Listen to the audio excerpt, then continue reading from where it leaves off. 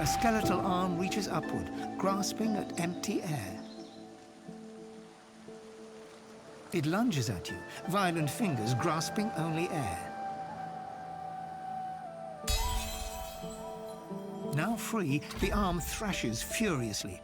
It doesn't relent until wriggling out of your grasp. The arm hits the sand and goes rigid. Its wrist rotates like a compass needle, a single bony finger pointing toward what?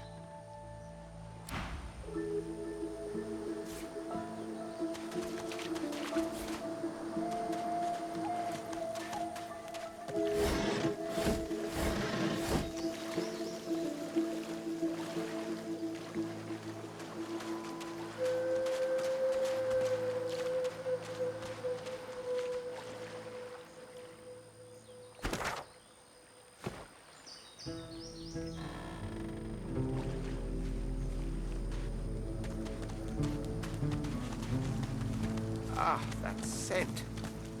Unmistakable. How did noxious bowels spotted end up something. here?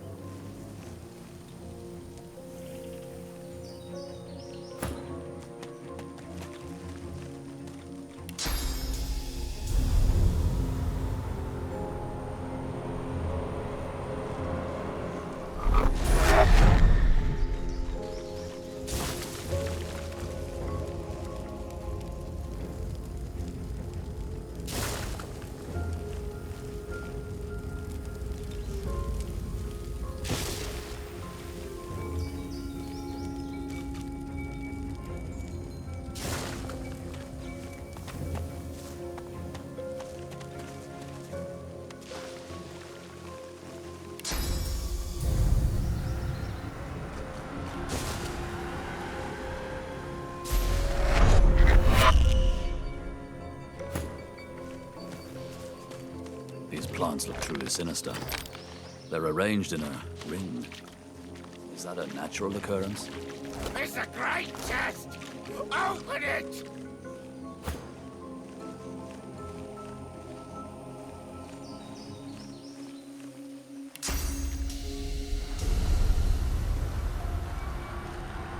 Stay lost!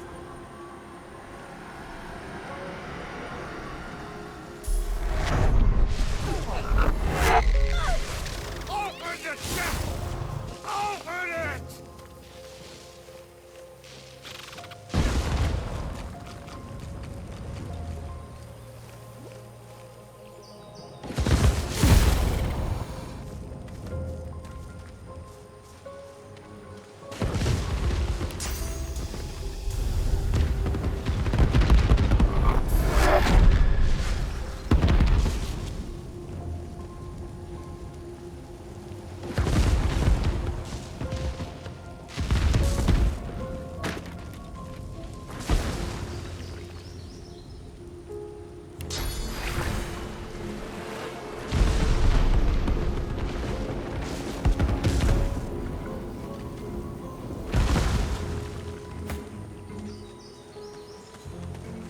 Stay lost!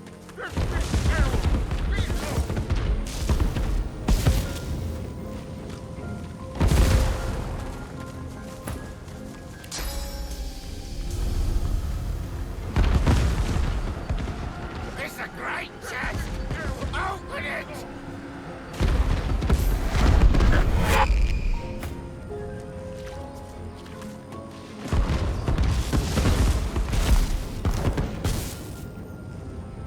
It's a great Back away from the chest!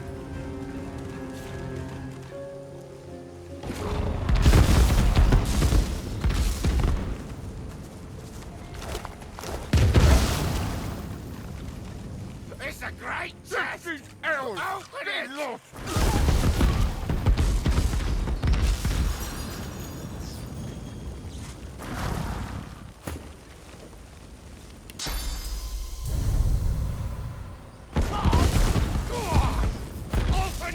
chest! Fading!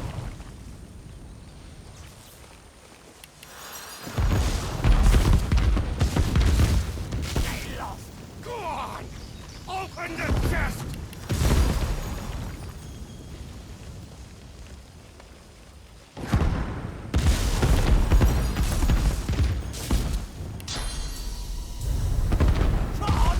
Go on!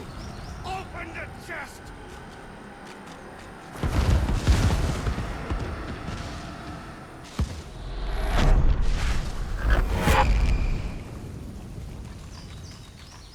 John!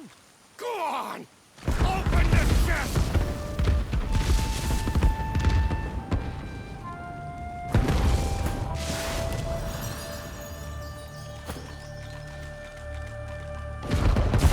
They lost! Open the chest! Open it!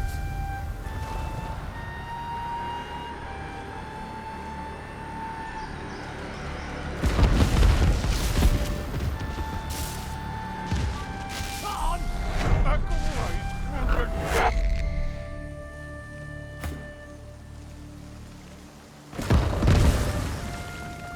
Bloodied and sad, a severed head sits on its stick. Its eyes snap open and dart from you to the nearest noxious bulb, and back to you again. Open the chest there! Go on! You know you want to! Open the chest! There's loot in it! Open the chest! Good things occur! No lie! Very good things! Just open the chest!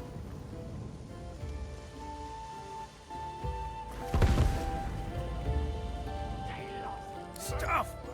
There's stuff in the chest! Good stuff! Open the chest and find out, why don't you? Impatience flashes in his eyes and is gone. Stuff! You know, good stuff! Loot and that! Go on and see how I care!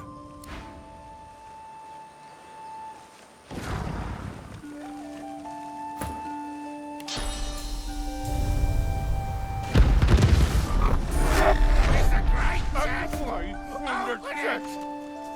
A severed head sits rotting on a stick. The last vestige of an ear juts from above its too prominent jawline. A fly buzzes about its nose. Its eyes open. It looks at you. When it speaks, it struggles to move its impaled jaw.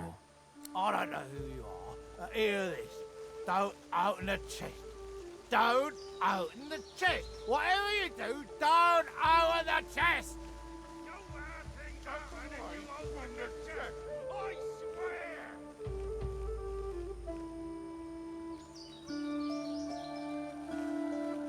Help! Help! Just don't open the chest. I'll help. Oh, oh, you look like a good sort. Could you scratch our nose? The severed undead head looks at you with puppy dog eyes. You're touched and revolted. You lean across and scratch the dead head's nose. Skin sloughs from the nose onto your finger. You shake it off. It won't come off. Pretending to pat the man's head, you wipe your finger in his hair. Oh, thanks very much. That's it. Oh, that's it. That doesn't mean you can open the chest, because you can't. Don't listen to him. He's crazy. He wants to die. He does. I'd help you. I could. He'll kill us all. Don't open the chest.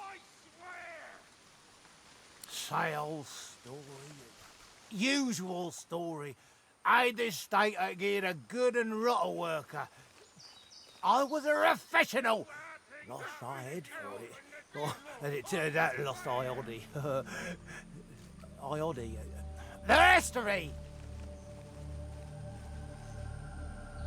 We were A's elders. We held A'ses. We constructed labyrinths. Ragus Rex himself said the one with the gargoyles was the best A's ever. Right before we cut off our heads. Said it was our reward for services rendered. Eternity on an island paradise. Also, he ain't dead. He couldn't give away anything out the gargoyle eyes. Labyrinth. He osses his head off and locked it in a chest.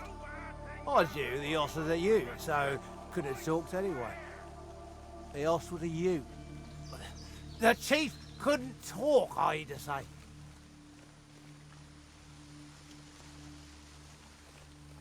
It's a great chest. Under the chest.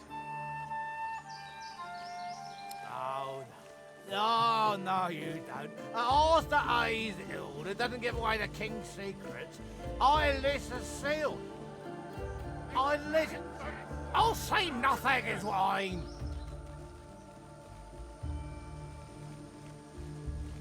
True. Aren't you civilized cousins survived the howly Ludolf?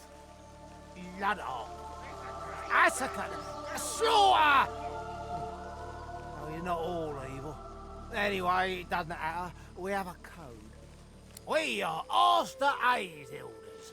We construct the finest labyrinths. We do not give away our secrets. Do your worst. The head closes its eyes. The conversation is over.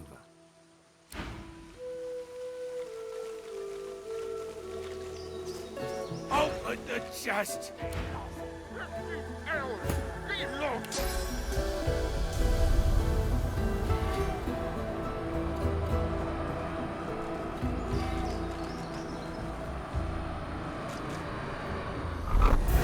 It's a great chest! Under the Open it! chest.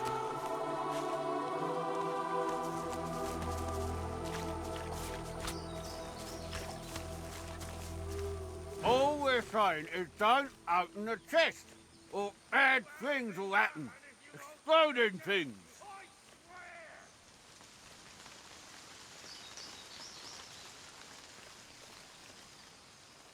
We all look the same to you, do we? One head's as good as another, is it? Well, that's just lovely. Hope you're ashamed of yourself.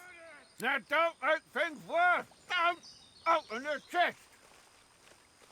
If you open the chest, bad things will happen. Not nice things. Bad things. See those bones, plants, the flora all around us, I mean to say. It'll go off.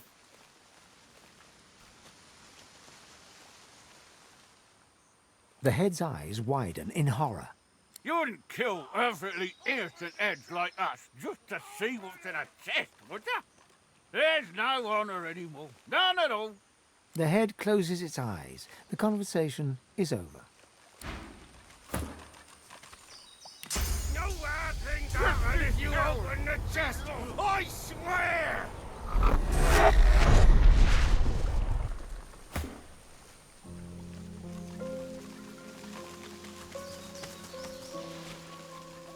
No bad Get lost! You don't own the chest!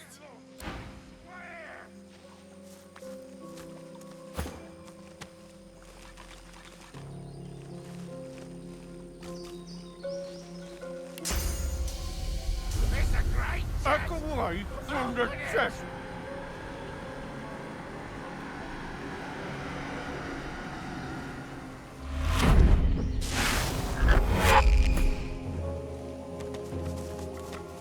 No bad things happen!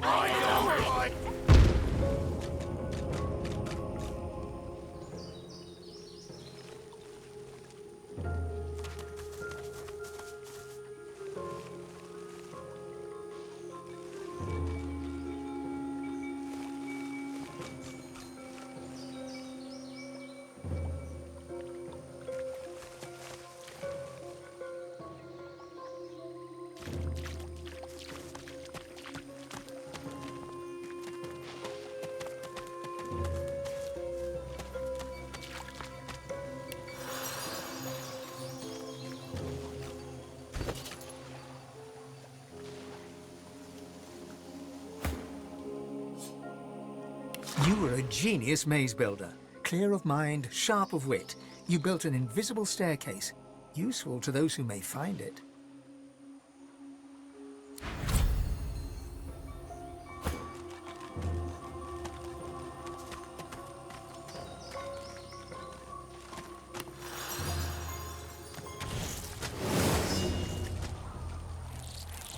awoken.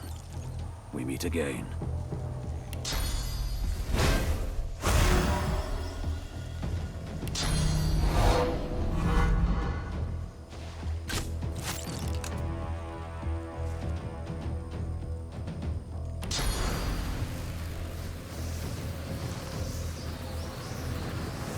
I'm ready. Vermin, thieves, pests, leeches. I'm ready!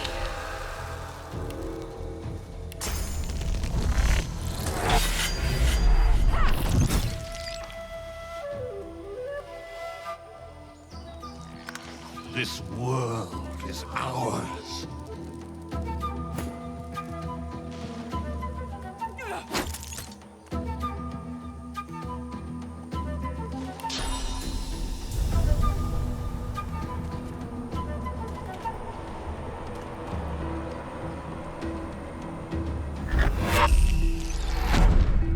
Fall, die, pass away. Your More essence of them. feeds These us. beasts are damn persistent.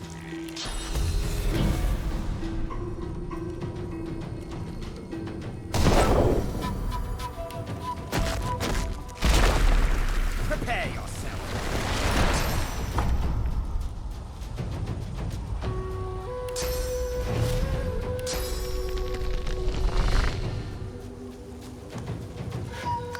You will not be spared. Your time is up. Squash the vermin.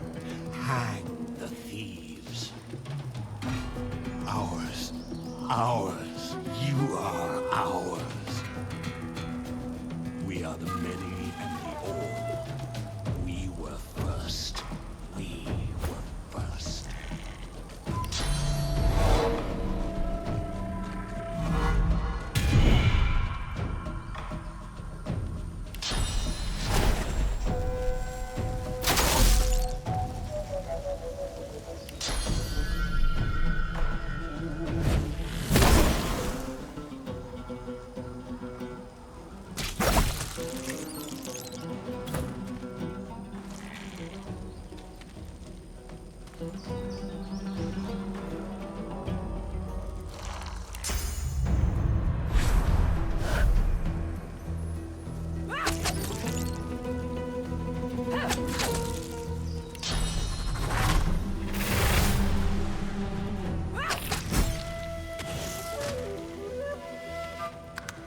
They can keep calling us vermin, but we'll just keep putting them down.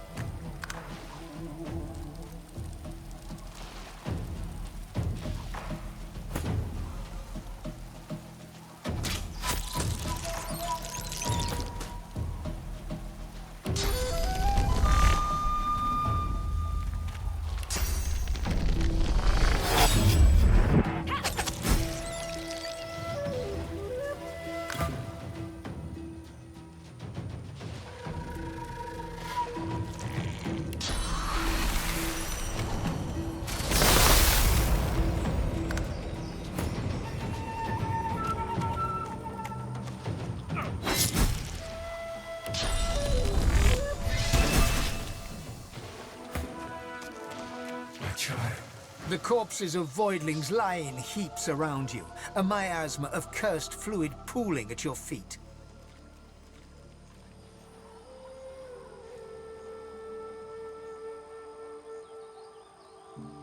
Those filthy beasts were like rats. A swarm most vile, but vanquished as a matter of course. We can't get caught up in another battle like that. They're only getting worse. They came wave after wave after wave. Relentless. Jolly good fun, actually.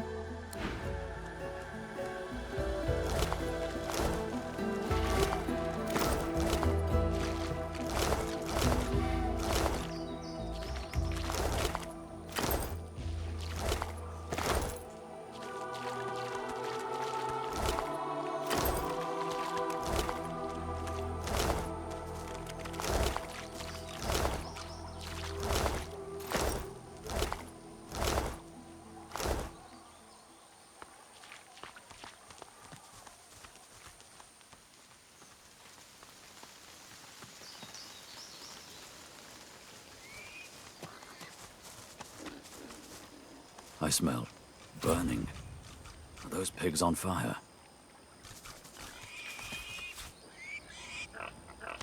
Put it out! Put it out! Put it out! The pig is engulfed in flames, but her skin remains unsinged.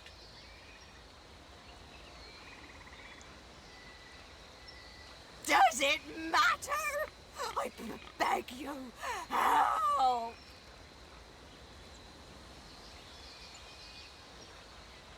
You aren't sure? How do I know it won't worsen the torment?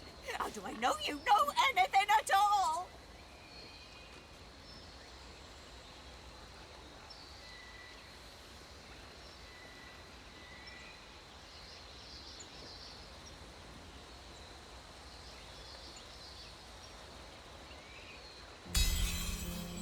Okay, but I don't think...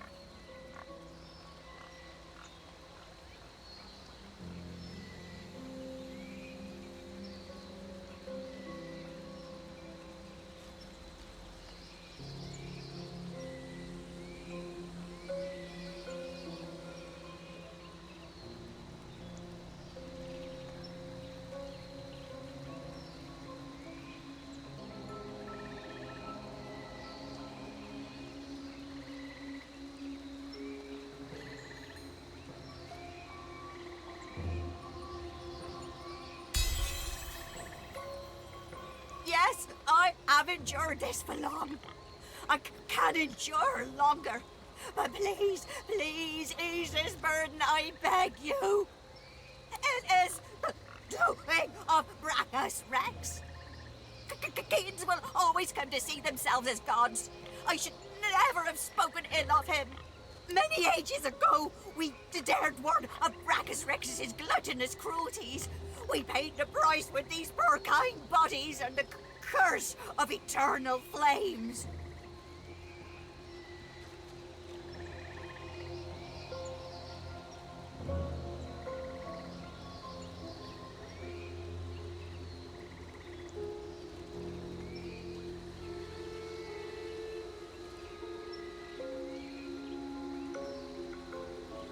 This excruciating existence between life and death is proof enough of that. I have begged for absolution. None comes. Bring it to an end. I will trust you in this. But please.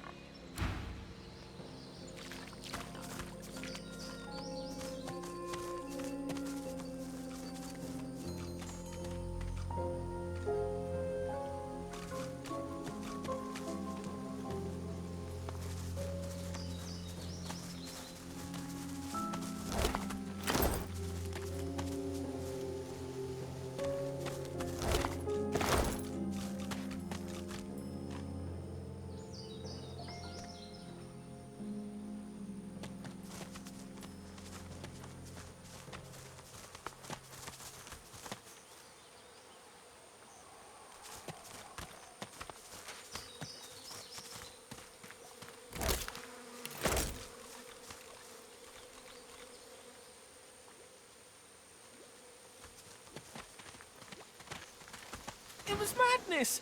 Big fire boom, lightning crash!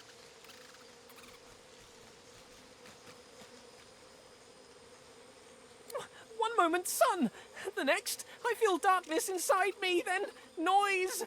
So much noise! Clank, moan, clink, groan! I hid in a stump. I'm not a stupid squirrel. I have much stowed away for hard times. But I saw them! I saw the shinies!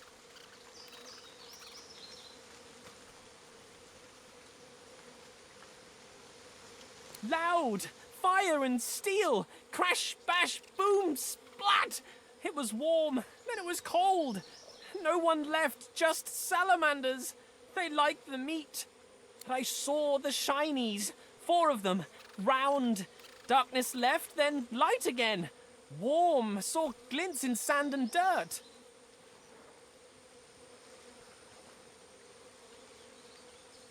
Don't eat shinies, but I like to look at them. They make happy.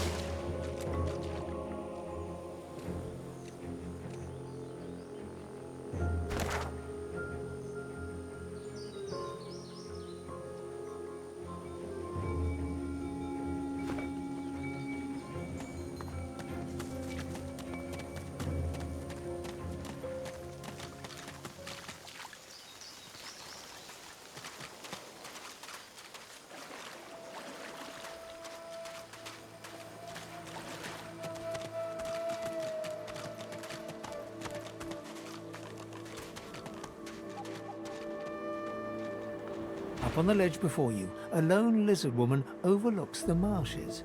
Her stare is as sharp as the bolt eyeing you from atop her crossbow.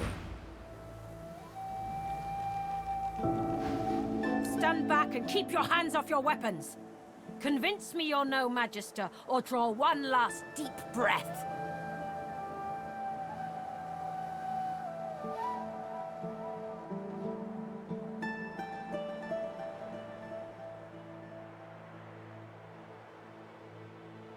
Her eyes go wide with delight upon your mentioning Han. May the goddess keep you for saving that little Lionheart. Young Han told me the story of his rescue. Oh, you are most welcome indeed. With one graceful motion, the lizard throws down a tangled mess of vines for you to climb. Come, ascend to the sanctuary of Amadia. You'll find you're not the only guest here, but the Great Mother provides for all.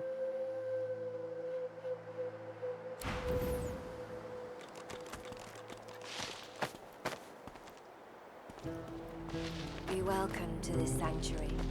Amadia's eye in the storm.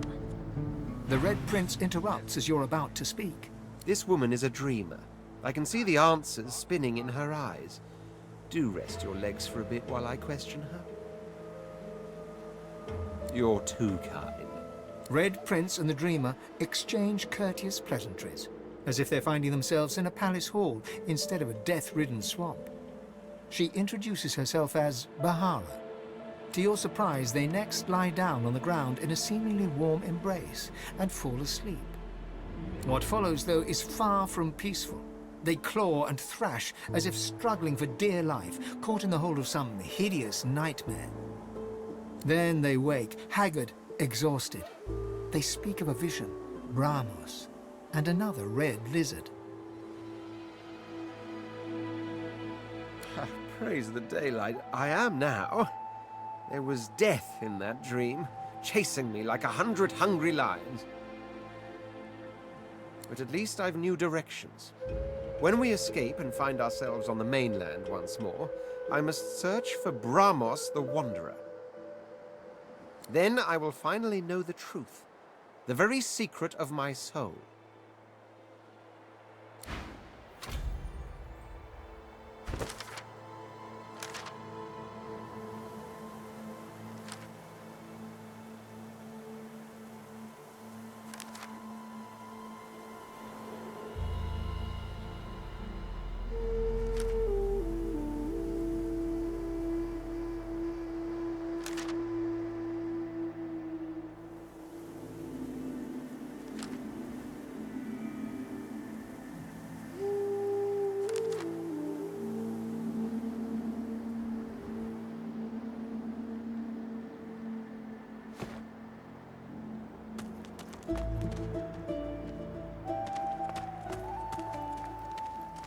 No, we don't have the time. Think, damn it.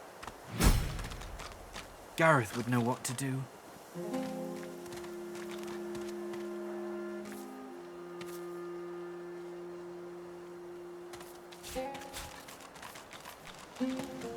A young man in oversized armor paces around a table covered with a spread of maps, his face a tight scowl of frustration.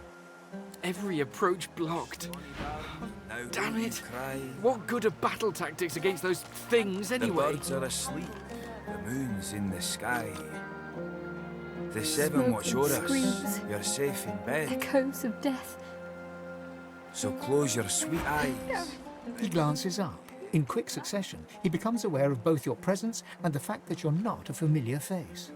Who the blazes are you? Ifan, eh?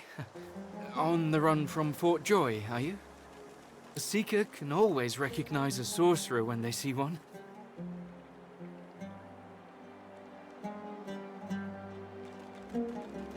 You met Verdus? Then he's as good as dead. We're the seekers he spoke of. We were supposed to free him. Instead, we've failed him. The birds are asleep. The moon's in the sky. You, a Godwoken? Surely not. Though if Verdus said so, you could be important. But there's no way to be certain until we've left this blasted island behind us.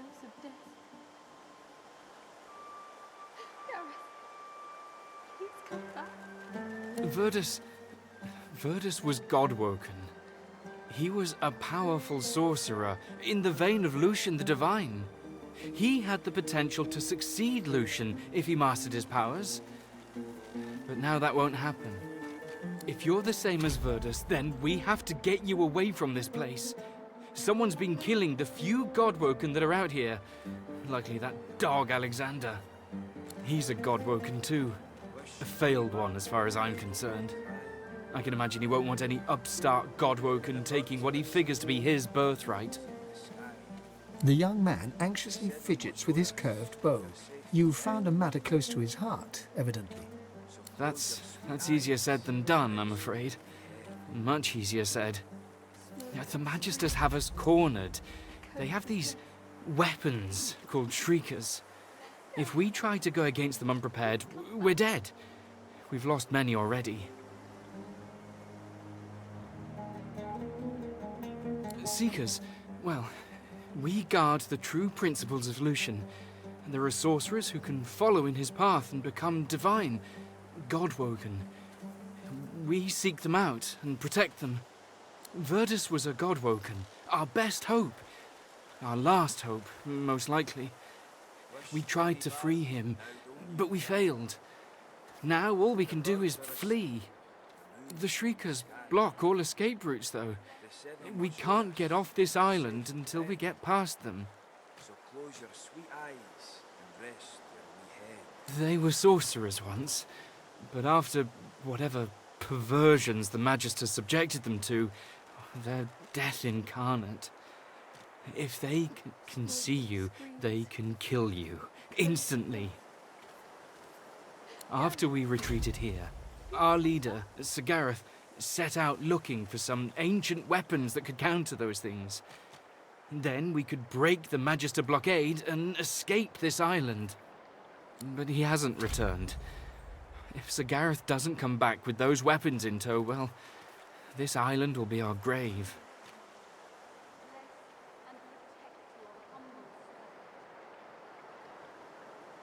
Sir Gareth? He's the finest seeker I know. I'm honoured to serve as his squire. He wouldn't let us down. Not unless something's gone horribly wrong. The young man throws a furtive glance towards the shrine looming out of the water nearby, then leans in to whisper. The masked priestess, Gratiana. She gave us shelter here and told Sir Gareth how to stop the Shriekers. But she unnerves me. Speak to her if you wish. She may know more. You'll help us? His shoulders visibly relax, the weighty armour upon them settling with a clink. Thank you. Allies are in short supply in this place. If you help us, I promise we'll get you as far away from this place as possible. Please ask. Whatever helps.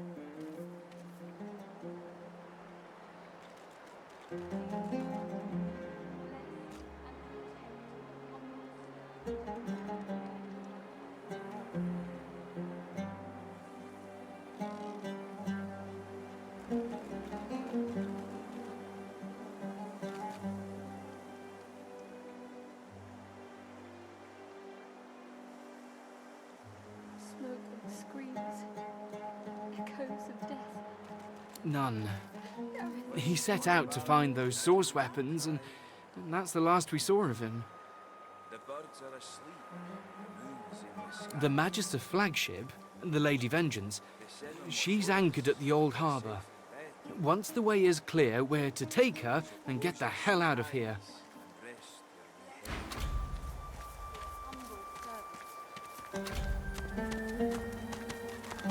A dwarf stands by a young woman. He seems intensely focused on her, whispering and singing softly in her ear. She's staring blankly into space. Blood and bone. Fire and smoke. Death and worse. Hush now, Leia. They'll not hurt you again. You're safe now. Once Gareth gets back, we're going home. You'll see. He'll be fine. The woman rubs her neck, raking her nails across her skin as she whimpers.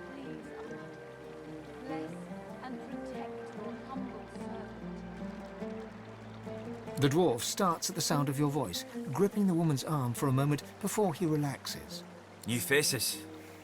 Hope you weren't bushwhacked by the Magisters too. This one's seen a lot today. She were in the middle of it all when the Magisters unleashed their Shriekers. Howling dogs and men. Friends silently screaming through stitched mouths. He puts his arm around her as she starts to sob.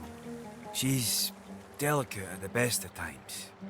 I asked Simone for something to help her relax, but Gareth's the only one who truly keeps her calm. If we didn't need her to remove Urda's collar, she'd be safe somewhere far from here. And now the rescue's scuppered. It were all for nothing.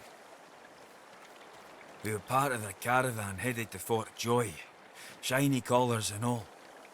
Gareth and the Seekers ambushed the caravan and freed us, saved every one of us from that hell. But now he's off searching for weapons to take down them Shriekers, and all we can do is sit here, thinking about the Godwoken we didn't save. From fragments to whole. From their past to our future. From their hope to ours. She ain't detailed, but she ain't wrong. The Godwoken are our hope that a new divine can be born. Someone to replace Lucian and push back them Voidwoken. Someone to restore order and protect the source. I'd speak to Ixter if you want to know more. There's ways, but I ain't privy to 'em. One thing I do know, mind. The Voidwoken have their number. They react to Godwoken like no one else. Barking dogs in wolves' clothing.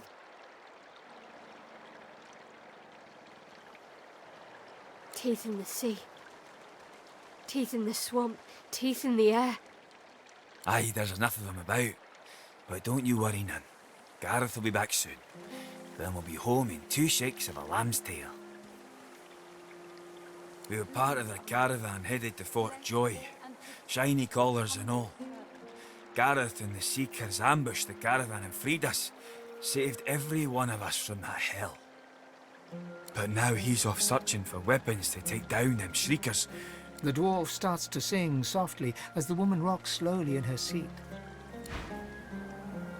Duggan stands over Leia, singing softly as she mutters about Gareth. There, lass. Don't you worry. Gareth will be back soon.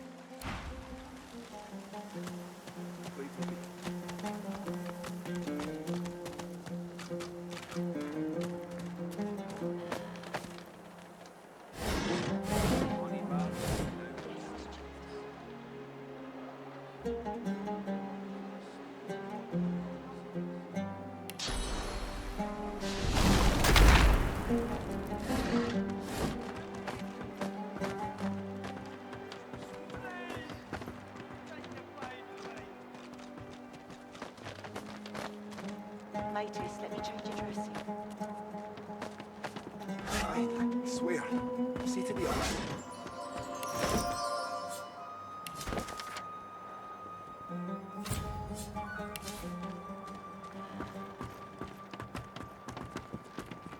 Don't move, Jules.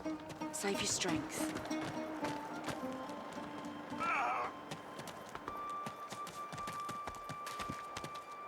You're certain it was Virgil? Claude, are you still The young woman chews her lower lip as she observes the injured before her. She bends to grab a rag, wiping her blood-smeared hands. She looks up and sees you.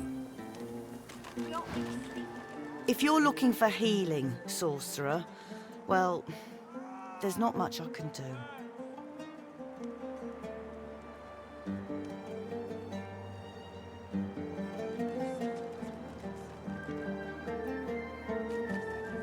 The woman wrings the blood-stained rag in her hands anxiously. Magisters aren't known for their mercy. Many of us died. And the ones here will likely follow the same fate, by a slower road.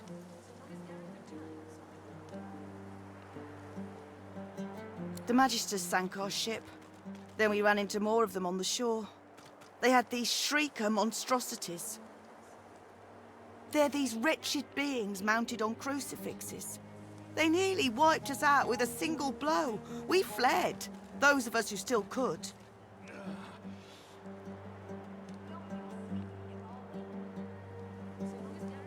I've done all I can. Their wounds are too great. All I can offer them now is prayer and a cup of water.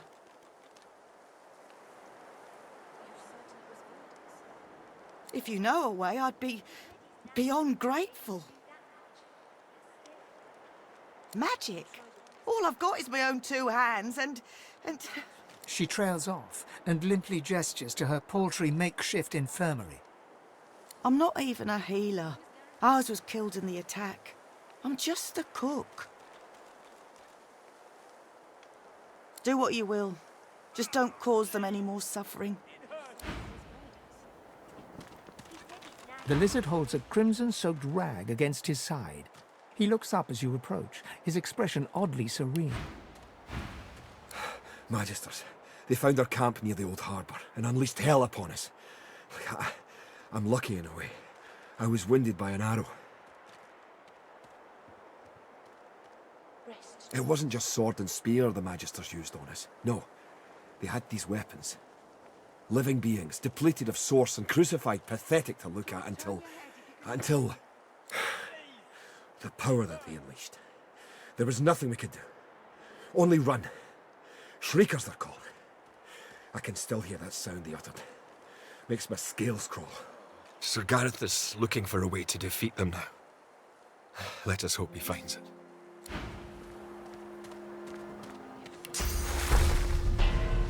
Focus on your book. Cheated death.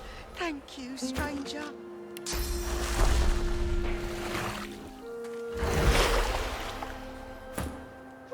You cured me. Thank you, stranger. Please, heal the others as well. Please! Take the pain away.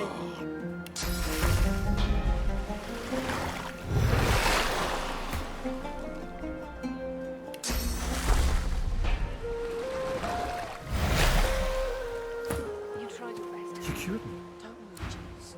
Save your strength. You cured me.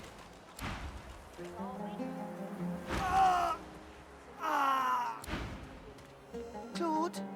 Claude? Can you hear me? You healed me. How did you... Oh, never mind. I don't care how. I only care that today won't be my last.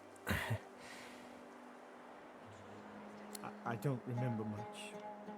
I barely had time to realize the Magisters were attacking before I was injured. Focus on your breathing. The last thing I saw were these things, these shriekers. Those Magisters are gonna pay in blood for what they did to us. If my mother were here, she'd box my ears for not being able to thank you properly. Though I reckon that walloping from the Reds was punishment enough. Take this, at least. It'll have to do. Thank you. Make sure all of them cheat death today.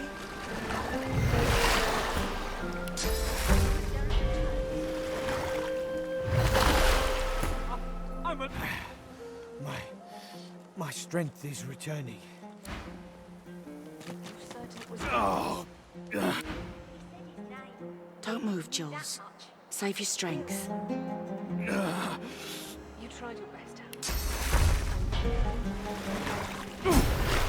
In an instant, my wounds have all but vanished. I didn't think. I was certain I wouldn't. Thank you. The Magister flagship. It has ballastay that tore our ship into kindling. A shard from our own mast pierced my side. I'm lucky the others managed to haul me all the way here. Especially after I saw what the Magisters did to those of us they captured. He shudders at the memory. They turn the living into shriekers. Crucified wretches that unleash pure destruction on anyone who tries to pass. Nobody survives those things. I wish I had a fitting way to thank the person who saved my life.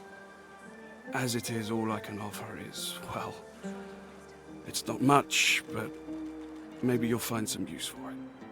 Thank you. We are fortunate indeed to have you.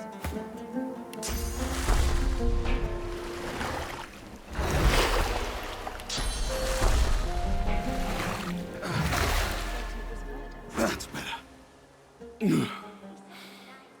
Up and at 'em. They're going to be all right. Thank you. Thank you. Gods above, thank you. Healed. So long as Gareth returns, we will be.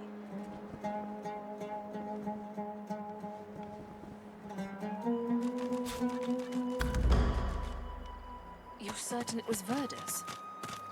He said his name. Barely even knew that much. But you're alive! Wasn't sure you would be. Samadel, this is the one I told you about. The dishevelled lizard eyes you with hope, though her hope is tinged with mistrust. Han tells me you helped him out of Fort Joy. For that, you have my thanks.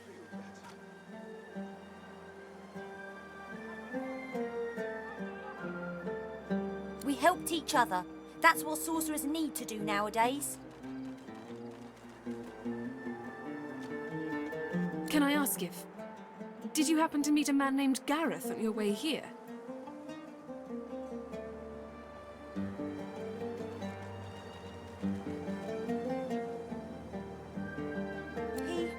He'll be back, Samadel. I know he will. He has to. He has to, indeed. We need our leader. And if he doesn't return with help soon, we haven't a hope.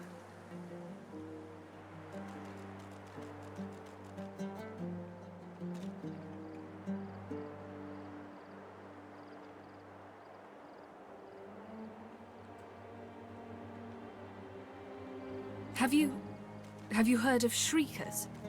Han looks down with a flinch. Samadel reaches out, grasping his hand. Her jaw tightens.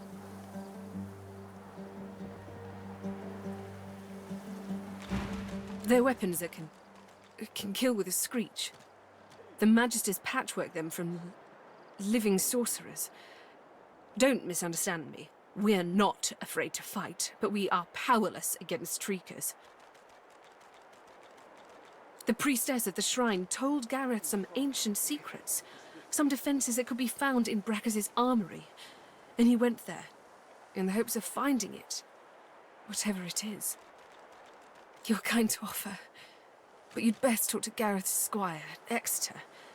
He'll know where your talents can be most used. Now, Han, let's take a look at your nasty leg injury. Catch you later, Skipper. It's good you're here.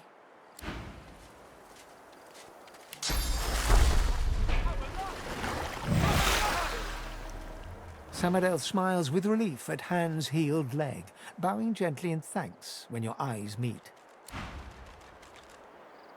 Thanks. I feel a lot better.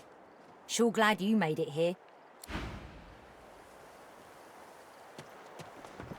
What?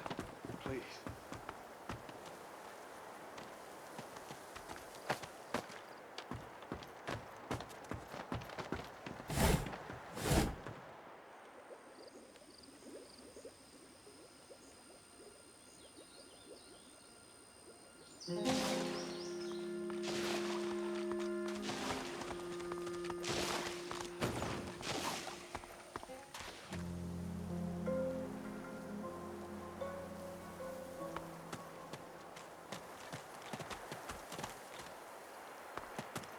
Water, please.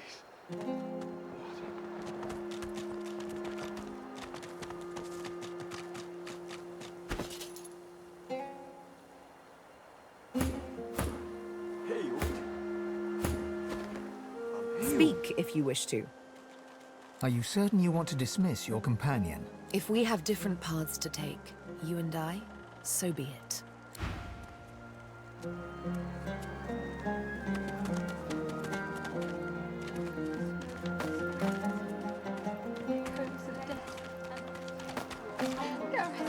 What took you so long?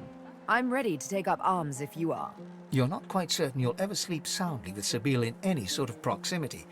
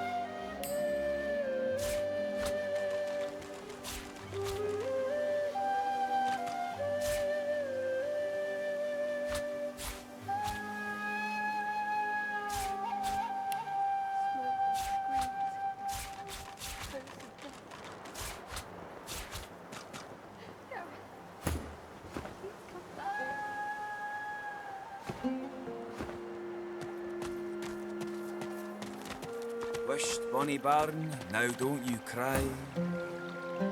The birds are asleep. A dwarf stands by a young woman. He seems intensely focused on her, whispering and singing softly in her ear. She's staring blankly into space. Blood and bone. Fire and smoke. Death and worse. Hush now, Leia. They'll not hurt you again. You're safe now. Once Gareth gets back, we're going home. You'll see. It'll be fine. The woman rubs her neck, raking her nails across her skin as she whimpers. As you hum, her rocking slows. She starts to fall in with the rhythm of your voice.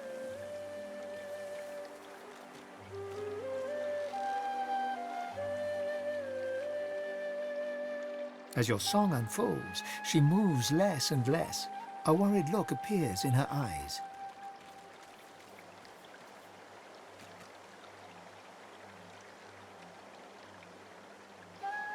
She looks into your eyes. You're a really special person.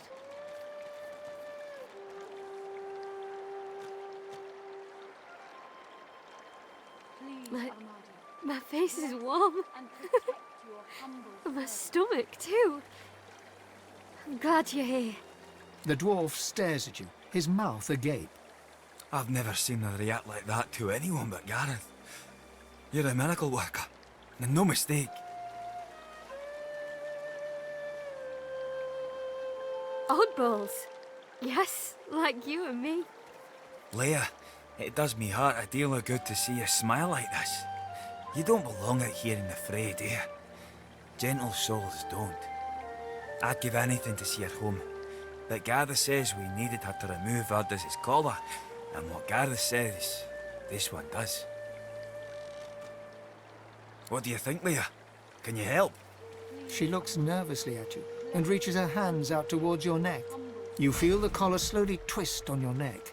After some time, with a creak of tortured metal, it snaps and falls broken from your neck. Lucian be praised. She's not tried to use her powers once since Gareth left. That were really something.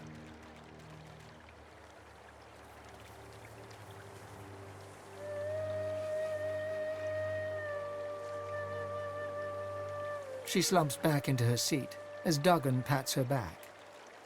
Well done, lass. Well done. Please, Armada, bless and protect. Now that's a kindness. Thank you, friend.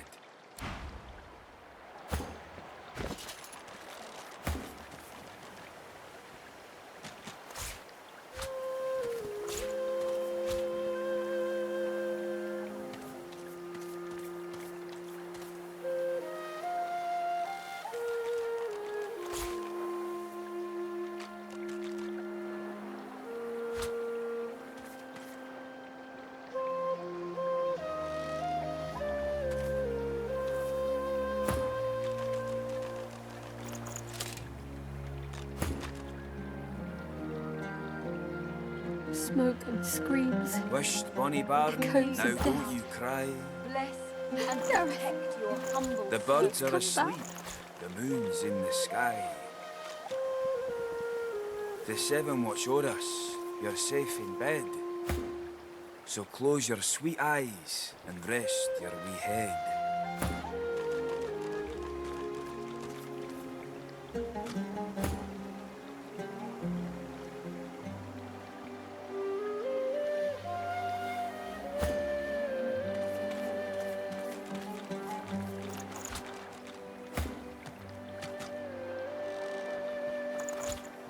Please, Armada, bless and protect your humble servant.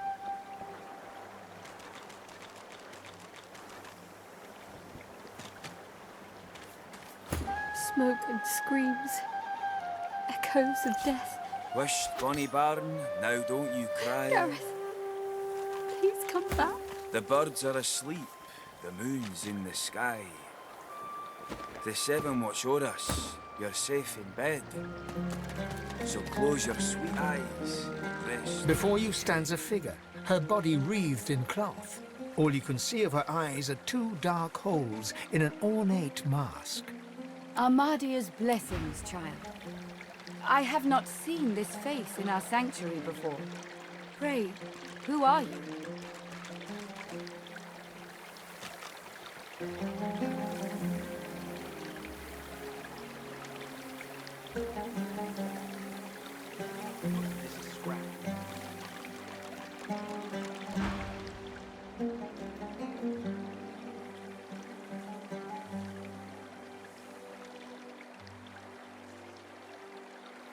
You seek the same information as Gareth. You stand in the peace of Armadia's love and search for more ways to kill. What creatures we are. The seven will show us you're safe in bed. So close your sweet eyes and rest. I always felt safe in Armadia's presence. But now that the Voidwoken stalk the swamp, perhaps you are right. On this island, there lies an ancient armory, filled with soul-forged weapons, powerful enough to turn aside any shrieker. They are the weapons that brought the Seekers so low. I have read of similar devices in books detailing Brachus's crimes. I had hoped Rivellon would never see them again, but these are dark days. Perhaps in one of Brachus's vaults. They are scattered across this isle. One cannot know which have been ransacked and which left secure. The birds are asleep. The moon's in the sky. The seven will show us you're safe. The Seeker asked me the same question, and I fear you'll fare no better than he. But on your head be it.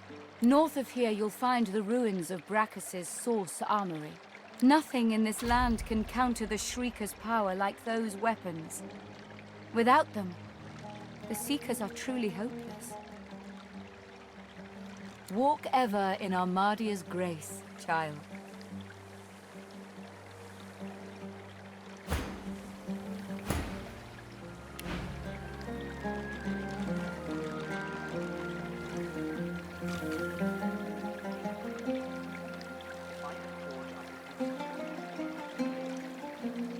Smoke and screams. Echoes of death. Gareth. Wish, Bonnie Baron, now don't you cry. The birds are asleep, the moon's in the sky. The seven will show us you're safe in bed.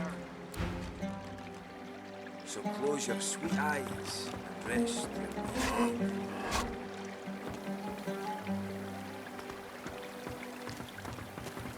Please, Armadia, bless and protect your humble servant. Amidst the placid little pond, the face of a goddess lies half submerged in the water. Rivulets stream from her deep-set eyes like endless cascades of sunlit tears. You feel peaceful in her presence, soothed somehow by an intangible comfort.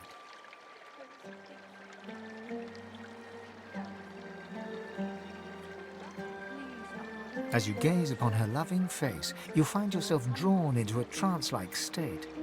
A voice seems to reach you from within your mind and from the furthest reaches of the stars. Its whispers caress you like a breeze.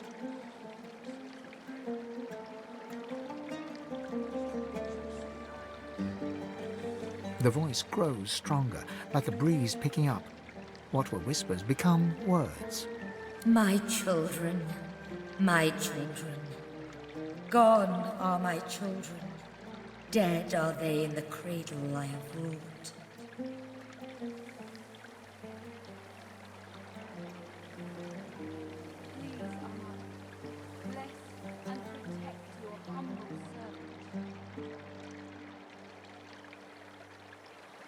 A feeling of indescribable sadness assails you. It feels like your heart merges with the spirits, torn together by a coil of thorns. My child, weep with me for the mother who has lost. Weep with me and bathe in the tears of Armadia.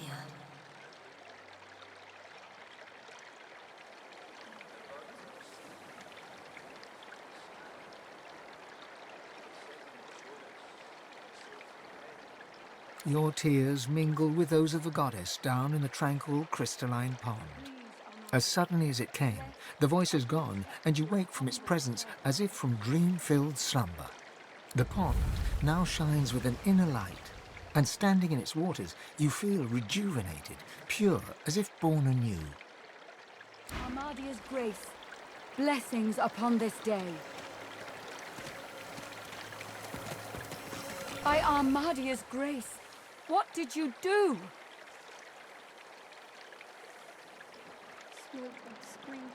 This is incredible. In all my years, I've never seen the goddess bestow her blessing on someone. I am humbled to be in your presence.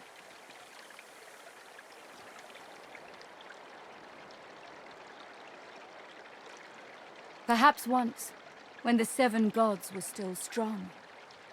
But it has been many years since this was anything other than a pond for me to pray at. Armadia's strength waned when the divine Lucian accepted the power of the 7. This is most unusual. Truly we are blessed to know you.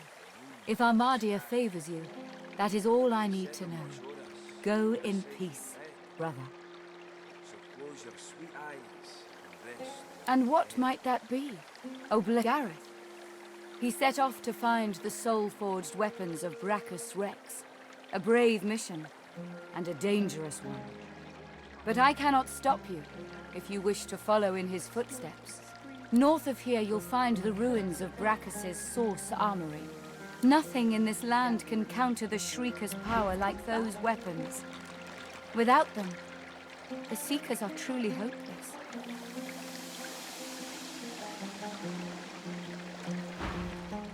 Walk ever in Armadia's grace, child.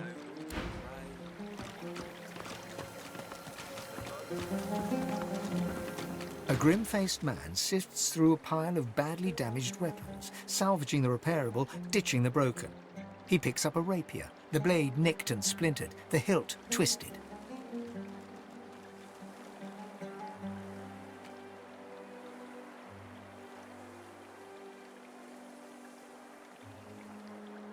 He holds the damaged blade up to the light.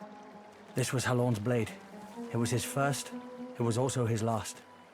He didn't intend to die here, but die here he did. He was an ordinary soul with an extraordinary heart, Halorn, and he died for what he believed.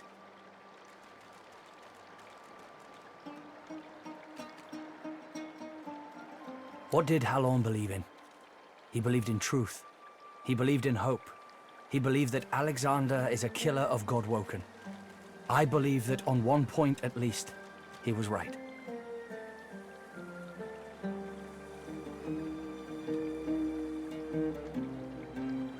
The point breaks away, leaving a jagged edge. The sword is shorter now, but it'll do more damage.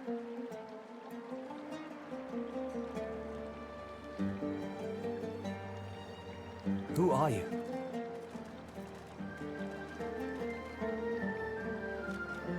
He realizes, to his surprise, that he holds the weapon in his hand, ready for battle. He smiles to himself, tucks the weapon away, and gets back to work. He works fast, checking weapons to see if they're battle-ready. He thumbs the edge of a blade. It draws blood. He grins. The blade is thirsty. Now, what can I do you for?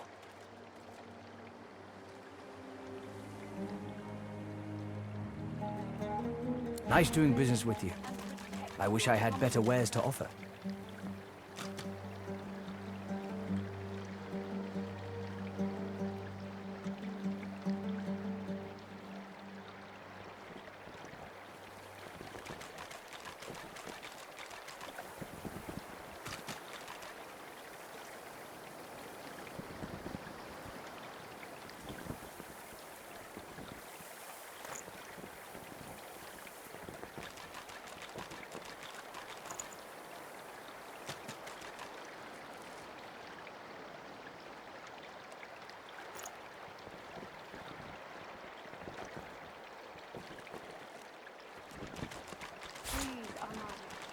Bless and protect your humble servant.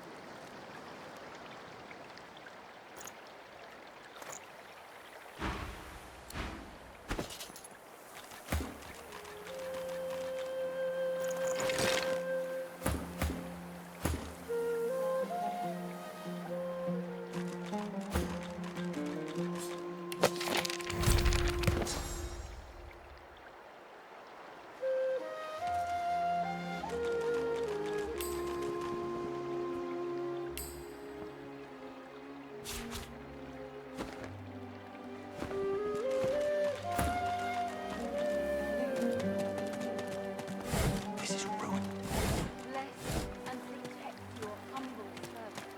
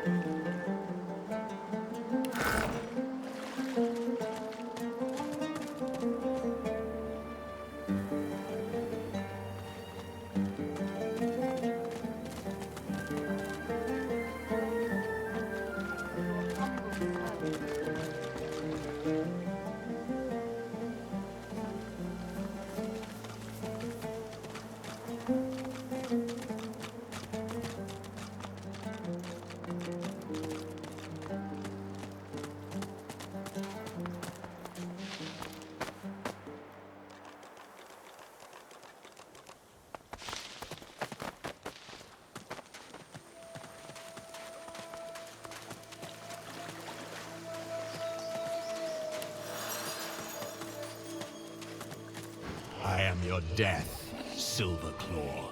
Time you...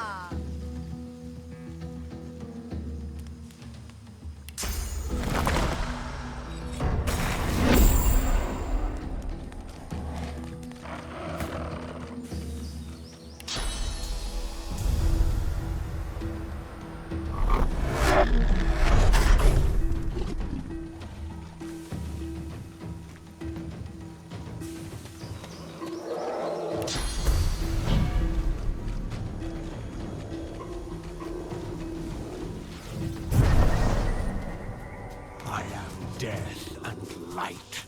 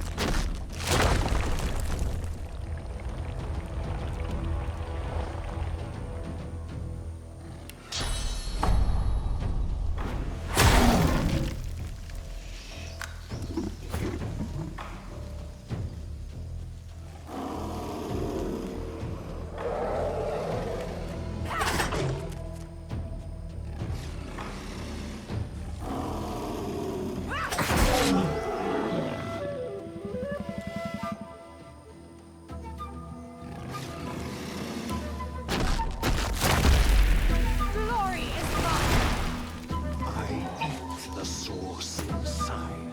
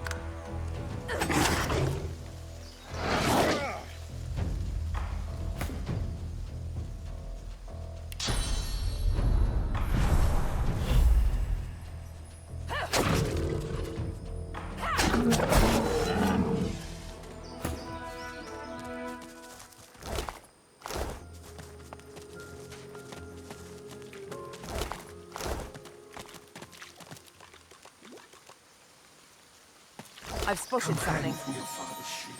Let him lift you on his shoulders. My father?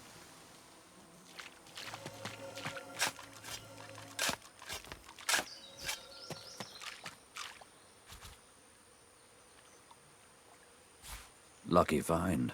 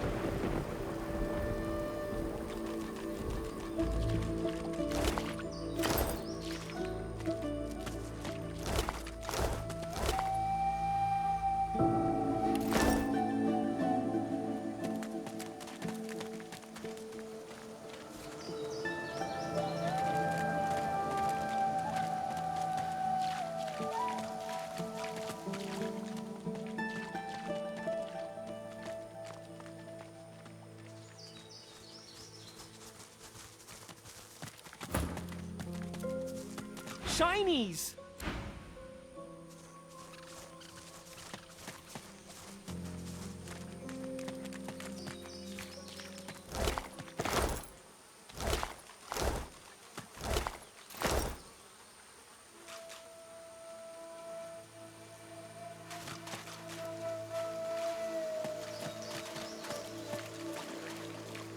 Careful now.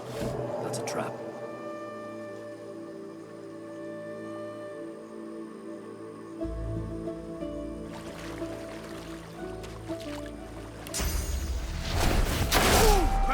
Put some peace between us and this lunatic!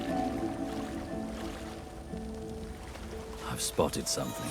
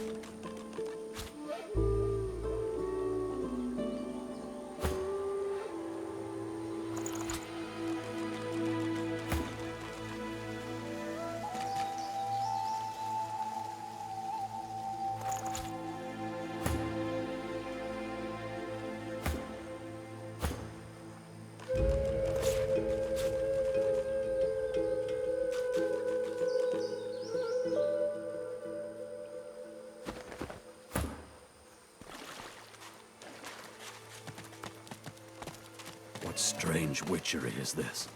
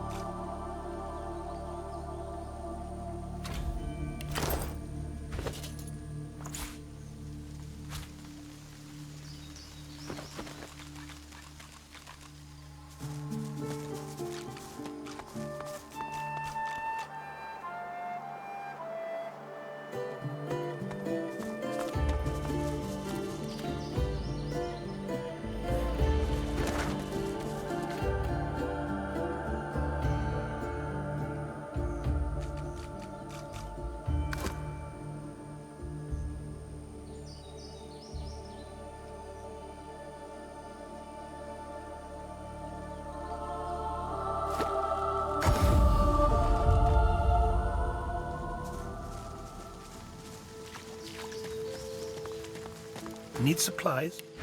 Be quick about it, little wolf. My errands are more important than trade.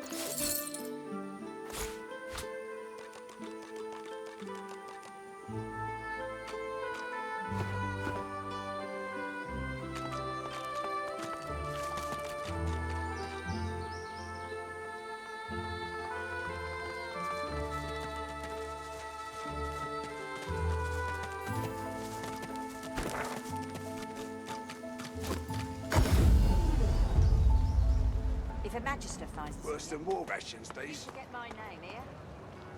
Take a point.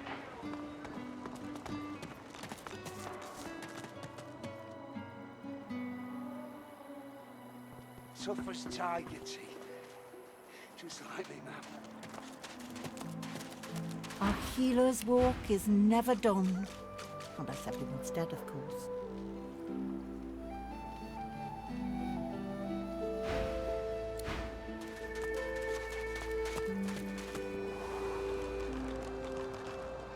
The soldier stands to attention.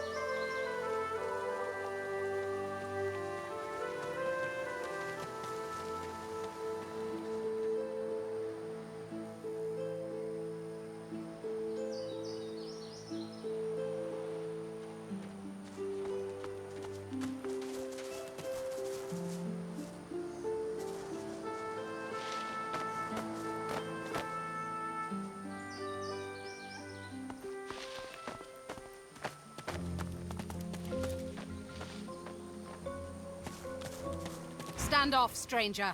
Friend or foe?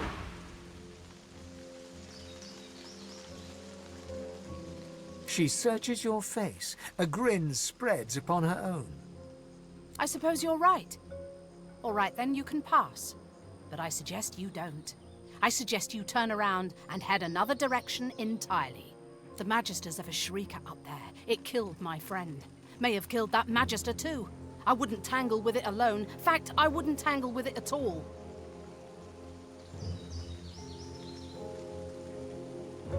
Now's your chance. Just wander up the path there.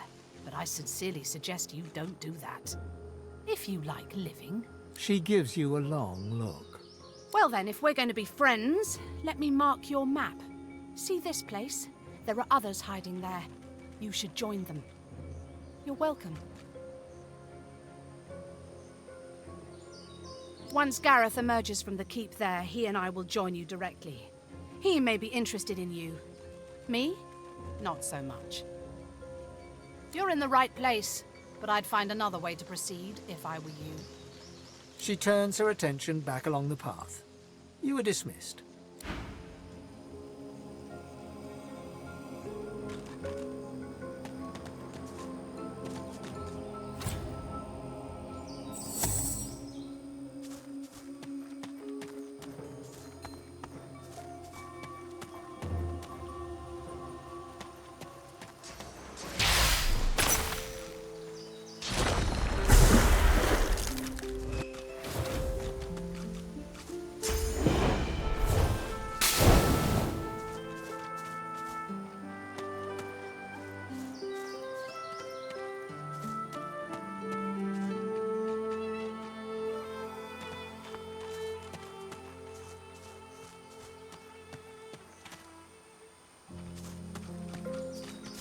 Rubbish.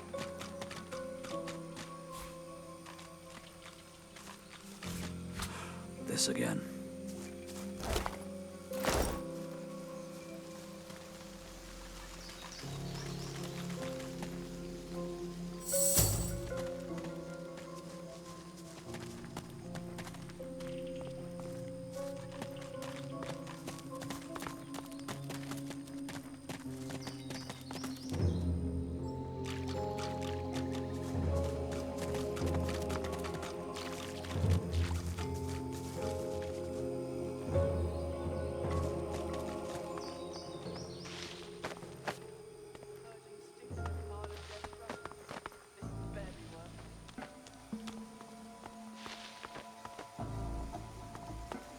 Magisters? Here? I thought these marshes were abandoned. One cartload of... 2 arms! The dead are back! Keep an eye out for their void-woken pets. The Magisters scramble for their weapons, but pause as the smoke clears. You've more flesh on your bones than our last visitors. Who are you?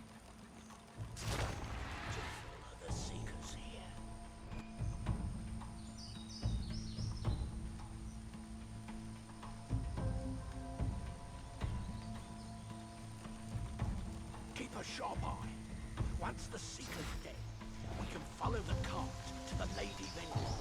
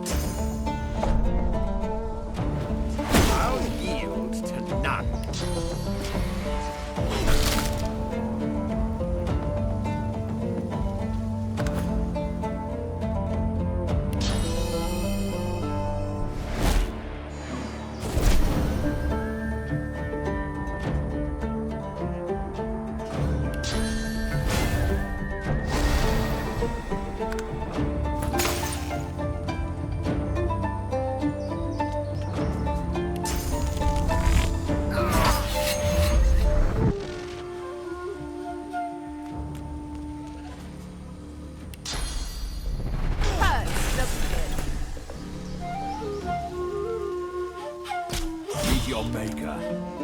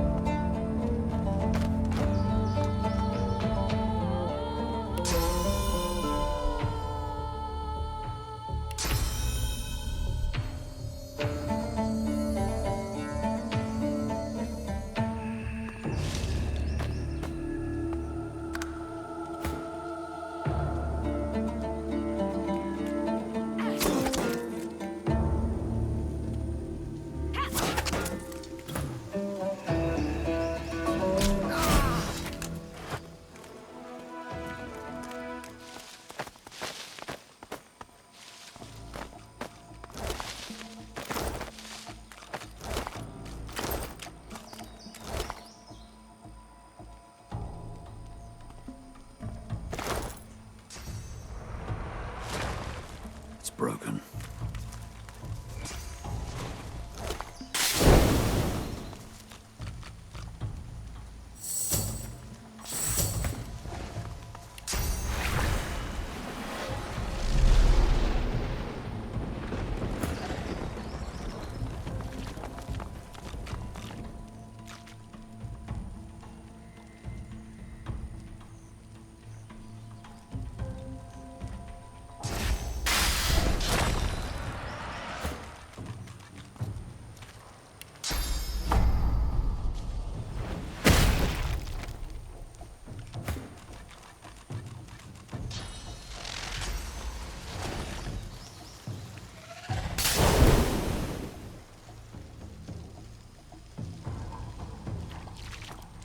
Cute blade.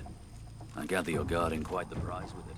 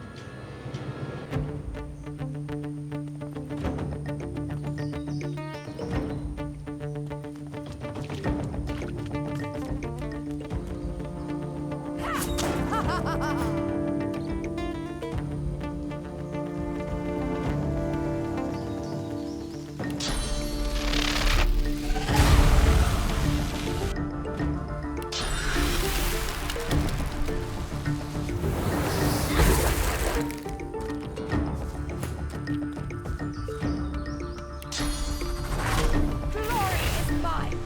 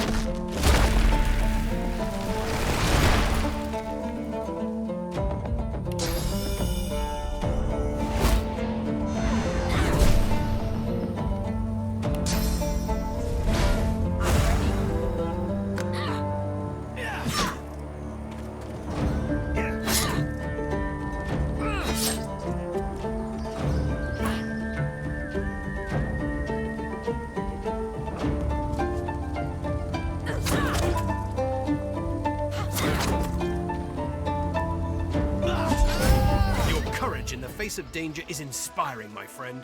Lucian guided your blows rightly. His eyes travel from your face to your feet, then back again. You're no Magister. A crimson lizard dressed in haphazard garb? How'd you come to be here?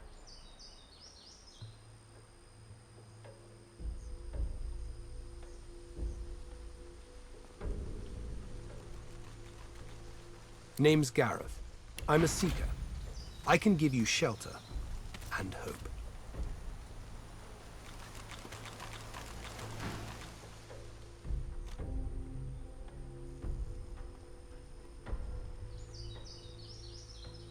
Ah, good.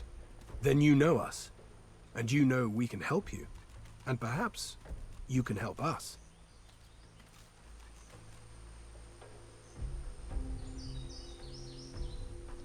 I came looking for a way off the island. Getting out of here means taking a ship. A Magister ship. And they're not just going to give us one out of the goodness of their hearts. I came looking for weapons. Powerful ones. Wicked ones. May Lucian forgive me. Weapons that will clear a path to Dallas's flagship. Gareth looks about, scanning the horizon, then looks back at you. A moment passes. I can't stay. You shouldn't either. What did Lucian say? Ah yes, evil feasts on the indolent. Get yourself to safety and soon.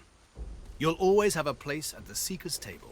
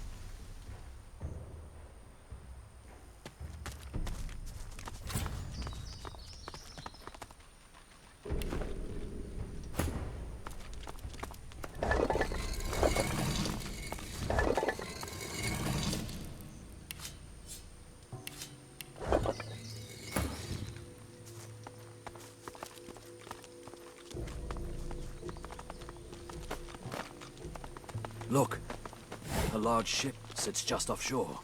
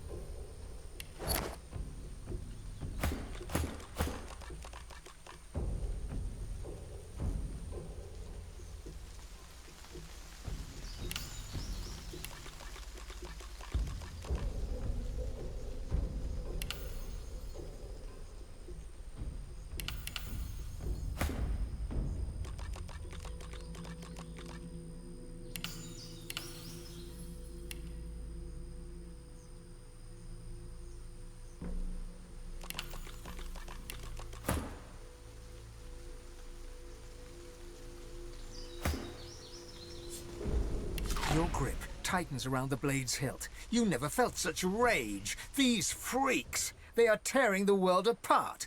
They must not live. Rivellon must survive.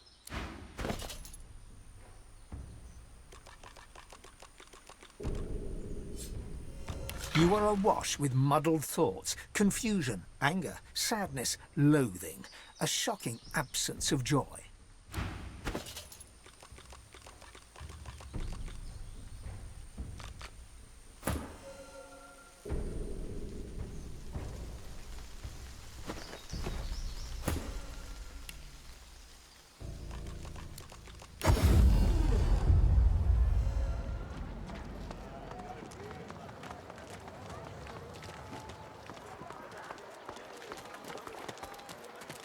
She looks at you with wet eyes and manages a wink before returning to her work.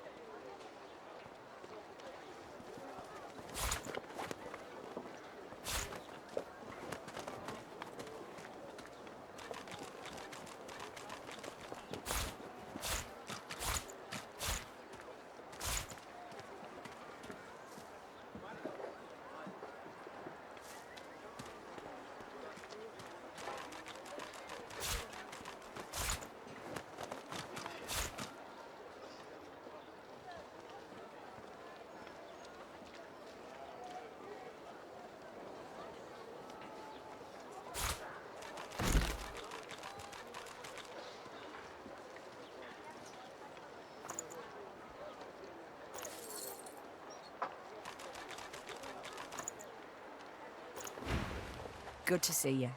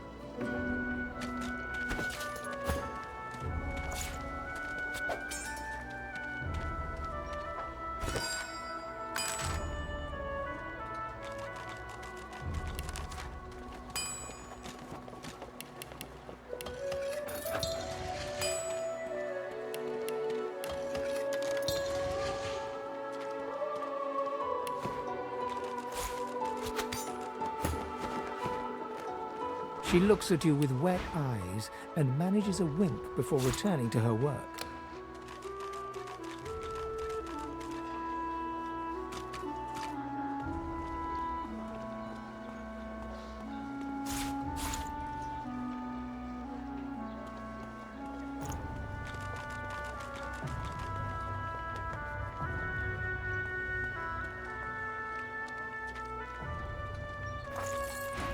Good to see you.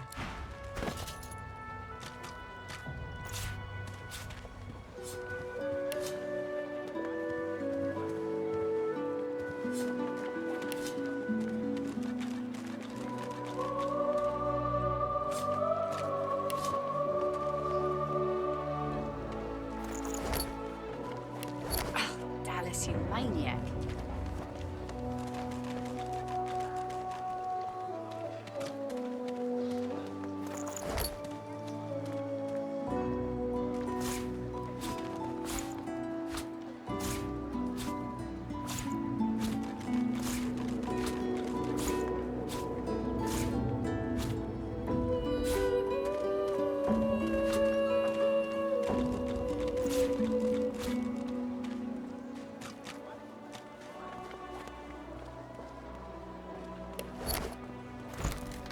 Where's the oil?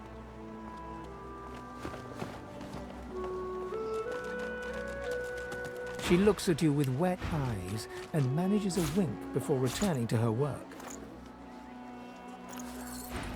Good to see you.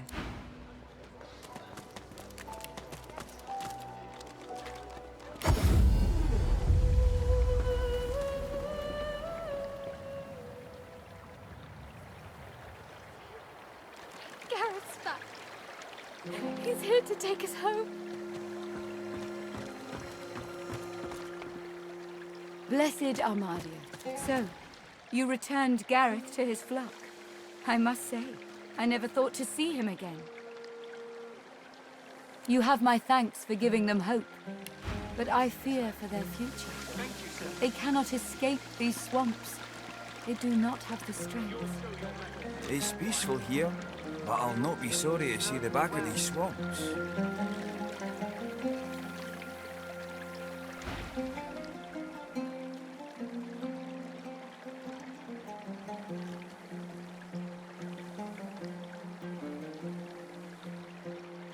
Armadia has not gifted me the grace to heal, nor the strength to fight.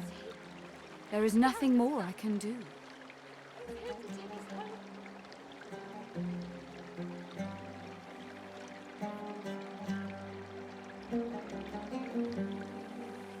Told you, lads.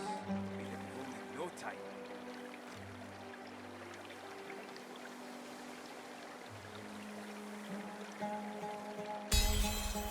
Perhaps you are right. Perhaps there is another path. I told the Seeker that the soul-forged weapons of Brachus Rex remain hidden in a vault, but the Magisters recovered them before he could. Gareth failed to reach the armory in time. But there is another vault, hidden beyond the Magister's guile. If you can steal away these weapons, your friends may well stand a chance. But beware, such items are of limited power. If they cease to function, speak to me. I will be able to help. Garrett's back. He's here to take us home. Armadia's blessings on you. But pray, a moment. This vault also contains relics of great power. Soul jars. If you return these to me intact, I could make an offering of them to Armadia. Her blessing could save many lives.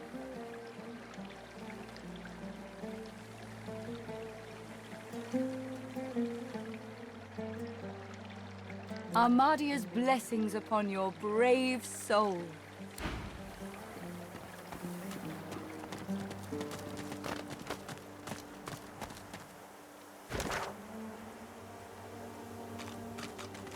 Take heart, Leia. You're stronger than you know. You were missed. Told you, lads. We have only no time. Garrett's back. He's here to take us home.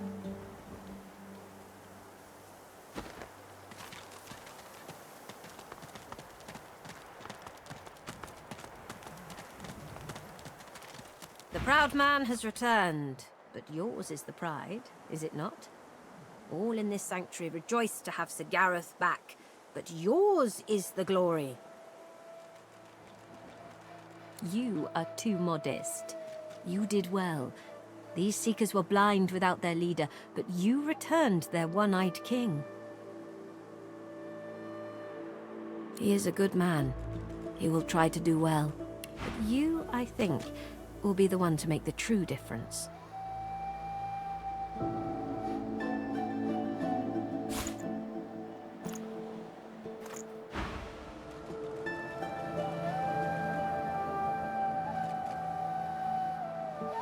The guests, they call themselves Seekers. They're brave people, and friends to sorcerers. But you'll find them a battered band here today, brought low by bloody battle. Magisters, of course. Who else?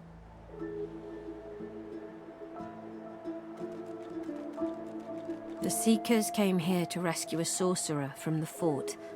They failed. Many fell. They've heard the Shrieker's shriek.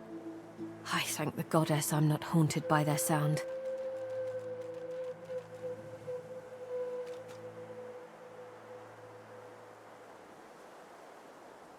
Have you never heard of them? From the tales they tell of Brachus Rex. They were living weapons, made of flesh and reared in torture. The pain they endured was so terrible, their screams turned to solid lightning. Turns out the tales are true. The Magisters dug deep and returned these horrors to the surface. To know one's fate is to be fearless. I reside in Amadia's palm. I am hers to shield or hers to crush, and in that knowledge, I am content.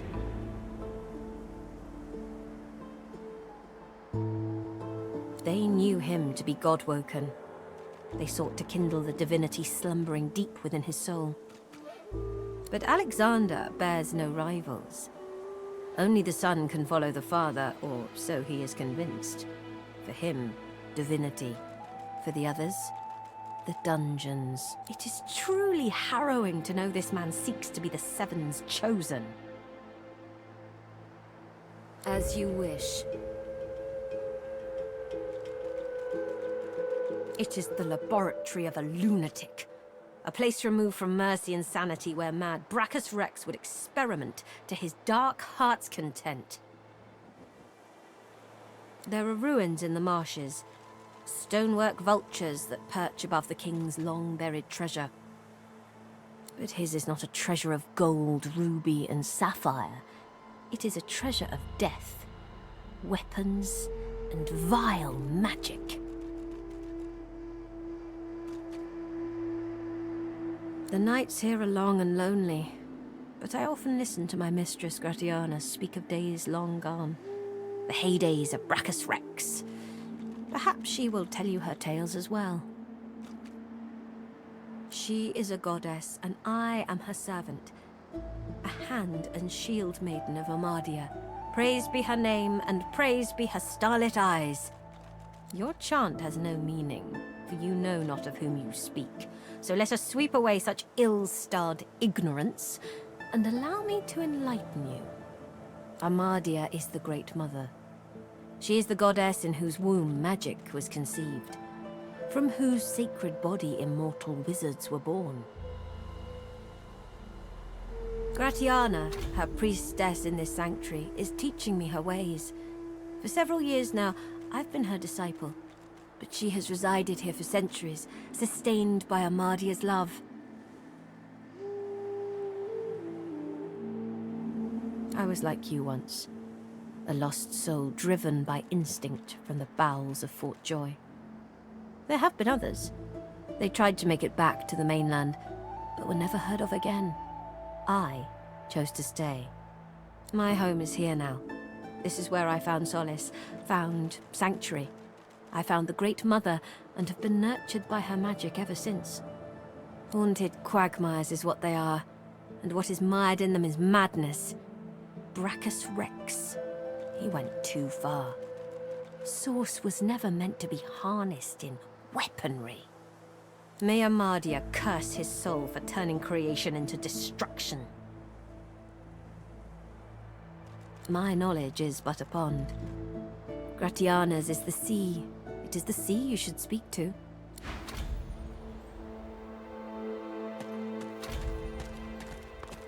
We'll be heading home in no time. The young man has abandoned the maps and now prepares his armor with happy urgency. He sees you approach. Thank you for finding Gareth, stranger. I owe you. We all do.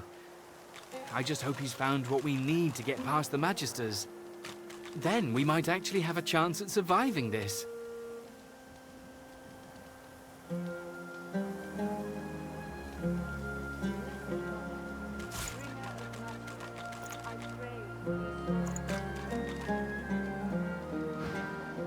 Now with Sir Gareth back to lead us, and if I know him, he must have found those source weapons, we might actually have a chance at surviving this.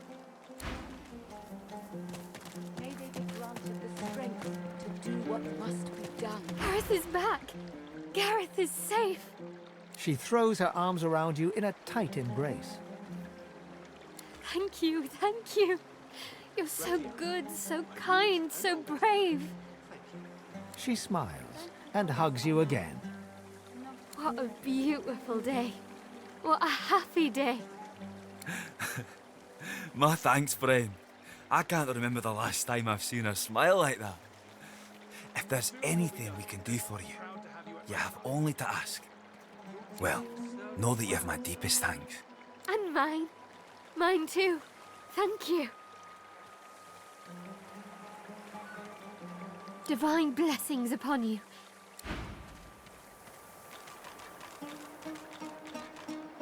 It's peaceful here, but I'll not be sorry to see the back of these swamps. I pray for these sorcerers. Did you see? Give them your protection as they search for the He's here to soul. take us home.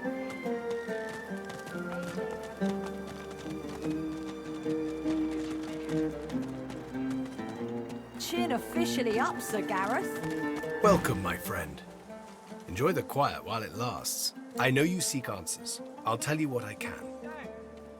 We'd just landed on shore. Minutes later, Dallas sailed in on the Lady Vengeance, screaming like a banshee.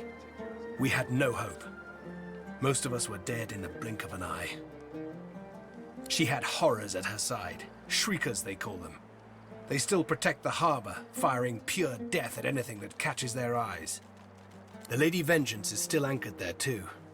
Lucian, save us from whatever plot Dallas is concocting on it. Well, I had a plan. Gratiana told me of weapons that could counter these shriekers. Purging ones that steal source from its host. I went to that armory looking for one of these wands, but Alexander's bootlickers stumbled in first. I found nothing but dust and blood.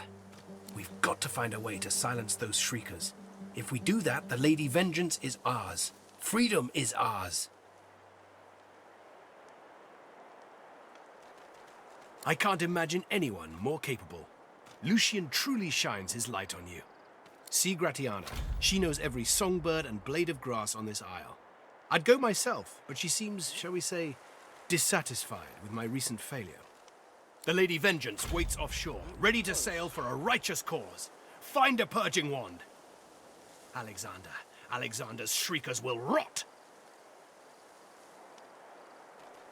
We'll turn the tides, my friend. Divine be praised.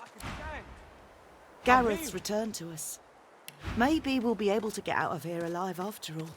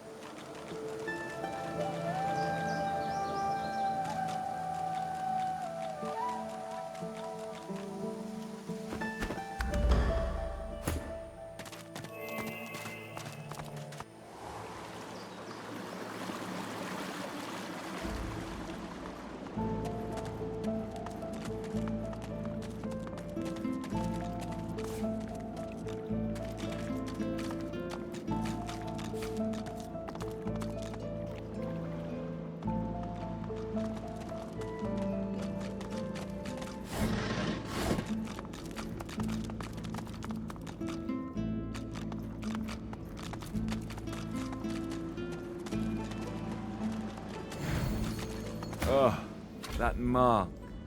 What's a disfigured slave doing in my lair? Come on, slave. Show me your...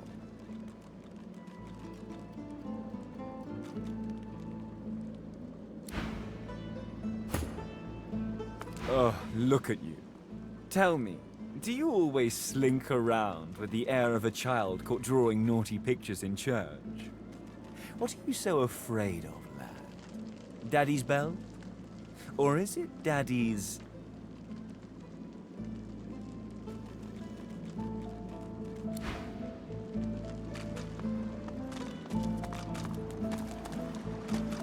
Ha! Here today, gone tomorrow. An illusion. Life's a dream. This fellow must be quite proud of himself.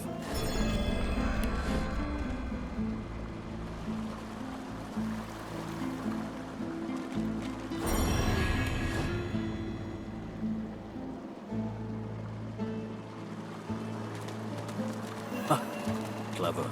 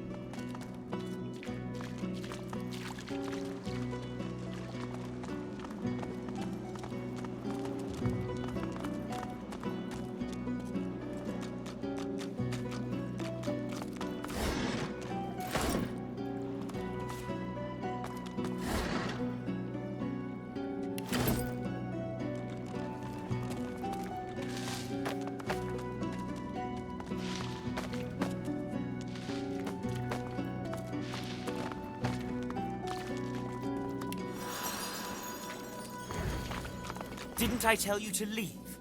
Wasn't I clear that you're not welcome here? You can't teach a fool anything.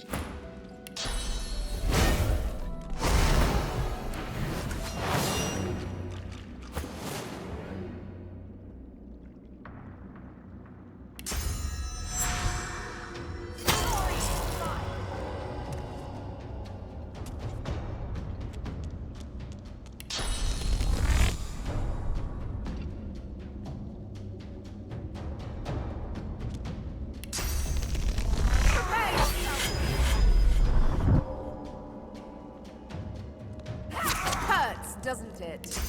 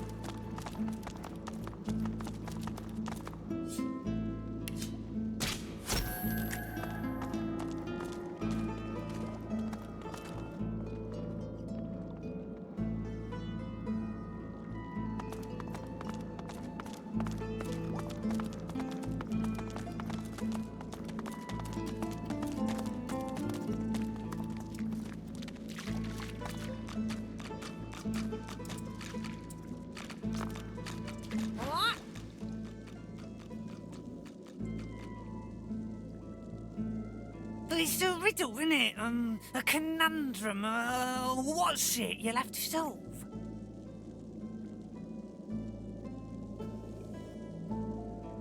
I thought you looked clueless, alright? Thing is, it's about the letters, innit? One for each thing. Easy.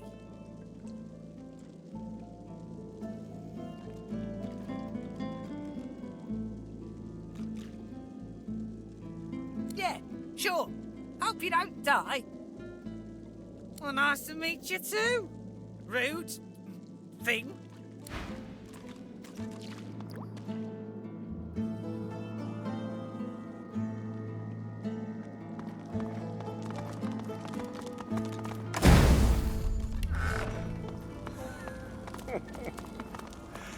Poor idiot.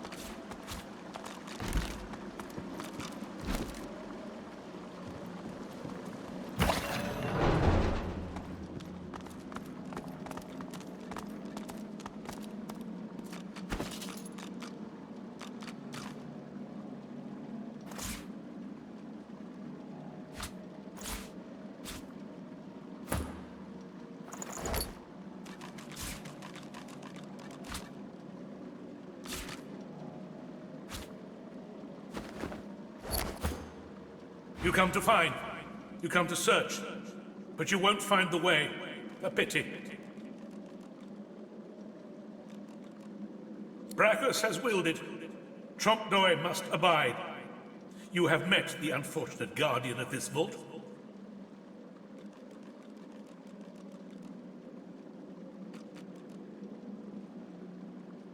Judge him with a forgiving heart. Fate has been unkind to him. Do you wish to move forward? Listen closely and make your attempt. Brachus is a bloody, rotten, thieving, very, very awful fellow. Some even call him a cur. A cur is...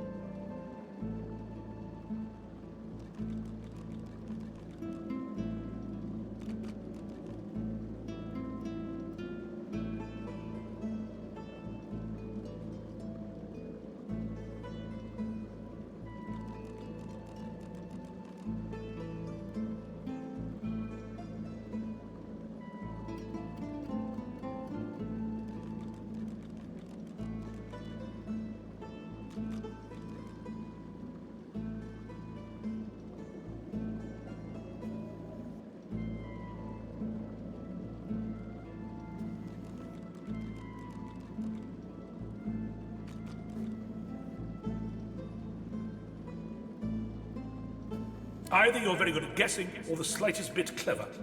Let's find out for certain. Listen closely and make your attempt.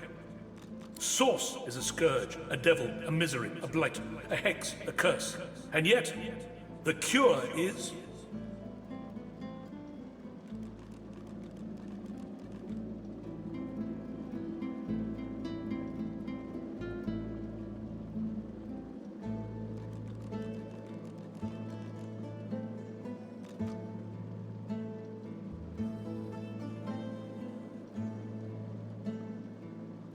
Perhaps you're not totally incapable after all. Or maybe Trompdoy told you the answers, is that it? Is he hoping you'll... It doesn't matter in any case. The path is open. Go freely. I know little, but you have proven yourself a knowing traveler. I will answer what I can. Brachus Rex has charged him, tried him, convicted and punished him. I know not the crime, but he has been sentenced to remain in this vault for all time and to prevent others from entering. Trompdoy was and is a creative man. He knew petty magic in his day, but this he has used to carve this place out from a simple vault, myself included.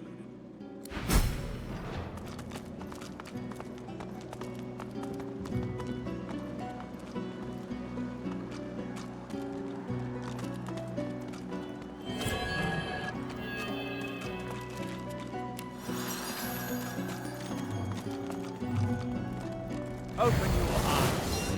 Time to die.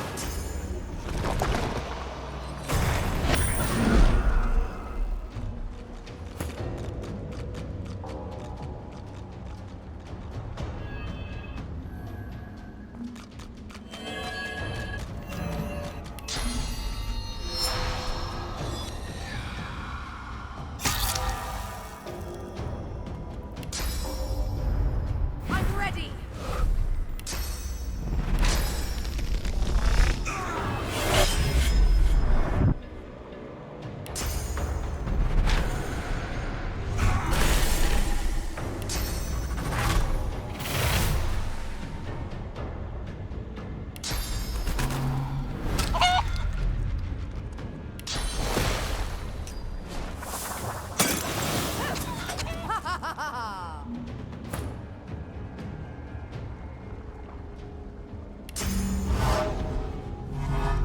I'm ready.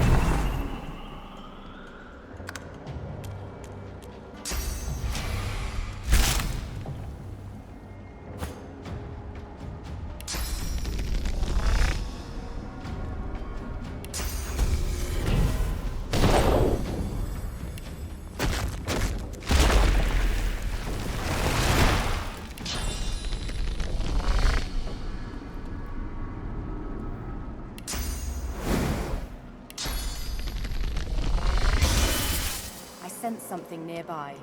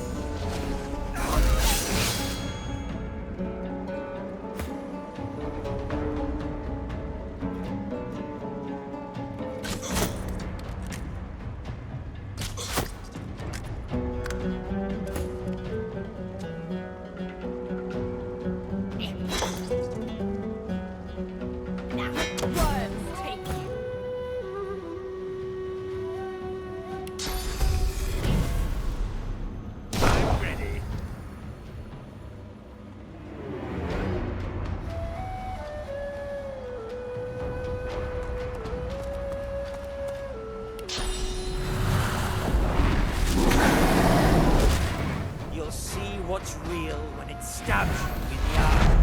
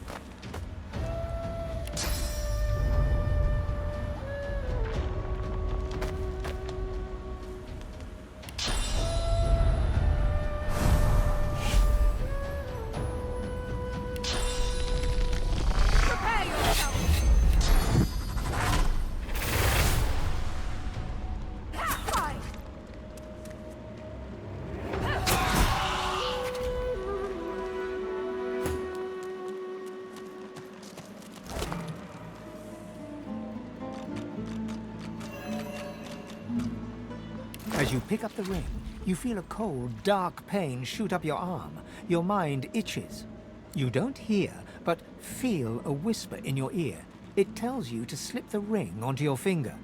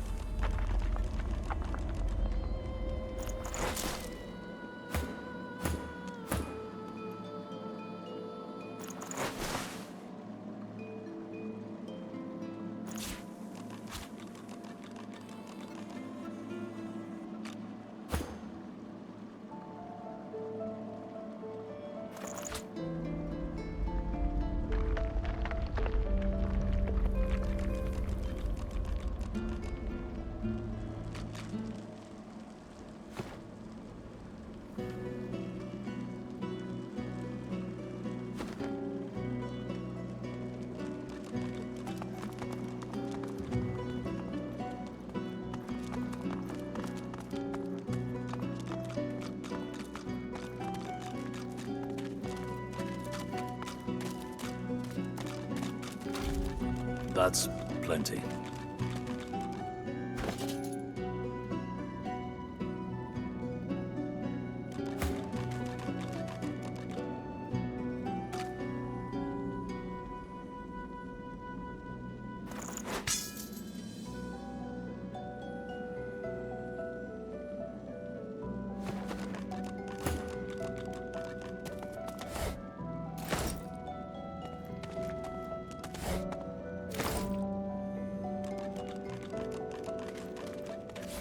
Look at that wand.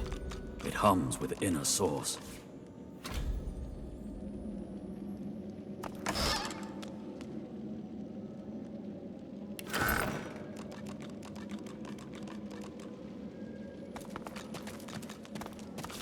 Lucky find.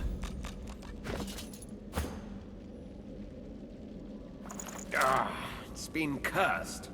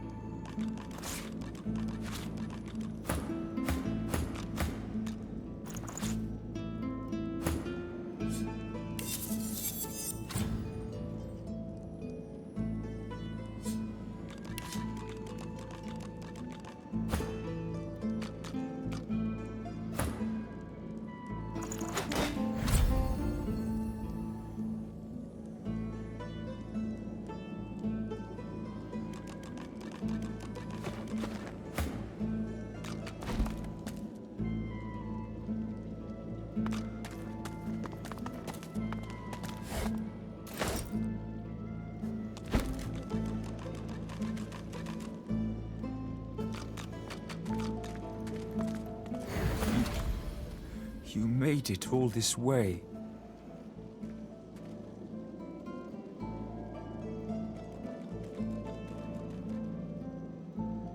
He trembles and seems to shudder with a quiet sob.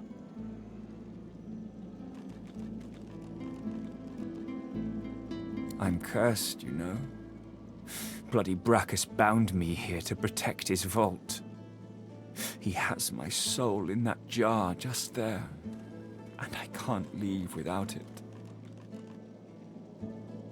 As long as the jar stays unbroken, I can never truly die. I don't rightly know. This was the Source King's way.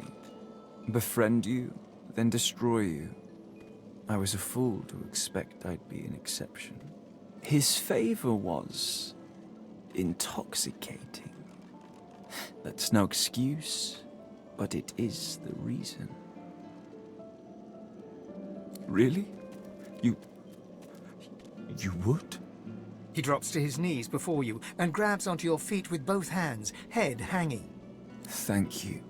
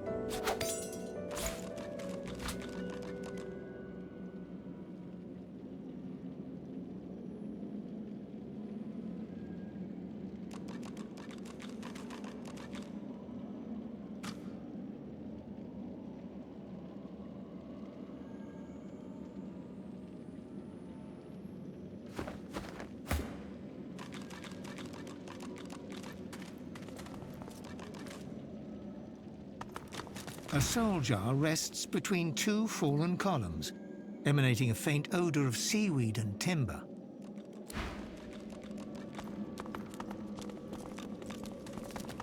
The soul jar stands on its plinth, glowing softly. From within, you can almost hear the whisper of a voice. You see, or rather, you feel, a far-off land.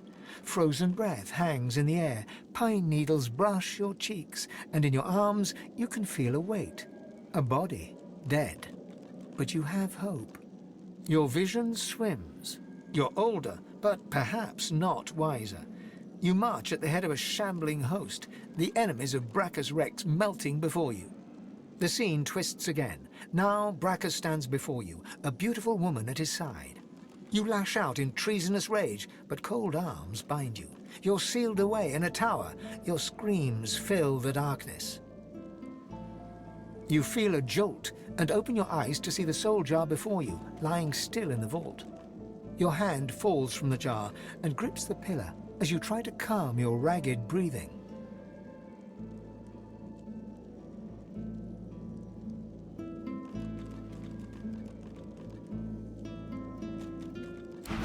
Lucky find. The necromancer's memories fade to black, but the feelings remain.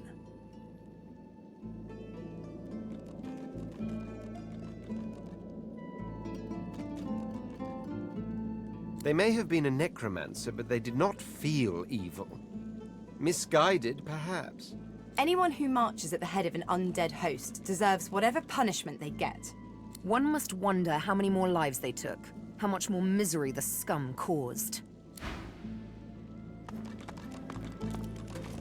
The jar on the plinth before you seems ancient, but is in surprisingly good condition. It's covered in pictograms that you can't understand, but you're sure you just saw one of them move. The pictograms spin to life, and you're dragged into a dream. You see the lizards of the ancient empire turning their backs on you, casting you out into the wilderness. As you roam, the human apes turn away from you, all but one. One smiles, one opens his arms, one says he'll take you home. Brachus Rex. He promises power. For a price. He picks off your golden scales, one by one, stripping you down to the bone. He promised you a crown, but all you got was shackles. You try to fight, try to reclaim what's yours, but a woman takes you by the hand and leads you to a tower. He promised he'd take me home, you cry. You are home, she smiles as she seals the door. This is where you belong. Your hand drops away from the soul jar, your skin prickling. In the back of your mind, you hear a small, scared voice whimper before fading to nothing. Good find. The long-dead lizard's visions fade.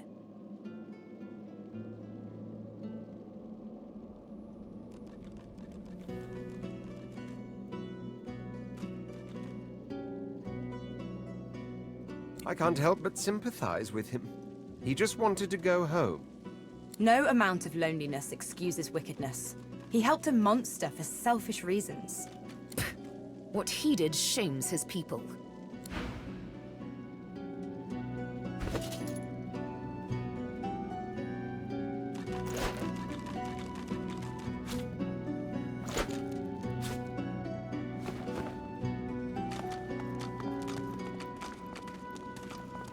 This jar glitters and glows. From within, you think you can make out the distant sound of laughter. With a jerk, your mind is pulled to a scene in a tavern. You see a dwarf in the center of the room, joking us all around roar with laughter. All bar the zombies, who are slavishly serving food and drink. The door opens, and a tall, beautiful woman stalks into the room. She's flanked by heavily armed guards. You can't make out her words, but see the fear in the dwarf's eyes. The dwarf mutters a word, and the undead lurch towards the intruder, but are cut down like wheat. The dwarf tries to run, pushing her friends into the woman's path, but is grabbed before she can escape. As she's dragged away to a tower, you hear her cursing Brachus Rex and his whore. Even when she's thrown inside and the door sealed, you can still hear her shouts. You pull your hand away from the jar, your head swimming. You can feel the dwarf's cold terror still twisting in your gut. Good find. The vision fades. She must have been acting against Brachus Rex for him to have come for her like that. Keeping the dead as slaves? What a disgusting display. She deserved every punishment she got. Being locked in a tower was more kindness than any necromancer deserves.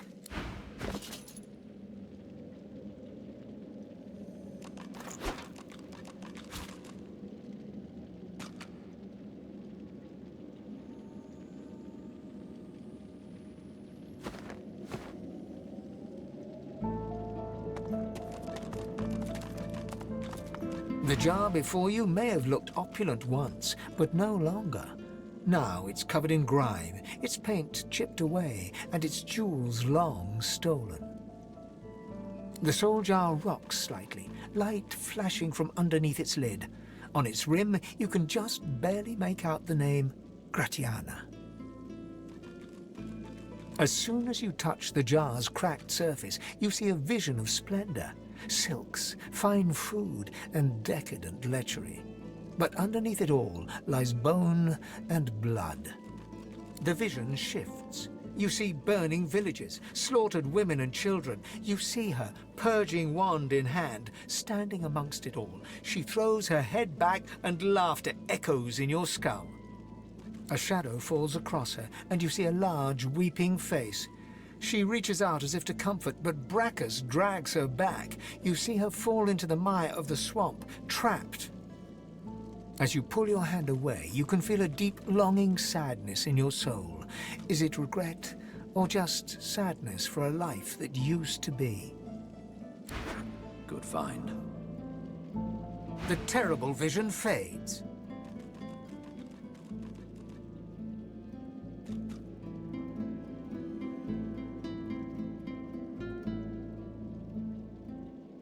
Gratiana's life was selfish and hedonistic. No mercy.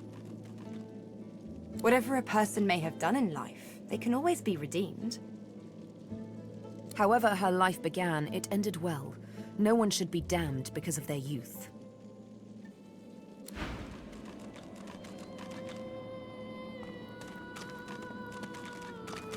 The soul jar pulses with trapped life force.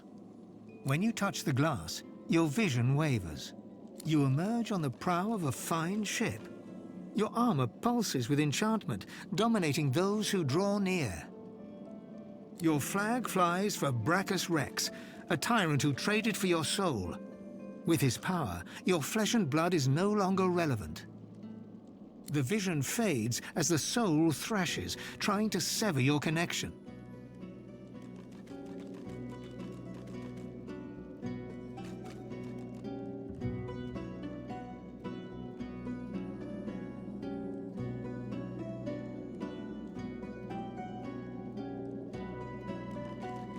In the end, greed masters you. You seek out the tyrant's vault to retrieve your soul, but Brachus is ready with a trap. Thus imprisoned, you can only dream about what is out of reach. Your soul and that alluring armor. The vision shatters as the soul squirms away from you, curling up in the bottom of the jar. The soul jar pulses with trapped life force. Nice.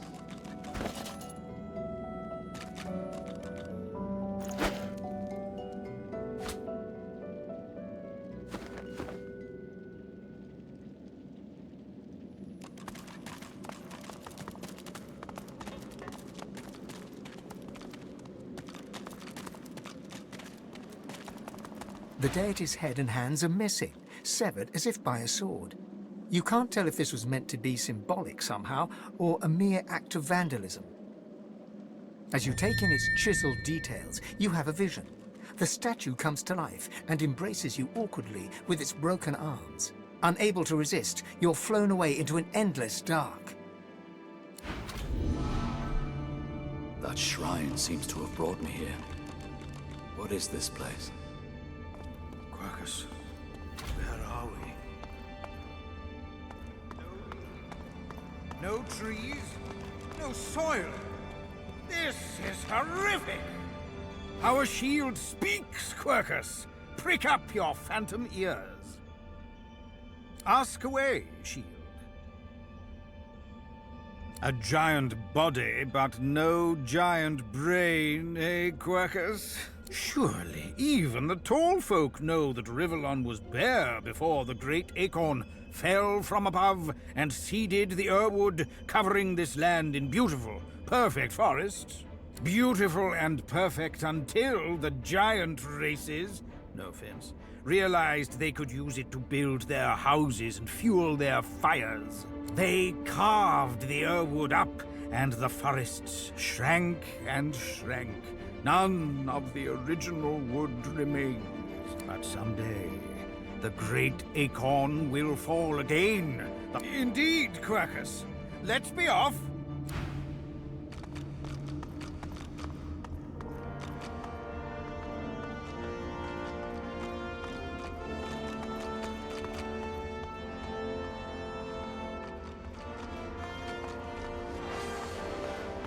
The ethereal figure before you raises the visor of his highly polished helm. Beneath it, his handsome face is weary, yet his eyes burn fierce and bright. He glowers at you with disgust. You pray not at my shrines. Can't say I'm surprised. You, my most wayward cowboy. He spits over his shoulder, folding thick arms across his steel-bound chest. You don't recall me, do you? I am Ralik, prime among the seven, and father of all humans. Father of you. I preferred you as a child, pious and devout, remember? I called you to follow me, and so you did.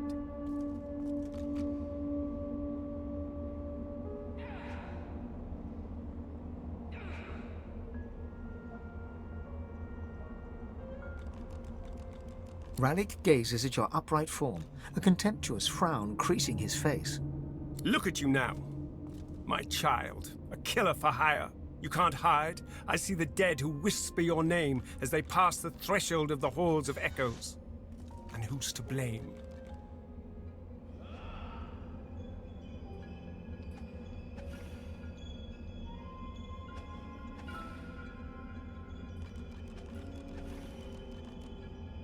I hold anger towards the divine myself. I could tell you stories about Lucian that would turn your muzzle white, little wolf. Yet you choose to follow him. Lucian didn't make you into a mercenary, but nor did Lucian make you refuse to kill that elf in Fort Joy. Oh yes, I know about that. You're a paradox, Ifan. And who's responsible? He stares deeply into your eyes.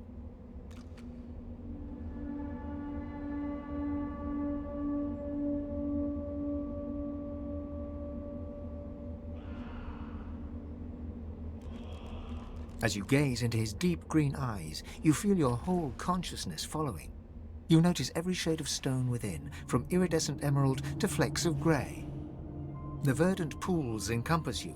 There is nothing else, nothing but Ralik's eyes. Suddenly, a vision coalesces. You see yourself, the bright and zealous crusader you once were. You are breathless, scouting through deep forest. You are racing with a message of utmost importance for the elven people. You make it to civilization. Too late. An explosion devastates the beating heart of the elven city. Ancestor trees thud to earth, strong trunks crack even louder than the horrified screams. A fetid miasma pulls the air. Gasping on the fumes, you are dragged to safety by a wolf who appears out of nowhere. He pulls you free, clawing an elven woman who gets in your way. She collapses, wheezing under the choking dust. She clutches your ankle with her hand, grip tight as a vice. As you reach down to help, her hand falls away, lifeless.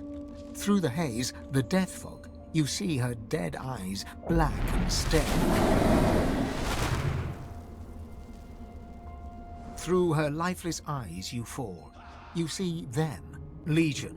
The thousands slain that day, those you were too late to save. The hundreds slain by your own hand since then, mountains of corpses and rivers of blood. You see the motherless children left behind, the scarred slaves sold to the highest bidder. Choices you made, contracts you took. The army of the lost gaze at you silently, their loathing and reproach palpable. Encased in pitch black of deadest night, you know not which way is up and which way down. vertigo spins your senses as you see the consequences of each choice you made, one damning choice after another. The guilt you tried to escape from lies here, bare, throbbing. It was waiting for you here all along, in this filthy chamber at the base of your rotten heart. Your pain pulses, ebbs and flows, undammed. You widen your eyes, striving to see further, but a stinging slap drags you back to reality. Rallick stands before you, gimlet eyes hard now. He slaps you again, harder. Pity won't bring them back.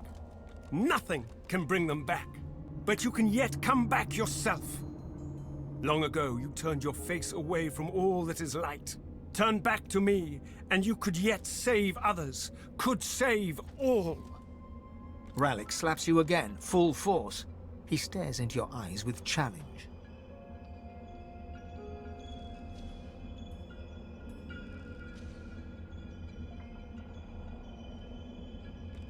That's what I'm looking for. That crusader courage. The courage to stand up for what's right. Rallick punches you full in the face.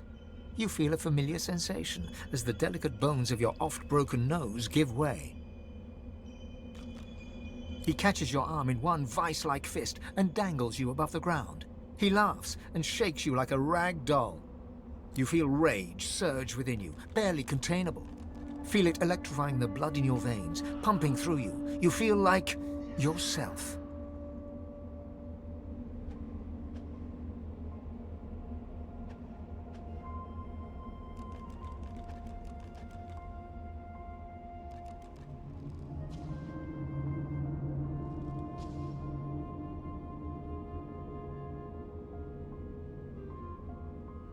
Rallick smirks and releases you.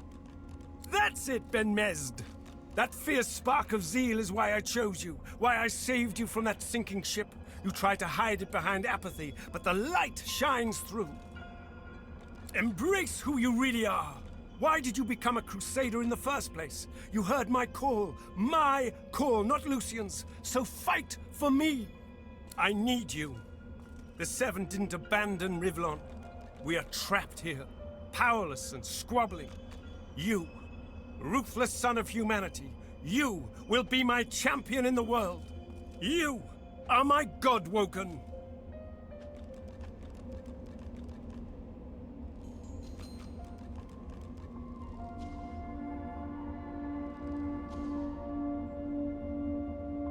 Don't let that spark become a flame that devours you.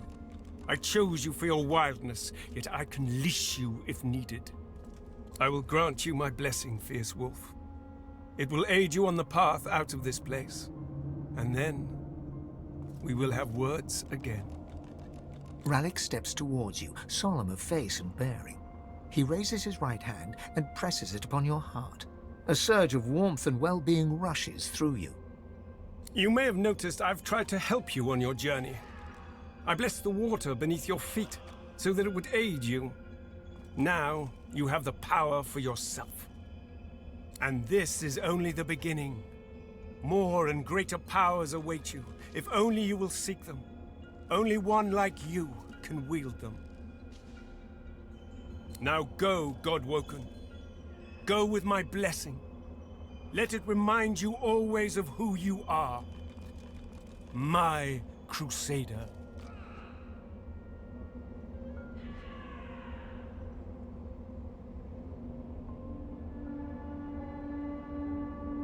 You did not ask, but you received. Not all boons are prayed for. Not all curses are deserved. In time, I will ask more of you. But now, your goal is simple. Survive.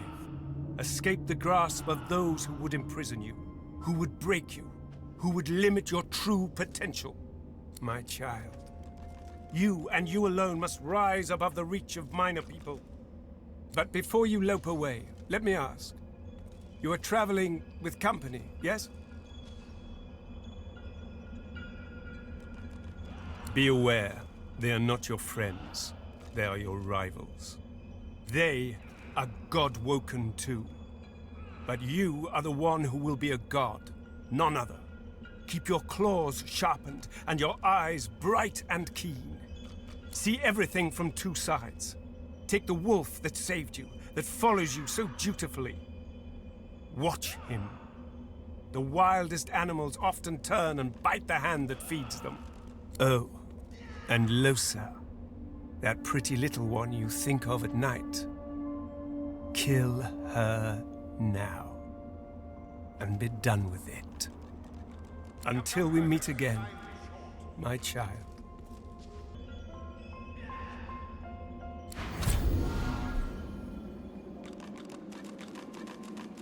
Blessed branches, we've returned. Every second we spent in that hellish place was a second the great acorn drew closer. Interesting. You thought it was interesting, Quercus? Do you know what's interesting? Watching an entire world be strangled by the roots of doom, seeing the giant races fall like leaves in frost, hearing the screams of... I don't know what you're talking about. I am perfectly calm. Anyway, as interesting as that cold hellscape might have been, it does not solve our problem. We are here to stop the great acorn, not hide from it.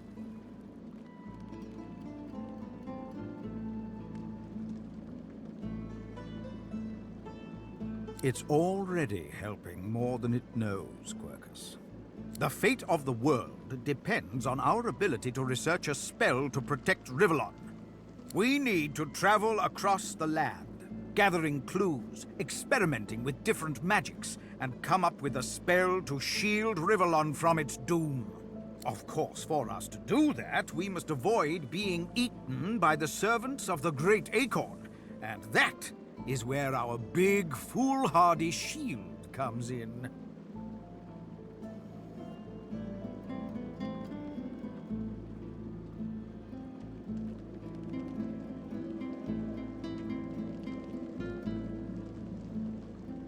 The shield thinks saving its world isn't something it should be grateful for, Quercus. How can something so large be so small-minded? No, I am not going to share our magic with it. I don't care how much you like it, Quercus. Very well, I cannot give it magic, but I can teach it how to forge one spell, if it will keep you happy. One! The squirrel reaches out, touching your foot with a delicate paw, and you feel your mind open. You can see the forces of magic and see how to combine them in a new way. There, maybe now your pet will have a fighting chance. Yes, yes, you're welcome, but can we please get on and save the world now?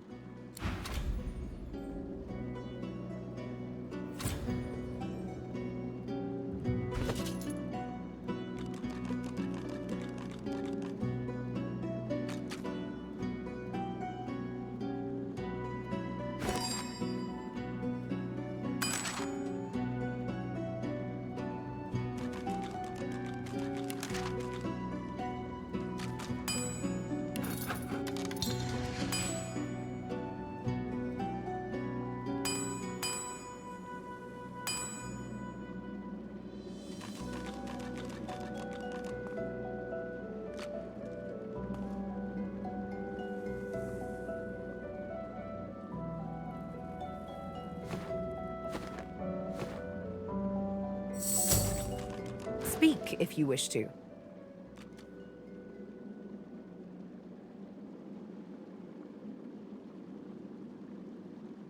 You don't say. I too had the pleasure. Of course, when I say pleasure, I mean the distinct dishonor. Like death and desperation. I'd rather not talk about it.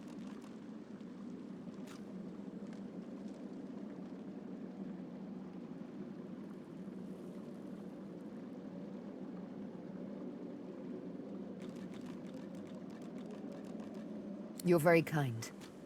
But I suppose you deserve to know.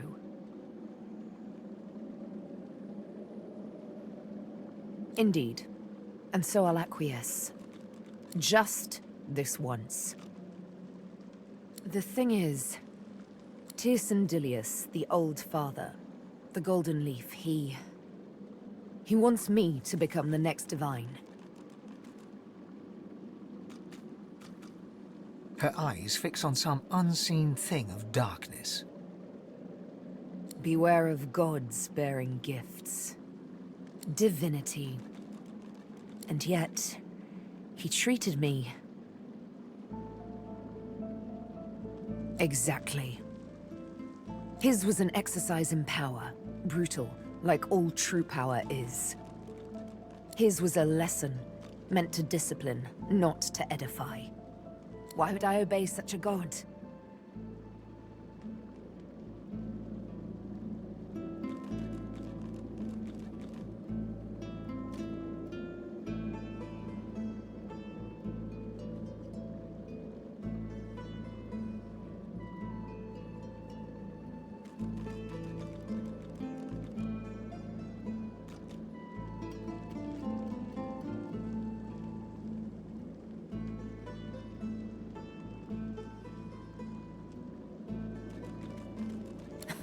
How clueless you do sound. I'd say we should stop to talk, but I'm swamped.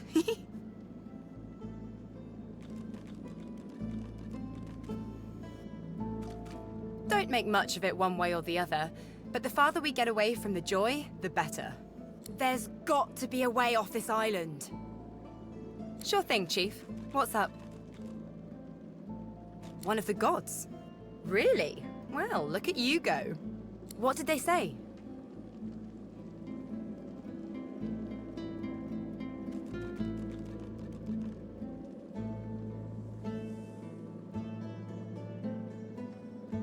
One of the gods said that.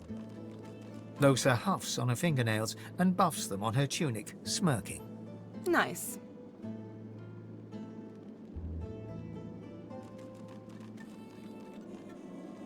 I think I'll call my next song, She Who Struck Fear in the Gods. And you? What do you think about it? You gonna neutralize the threat? Shuck off the liability?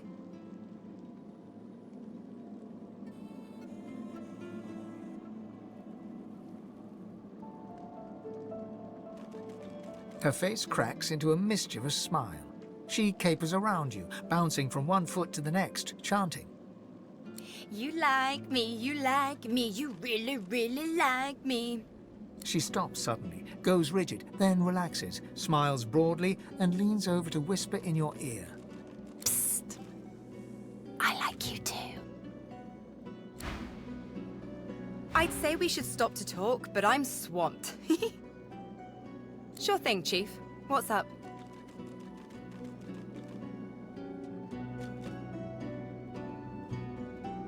Okay. I don't. Look, just... I know it was bad, okay? I know. You don't have to tell me. I'm sorry. I just want to move on. I'd say we should stop to talk. Sure thing, Chief. What's up? She bats her eyelashes coquettishly over black eyes in grey sockets. Just for you, Chief. You know, wherever the next road leads, I guess. I never was one to sit in one place too long. How about you? You missing home by now?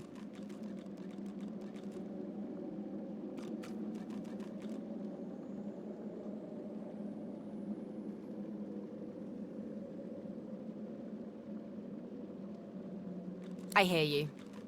I've always kind of felt like home isn't really a place or a time or anything like that. It's just a feeling you get.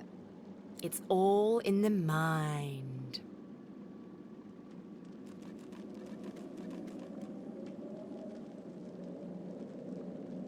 I think as long as I might lose myself at any moment, I'll feel like a bit of a stranger, no matter where I go.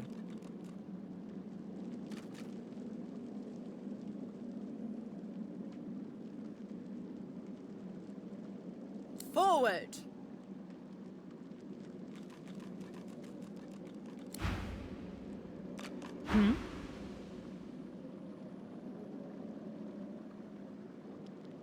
My. I did get you all worked up, didn't I? Afraid you won't be able to sleep tonight.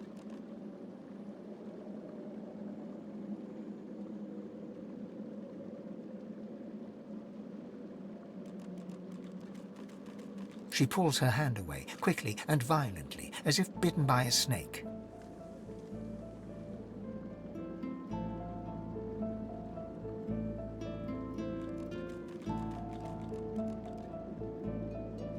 No, it's fine. I don't know why I did that. I suppose I'm a bit skittish from time to time. Skittish like a cat that's seen too much unkindness. You see, there's triplets in my mind. The woman I am, the woman I must be, the woman I long to be. Like all sisters, they do tend to be at odds with one another. From time to precious time.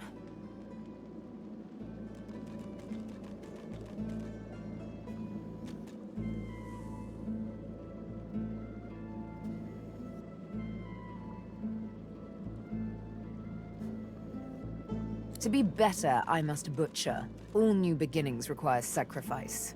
You can see what I can do. What comes as easily as a morning's yawn or a rush of blood in the presence of beauty. This, you must accept.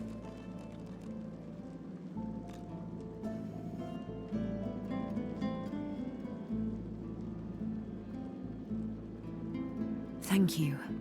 How romantic a concession, to let a woman kill when she so pleases. One of her eyebrows arcs, like a cat arching its back, ready to scratch. A touchy subject, I warn you.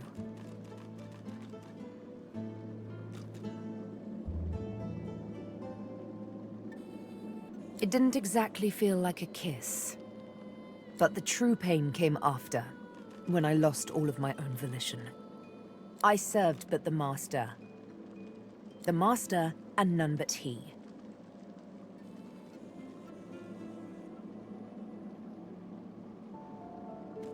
Touchy subject. I did warn you.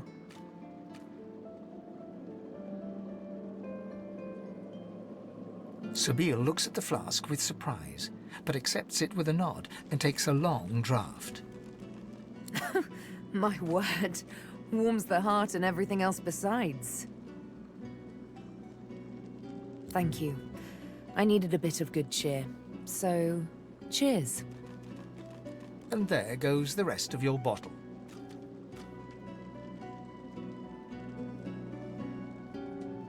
So they are. My arms are gravestones, many a lost soul's last rest. One day I'll know who they were, the ones on my right arm. And one day, they'll all be dead, the ones on my left. Those are the breadcrumbs, torn and tossed aside along the long road to the Master. They are inconsequential. Candles snuffed out by a brighter flame, if I do say so myself. They are the ones I was forced to kill. I don't know why. I can't recall. But I kept their names, and with their names, I will honor them. By taking the life of he who directed their demise. The Master. A lizard, but not any lizard. A spectre in the flesh, a man with no name. A darker shade in shadows. If he be a demon, as the frightened claim, I will be a demon hunter. If he be a god, as the cowering claim, I will be a godslayer. Until it is over, I will be nothing but vengeance. A day on the beach I'll be after.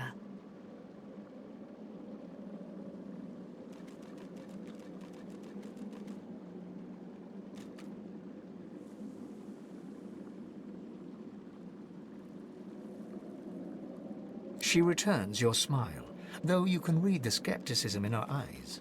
A lovely little promise to make. A thorny one to keep. We'll see how bloodied you're willing to get to pluck the one rose lost in a forest of daggers. Still, I do appreciate the sentiment. Yes, by all means, let us partake in the art of conversation. Indeed. Rallic, if I'm not mistaken. Always was rather the slow sibling in the Pantheon, wasn't he?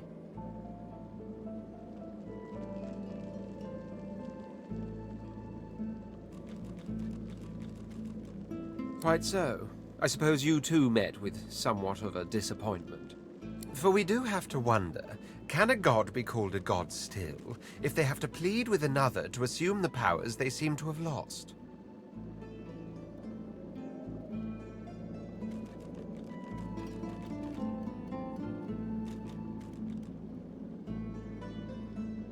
Of course I did. Only I'm not foolish enough to let it buy my loyalty.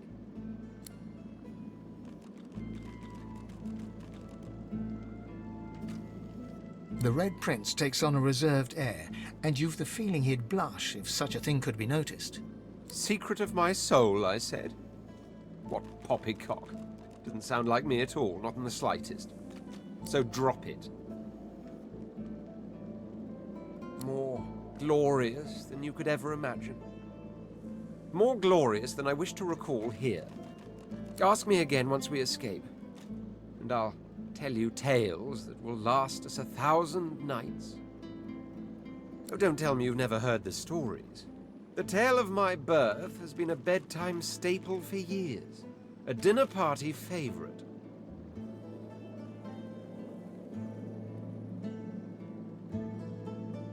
Inconceivable. Well, listen closely then. One day a red sun rose, turning the desert sands into a blood-colored sea. When my mother, roused from dreams, beheld this crimson dawn, she knew the time had come and promptly gave birth to me. The sun rose to its zenith, but there settled, refused to descend towards the beckoning dusk. Instead, she hung there for 7 days and 7 bright, starless nights, so enamored was she with her little red prince.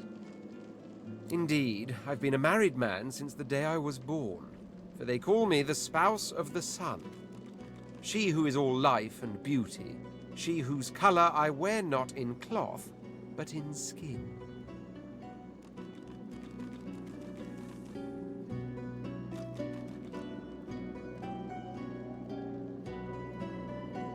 Isn't it just? A beautiful, beautiful story. He laughs wryly, baring rows of shark-like teeth. There are those who believe that little legend, you know. I'm not one of them.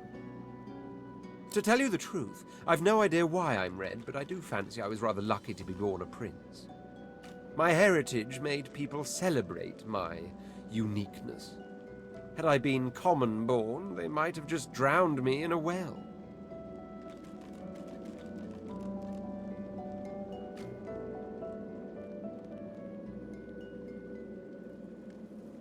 Why, thank you.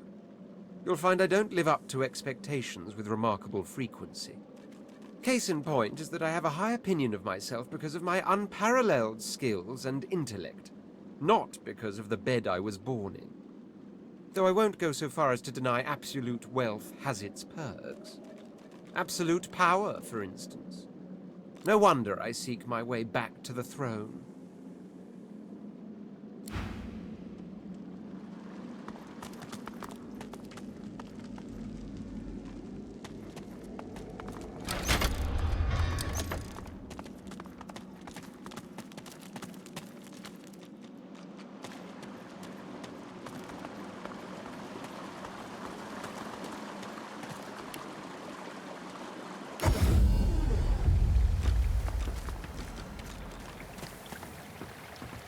Did you see?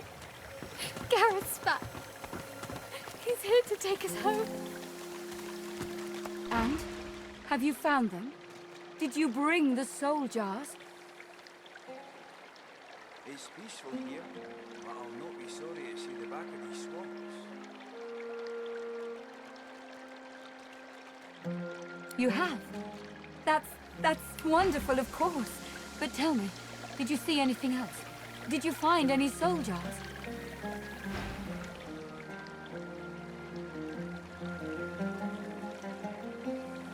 Questions? There is no time for questions. Just give me the jars. Good work, son. I shall. Divine blessings. It's good to see Gareth safe and sound.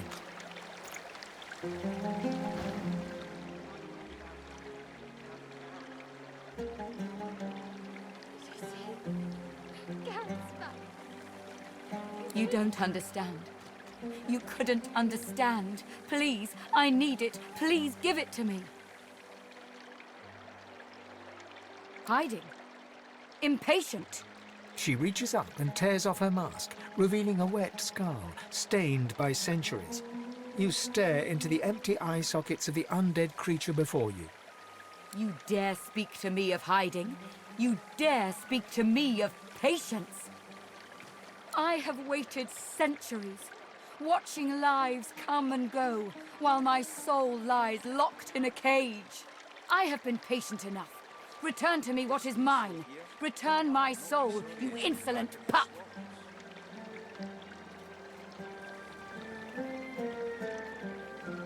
Craven wretch, do your duty and return the jars to me.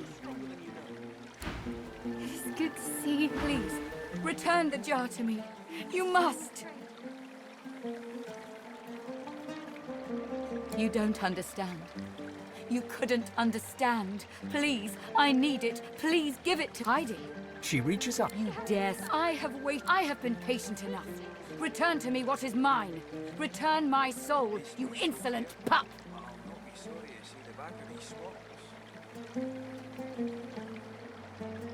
She reaches greedily for the jar, tearing the cap off.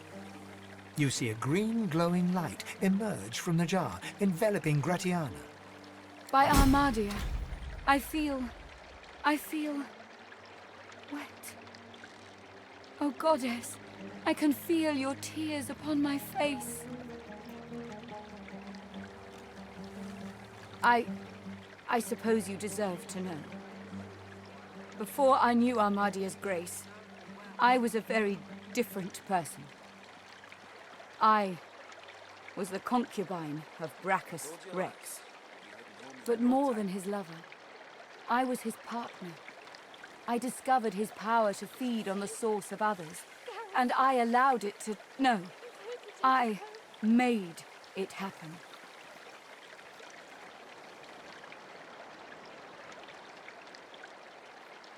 As his strength grew, so too did mine.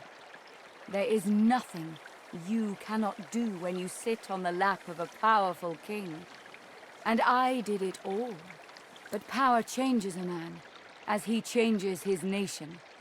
Brachus grew paranoid, angry, murderous.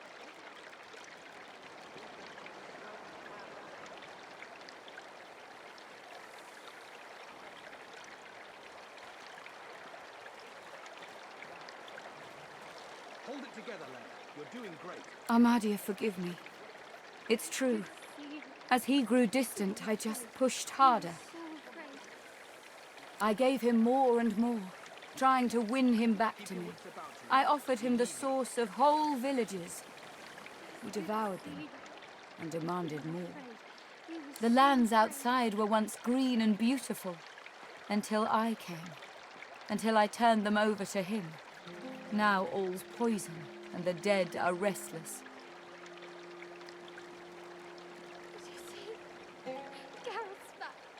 Divine blessings. It's good to see Gareth safe and sound.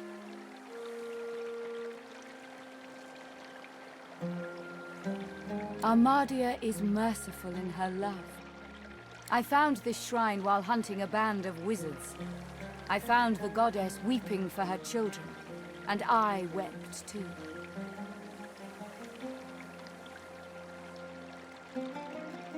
You may be skeptical as you wish, but my grief was true. Through Armadia, I saw my sins, and I could bear it no longer. I threw myself from the cliff at the entrance. I tried to rid the world of my evil, but Brachus would not allow it. He brought me back from the Hall of Echoes, locked my soul away, and demanded my obedience. Even in death, he commanded me. Only when 2 source hunters ended his curse was I free. Since then, I have returned here and spent centuries trying to heal the pain I've caused. And now... She drops the now empty soul jar to the ground, smashing it to pieces with her foot. You have my thanks, brother. Thank you for your wisdom and for your bravery. Go in Armadia's grace, friend.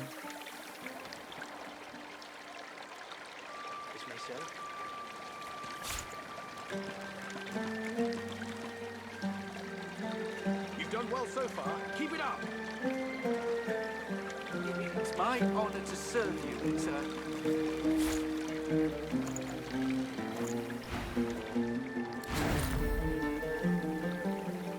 Divine blessing. Did you see? It's good to see Gareth safe and sound. He's here to take us home. Blessed Armada, grant these soldiers your protection. I pray you will strengthen their spells and set their blades aflame. I pray you will bless their armor, so no curse may pass it. I pray you see them safe. I pray this in your name.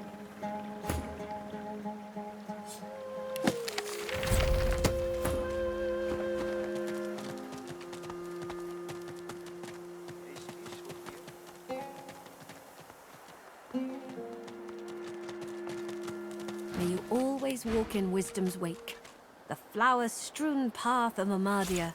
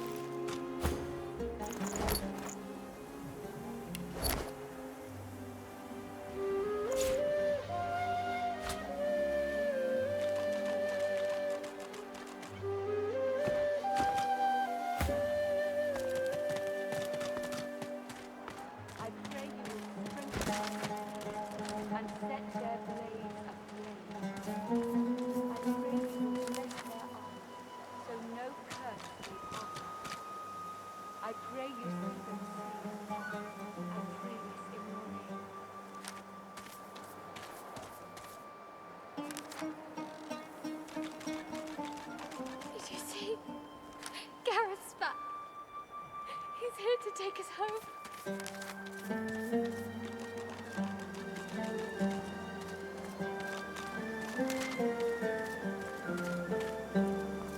Divine blessing. We can finally get out of here, now that Gareth's returned.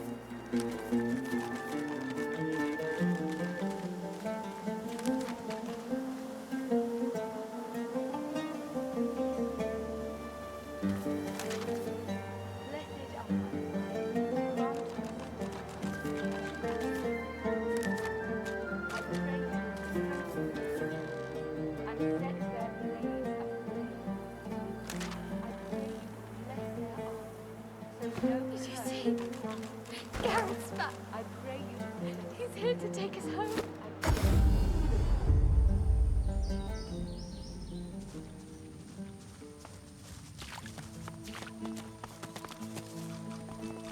Need supplies? Be quick about it, little wolf. My errands are more important than trade. Precious wares, are they not? Until we meet again, Ben Mist.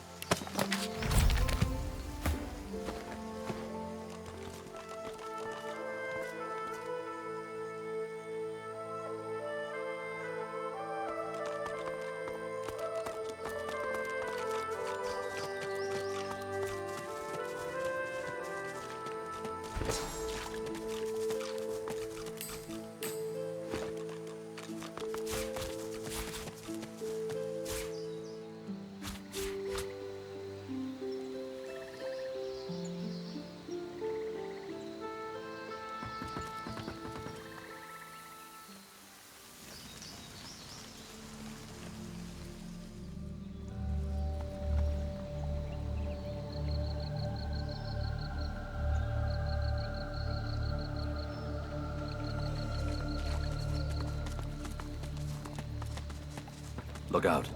I see a trap nearby.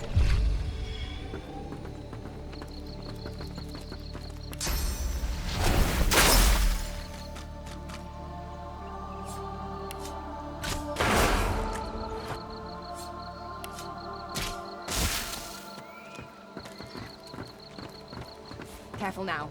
That's a trap.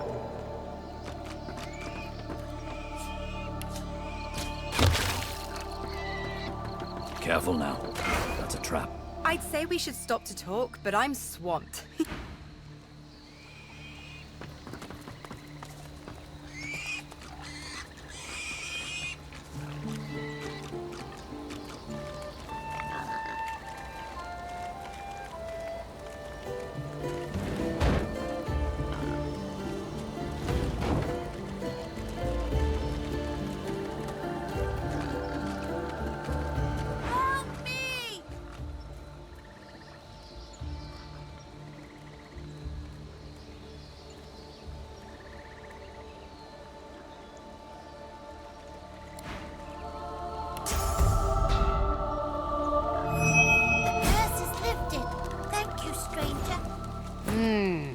Yes.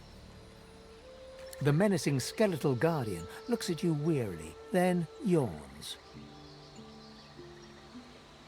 So you dare defy the will of Brachus Rex, prepare to die, and so on and so forth.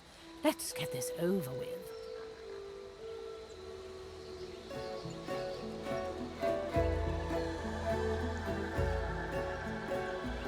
Law? But I obey our laws no longer. Their authority does not extend into the endless days of death. I hope this brings the discussion to an end. I don't like being roused from slumber, only to be greeted by such banality.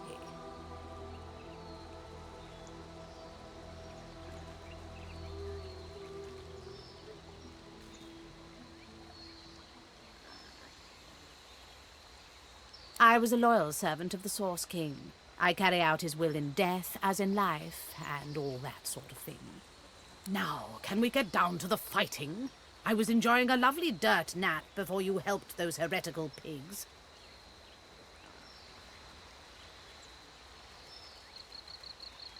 It is not my place to question Brachus Rex's will. I am to execute those who defy his legacy. Besides, there are far worse fates Brachus Rex could have visited upon you. This island itself is proof enough of that, I dare say. She moans impatiently and taps her bony foot. Yes, I know he's dead. I am still obligated to perform his wishes. He may not live, but the threat of his curse hangs over me.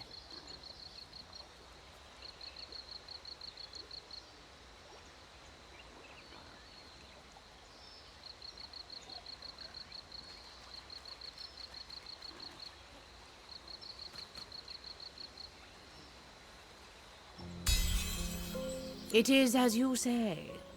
In any case, no curse could possibly be worse than this droning drivel. Be on your...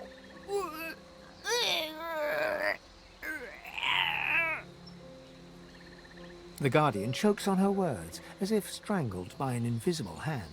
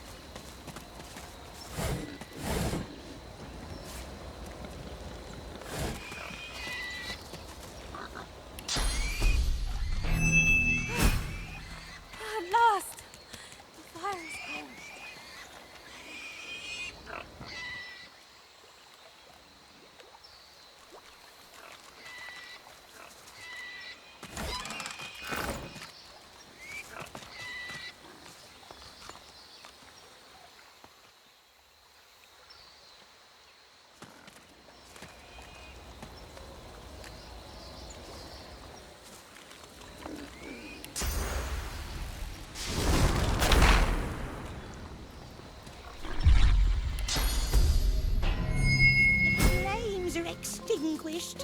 Thank you.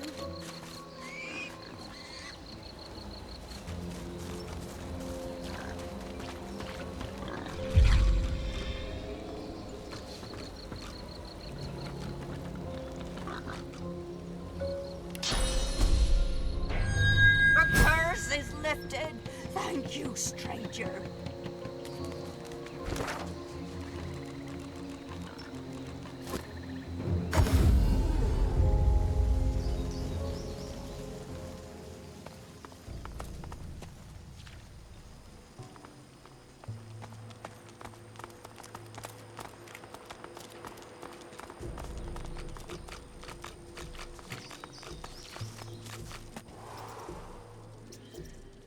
In the flickering torchlight, you see a Magister lying muttering on the ground.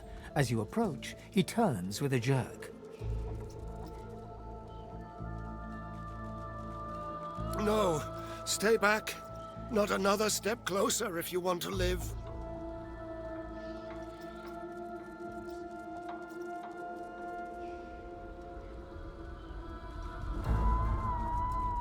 Fight!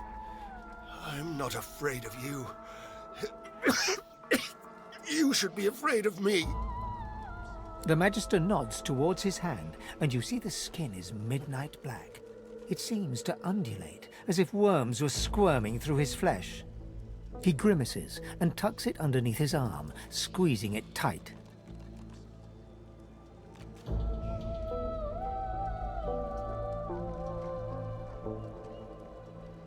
He nods towards the bodies of the dead Magisters, twisted in the thorned blood. Same as those poor souls. We finished clearing out this blasted room and wanted to move on to the next. As soon as they touched that switch, they were screaming. Some void curse. Dallas warned us to take care, but we never knew we'd...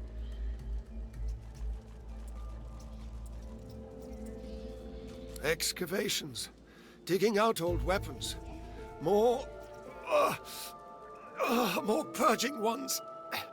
Enough to turn the tide against Source. We thought it'd be simple. But Voidwoken, undead, Seekers.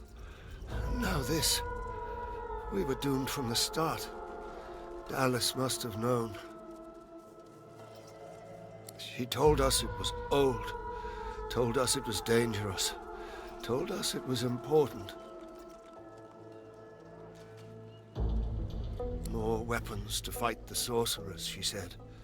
She needed the wands, but there was something more. We got greedy.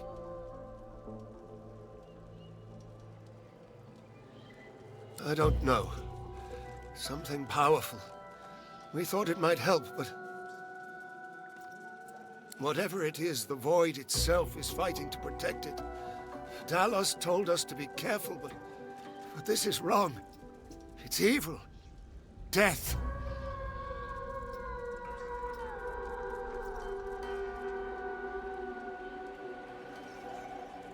He looks up at you, his eyes staring deep into yours. I saw how they died. I heard them screaming. I don't want to go like that. I don't want to face that. Please. I can't lift my sword. I can't do it myself.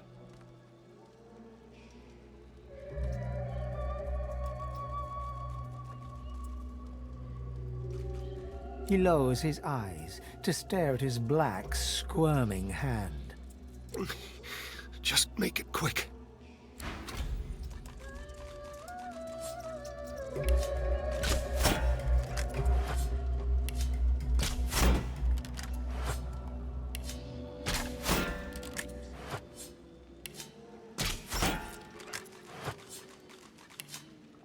Into the dark with you.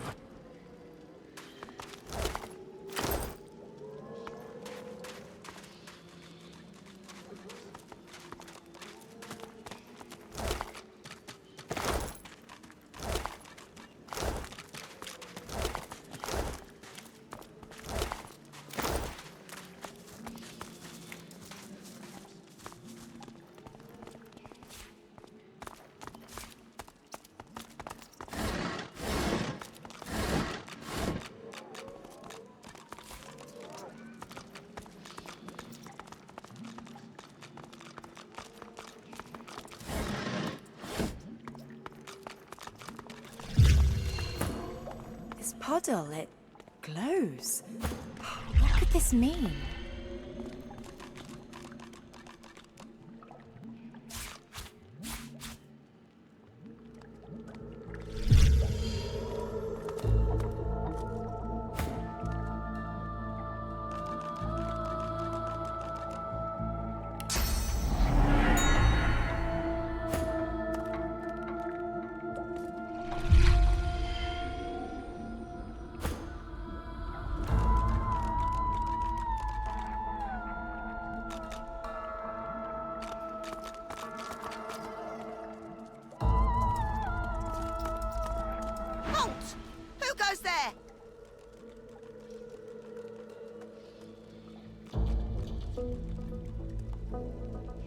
I am Marina the Brave. You are daring indeed to enter my domain.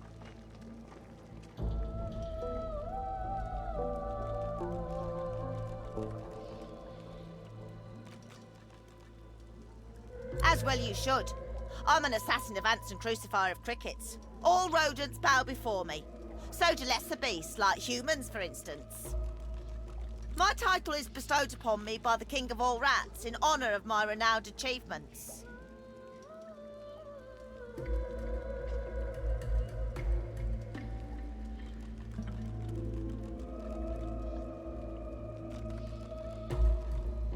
She waxes on at length regarding her wartime exploits, describing feats no rat you've ever seen could actually perform. And thus I brought Morienda to his knees, and that was all before noontime. To your surprise, the rat listens intently as you recount your time in Fort Joy and your escape into the Hollow Marshes. Oh, my friend, you are an adventure after my own heart. I have heard many stories in my day, but none as exciting as this. May I ask you a favour, perhaps?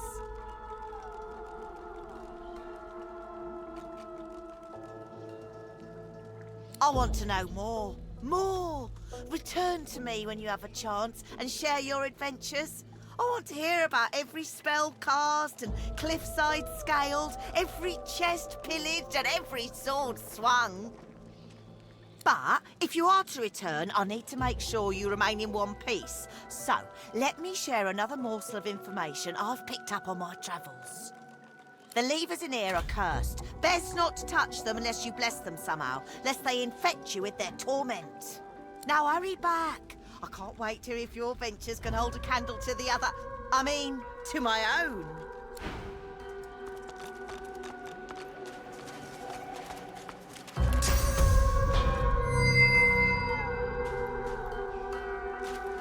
Knowing the reputation of Bracchus Rex, we should tread gingerly.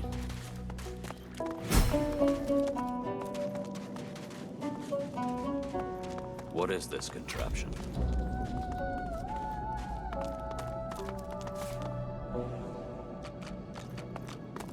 Before you stands an ancient shrine, runes carved deep into its rock. The runes are in no language you understand or recognize. The shrine seems completely inert. Your fingertips tingle as you reach out to the shrine. You feel power stir in your chest, but you feel lacking, like a cup waiting to be filled.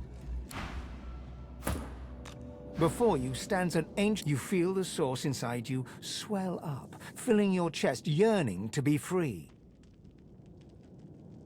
Your power flows from your chest and into your hands, green tendrils of power slithering from your fingertips across the shrine. The shrine starts to vibrate and glow, slabs of stone gliding across each other as it begins to open.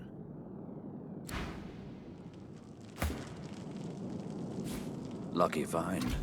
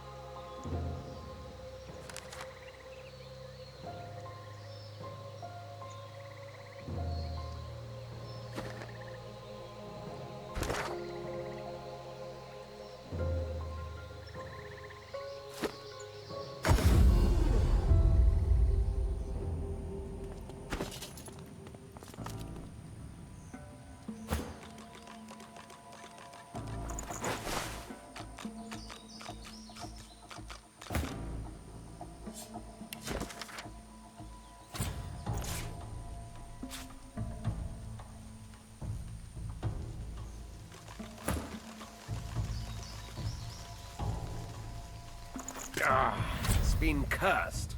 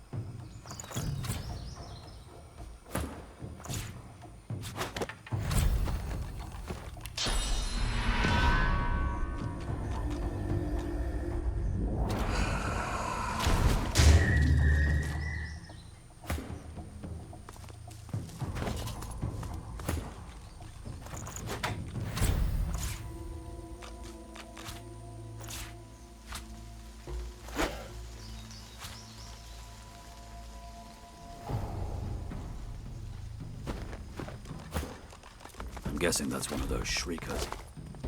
Whatever it is, it looks dangerous.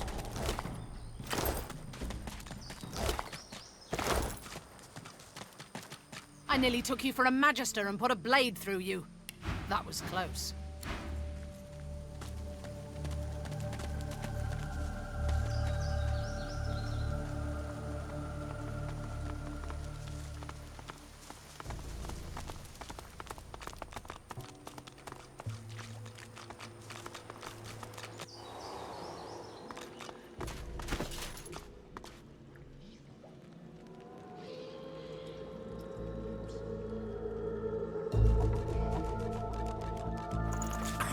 The ring just got tighter. A lot tighter. Something isn't right. The ring's gone, but not its curse.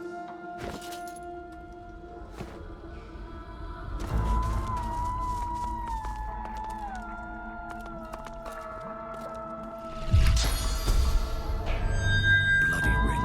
It's loose. Get off me, and stay off.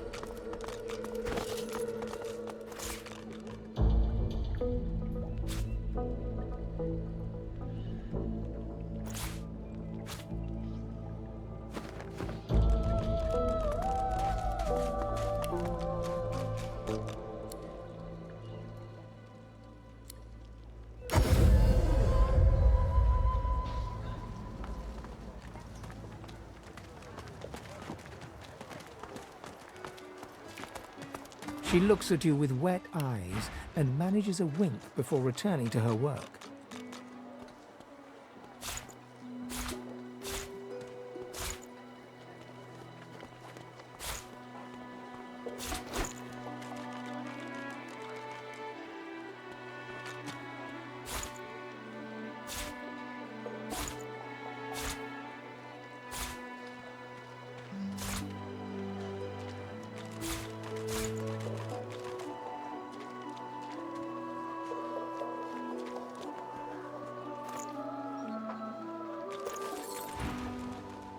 Good to see.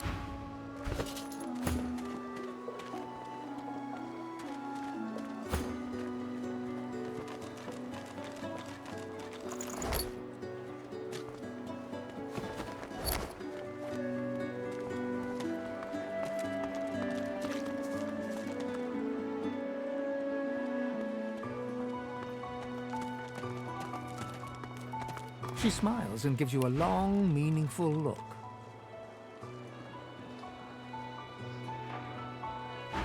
Soon! Nice and slow. I can make this work. Maybe.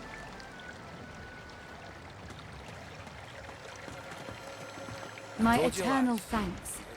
Friend, this is a debt I can never repay.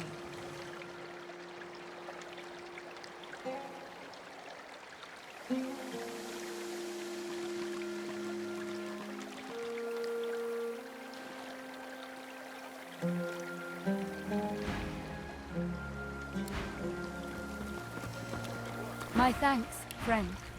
I would say I owe you my life, but I owe you so much more.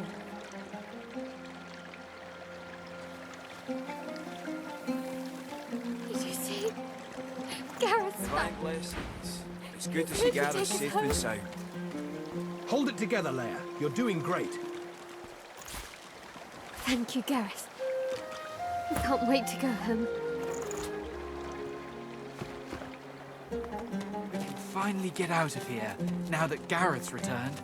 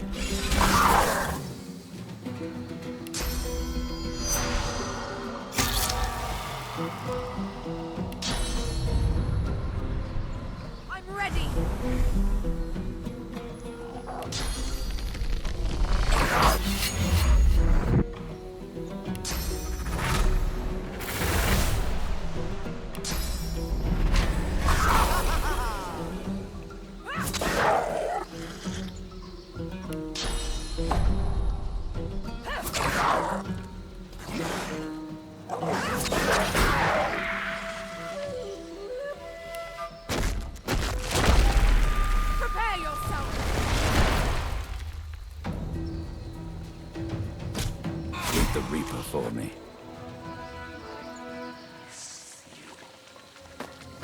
I don't miss you. Not if you're who I think you are. In the battle's aftermath, you suddenly realize the Voidwoken called out your name.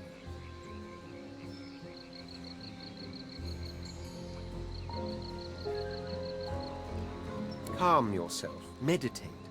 Don't acknowledge your own weakness. I'm at my critical mass of demons. Next time one of those things starts talking, I'll stomp it out before it can get my name past its mandibles. The Void plays tricks. I pay them no heed.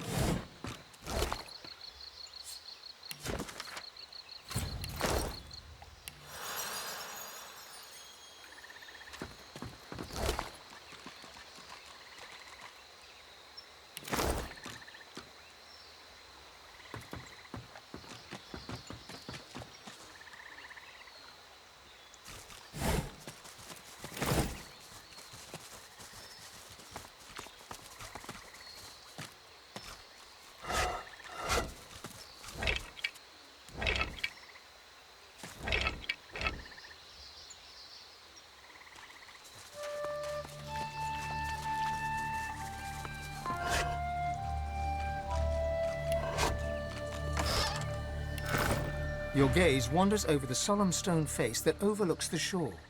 For the briefest of moments, it seems as if its eyes come alive and lock with yours.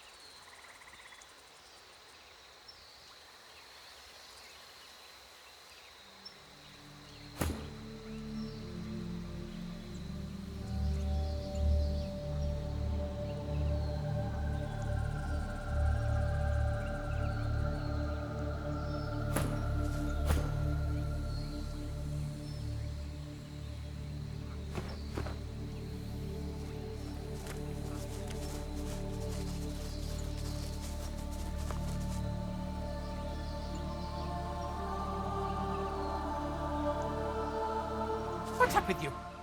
You look terrified. What a chicken. Bok, bok, chicken. Here, chicken. You make me sick.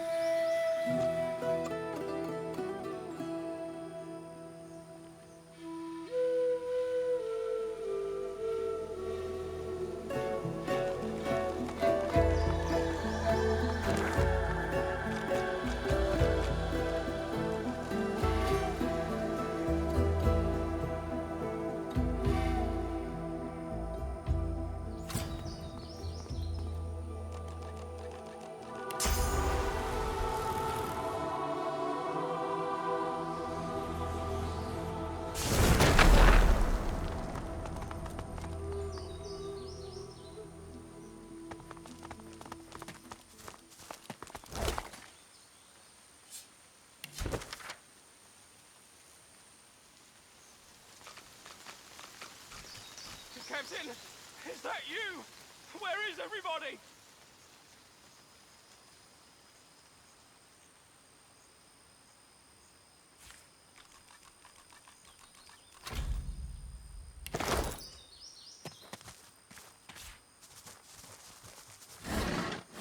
Who's there? Oh, I can hear you. Captain, is that you? Captain, is that you? Where is everybody?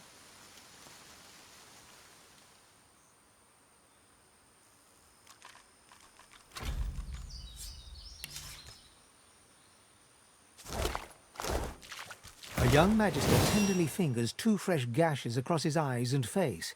His fingertips hesitate over his closed eyelids. He's been blinded. At your approach, he spins to face you and readies his shield.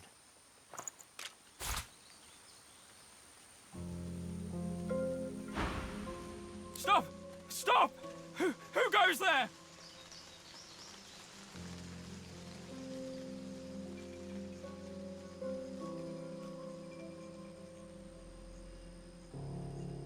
Prince! I don't know any princes. Tell me the truth. Who are you?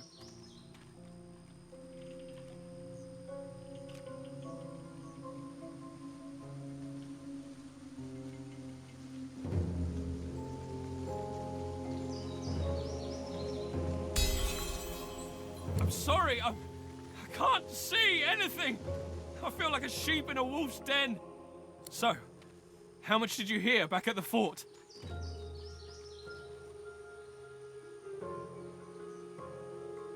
I don't know how it all went so wrong so fast. We came to get the purging wands from Brachus's old armory.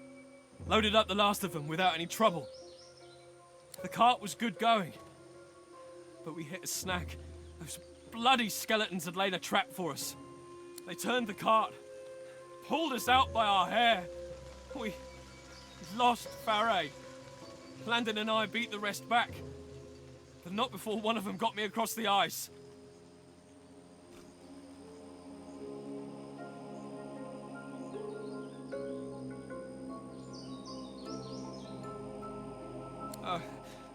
Sure, yeah, go ahead.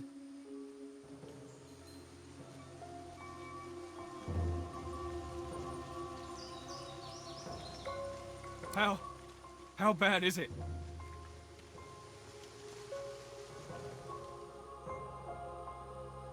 He pauses for a moment, then gently takes your hand from his cheek, holds it a moment, and drops it. I should see a healer. Maybe there's still time. You can watch the cart, right? We can't leave it here. It's very important.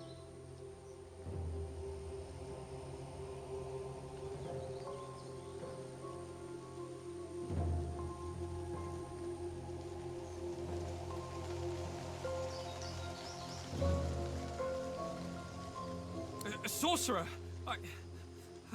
This can't be! I need to apprehend you! Hold still!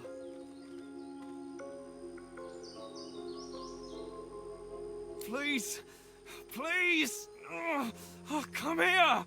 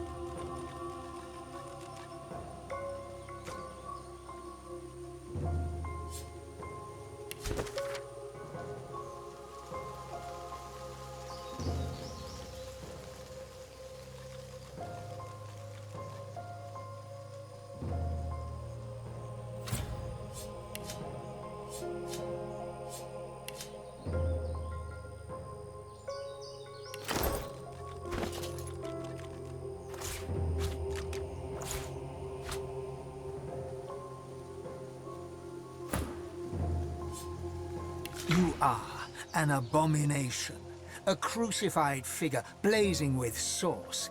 You hear screams, and then the scent of charred flesh.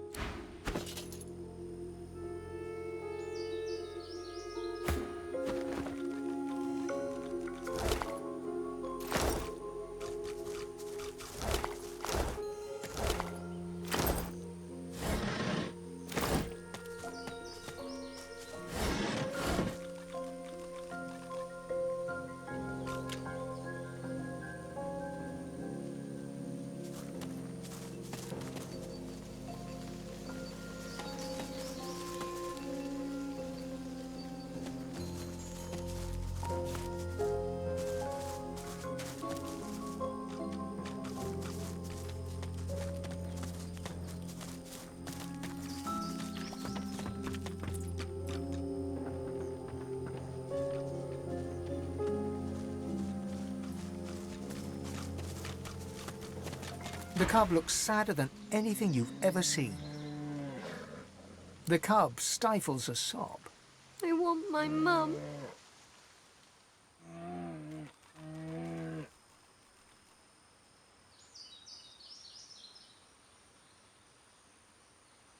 The bear cub blinks, sniffles. Like me, I guess. Only bigger. You seen her, mister?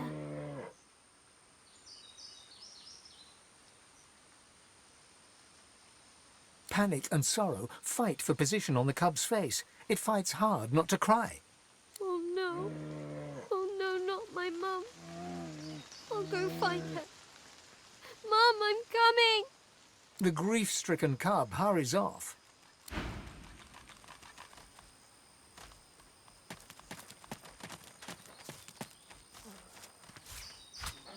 Mercy.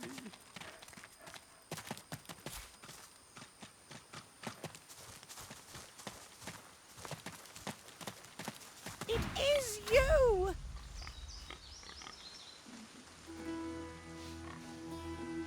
The feeling is mutual. I can't tell you how grateful I am for your kindness. Now I'm just trying to get used to life as a pig. It's not so easy. I never did enjoy truffles.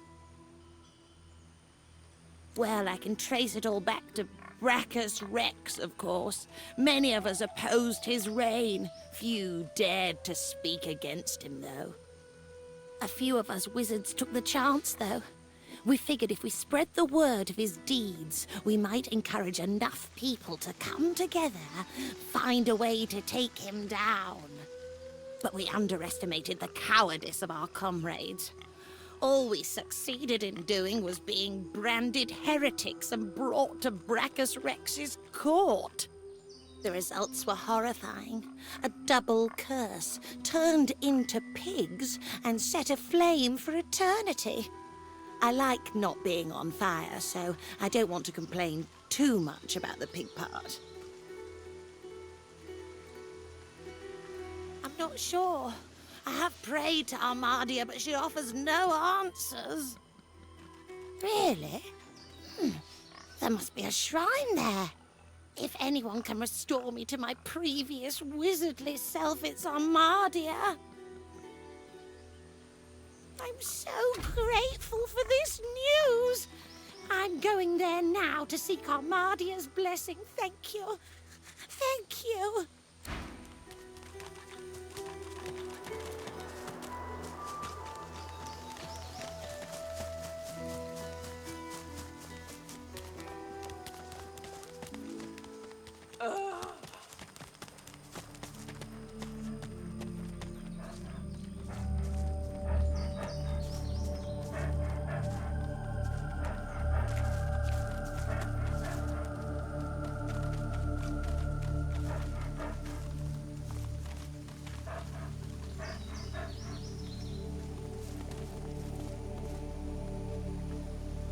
The cub looks sadder than anything you've ever seen.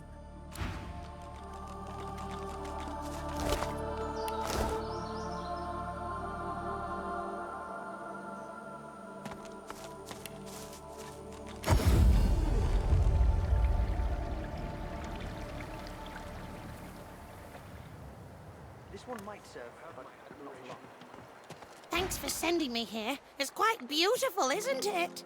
I've prayed to Armadia real hard, but I'm not sure it's done much good. Still, a wizard trapped in a pig's body. Any ideas? Oh, what a grand idea! I'll try that. What's the worst that could happen?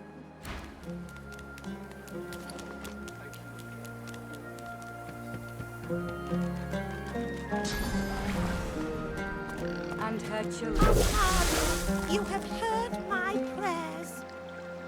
What miracle is this? Armadia truly astounds me. Be welcomed, This one might serve, but not for long. He's here to take us home. Blessed Armadia, grant these soldiers your protection. This peaceful here. Well, hello. May you walk with Armadia. Oh, I'm a wizard. And I was a long time ago, too. In between, I was a pig. And I was on fire for most of that time. It's a long story, but I think I'll leave it in the past and look to the future instead. Of course. Your teaching served me well, sir. I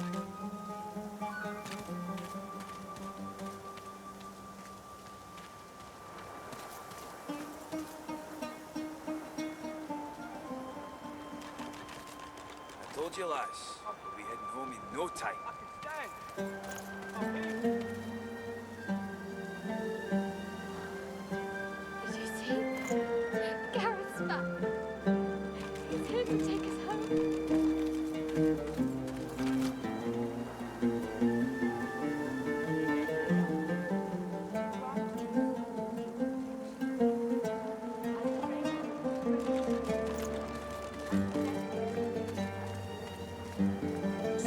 done here. Proud to have you at my side. Your teaching served me well. Bye now.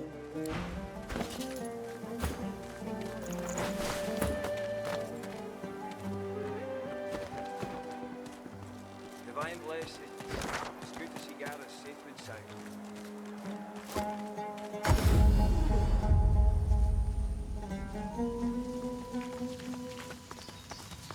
Need supplies? Be quick about it, little wolf. My errands are more important than trade.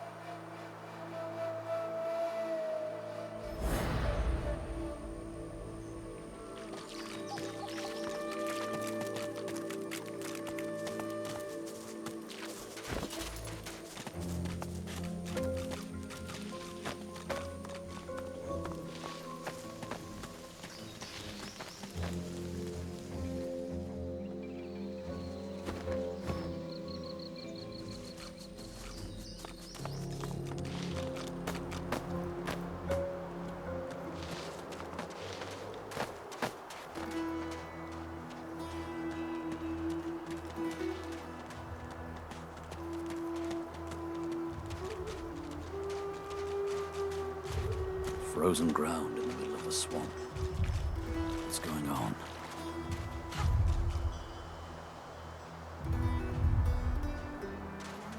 The dragon stares you down with flinty, intelligent eyes. He tries to speak, but his jaw is bound tightly by the same thick chains that shackled him to the pillars.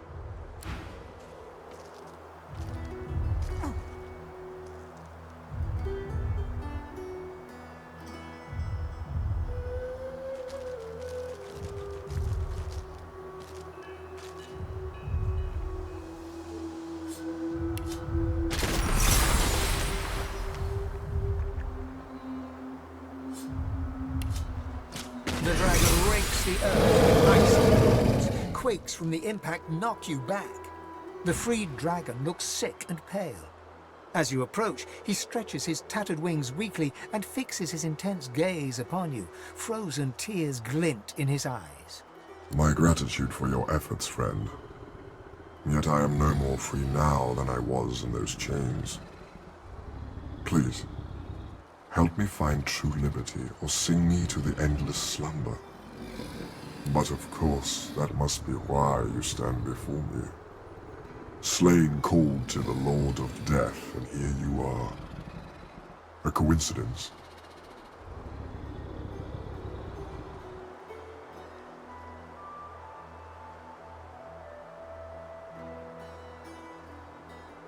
Perhaps death heeds not the call of the free. Although, you look not unfettered yourself. My soul is bound to joyless obedience. Purged at my source by the wickedest of witches, I stand enthralled to her every whim. She has only to command, and my traitorous body complies. The witch Rebecca. I was in love with her once. For the smallest slight, really a trifle, she wielded a purging wand against me, enslaving me to her will. Now only my voice remains my own.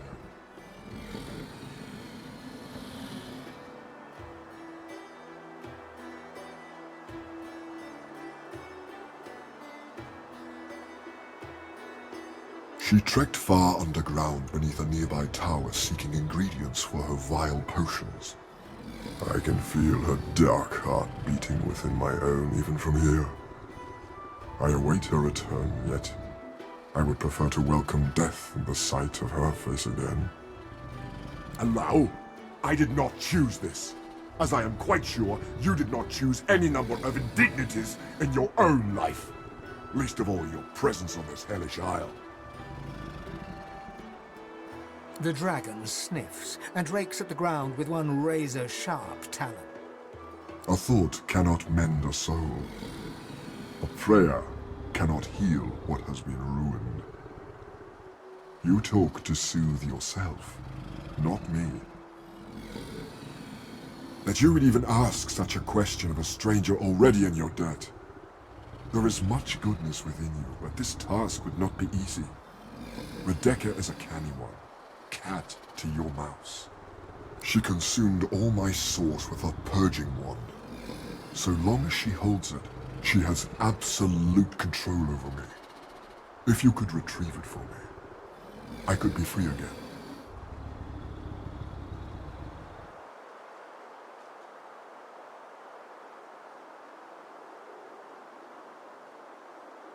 One good turn deserves another.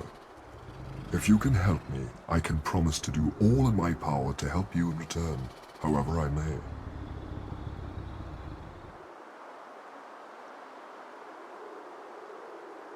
You would have my gratitude, and whatever aid I can then offer to you.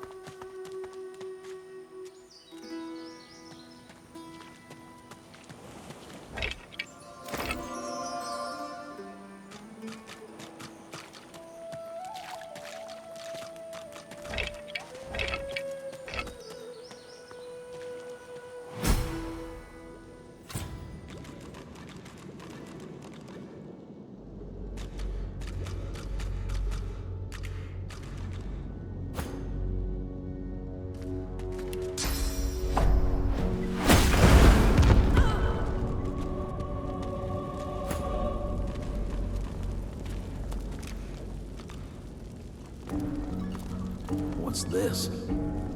It looks strange.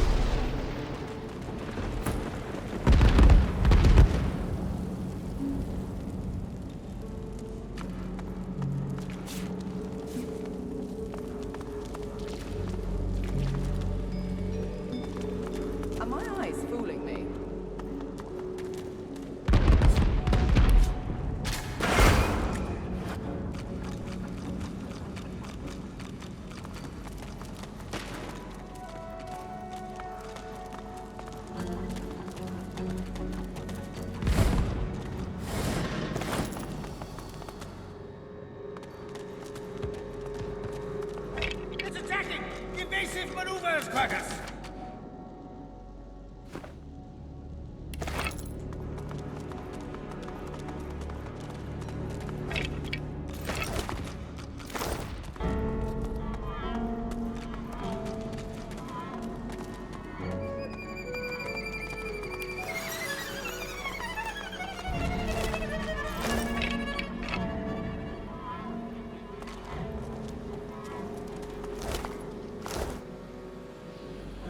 is this place?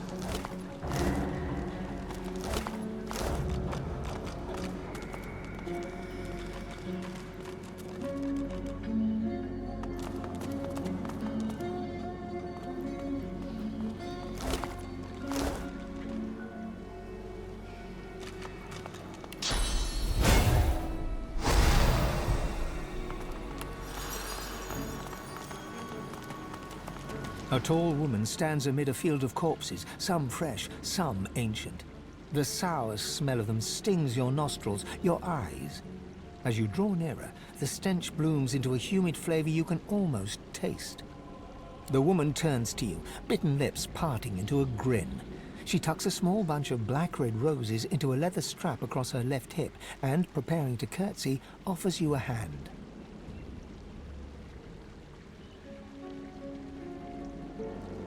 What a bore. She stands to her full height, her lips pursed in disappointment. She cocks her head and takes you in. The stench of death and sewage suddenly intensifies.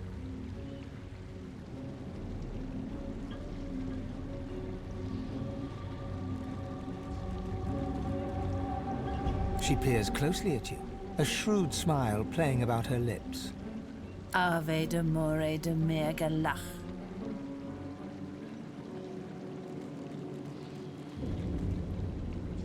Very good, kitten.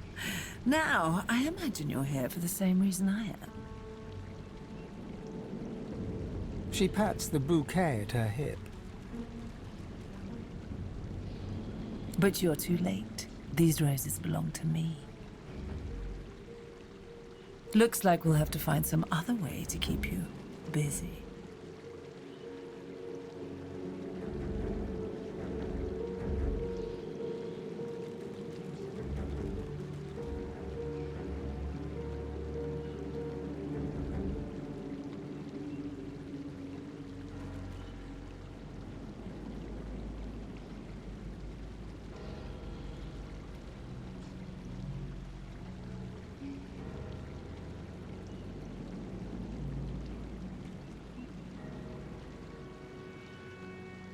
Oh, I do hope that little so-and-so hasn't been talking. Those chains were in a place for a reason.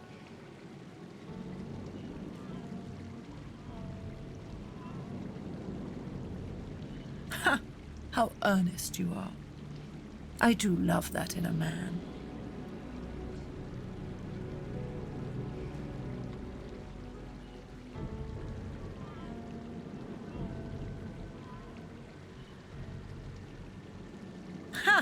As though you don't know. This is the one place in all of Reaper's Coast where blood roses actually thrive. I suppose you just stumbled in by mistake.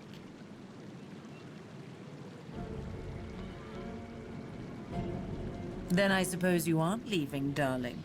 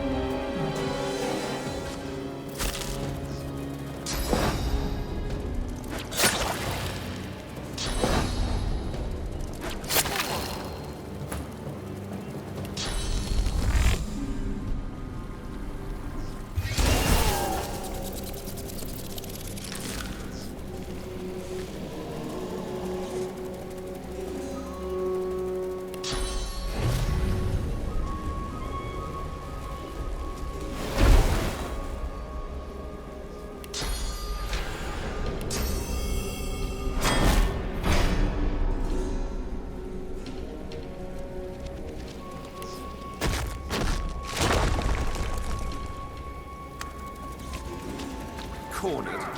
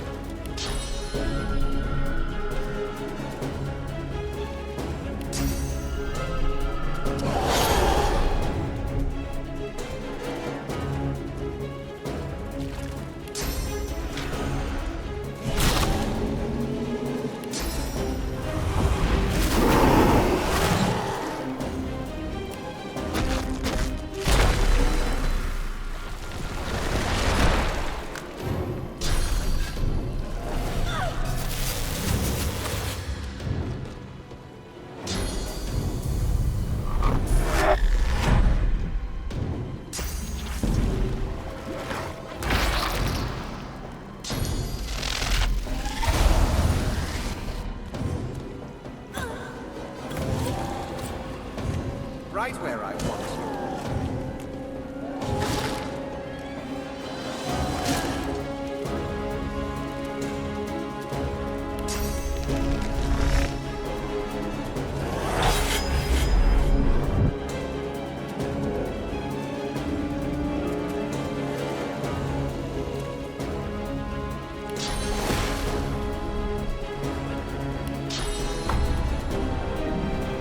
Glory is mine!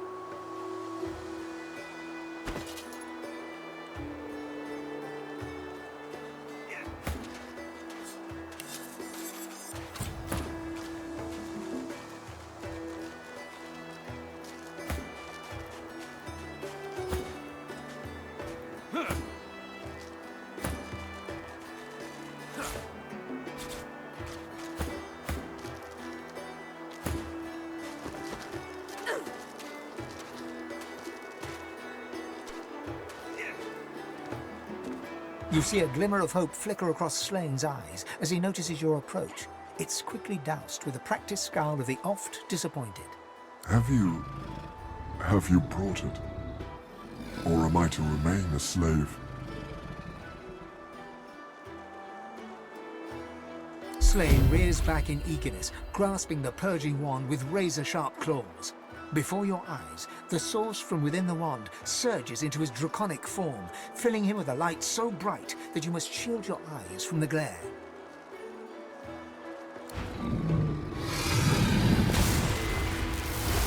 The blazing brightness dies down.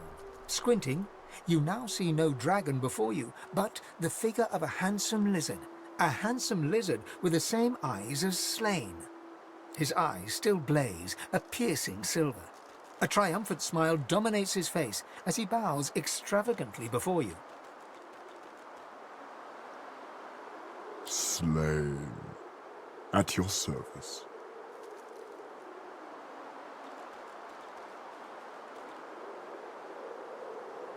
Neither. Both. I am a dragon knight, the last of my bloodline. Shifting between two shapes is our greatest gift.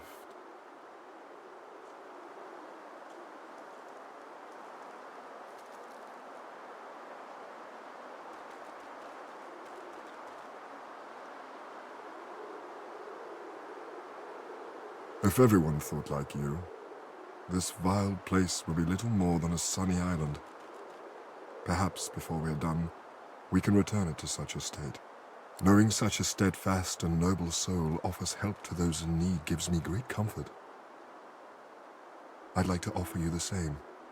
When you are truly at a loss, when you have no choice but to back down or perish, you will find safety in my shadow. This, I promise.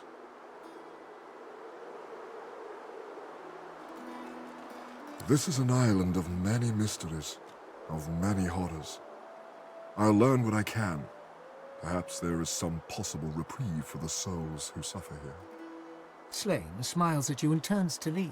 He takes no more than a few steps before he shimmers out of lizard form, blurring in midair back into a majestic dragon that soars away.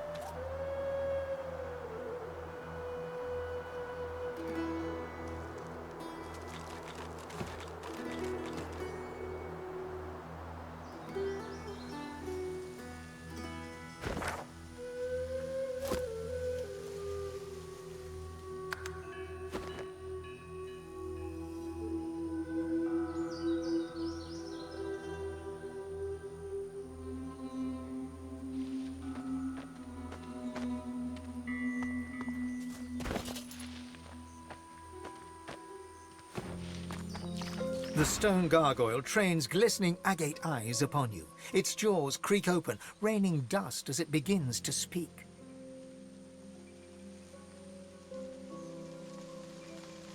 You are not Brachus Rex.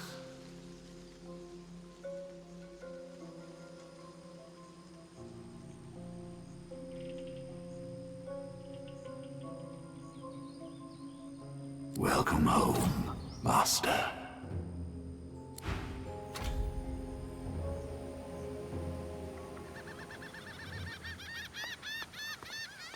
Your inmates have long awaited your return, Your Highness. Welcome back.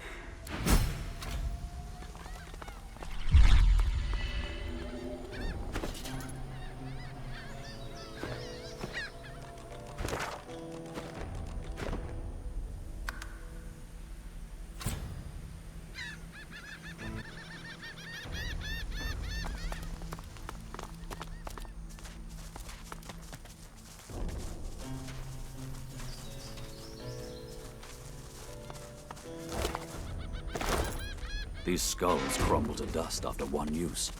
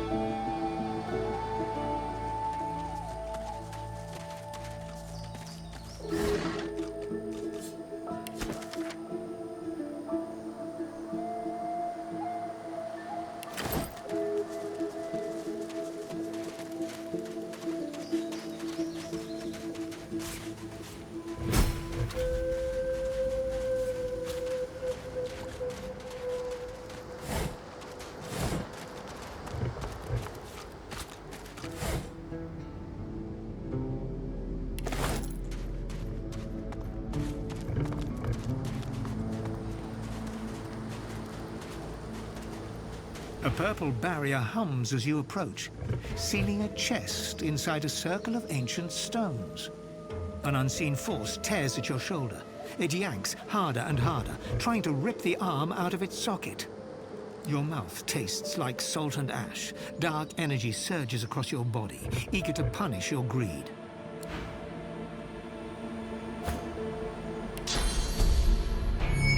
The lid flies open with a metallic squeal. A one-armed skeleton clad in a pristine coat unfolds himself from inside the chest. He rolls his neck, aligning spine and skull in a long, crackling chorus. Speak. Aye. Hand it here.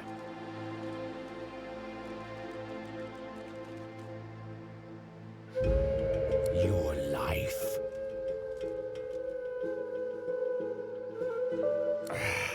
Much better.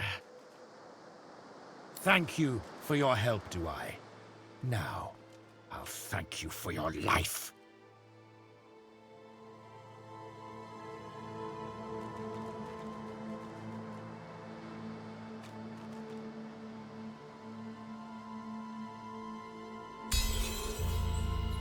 Now, let's start from the starting place. That jar's a precious thing. Used it to trap me here, did the Source King. Hand it over, and righted will a great wrong be.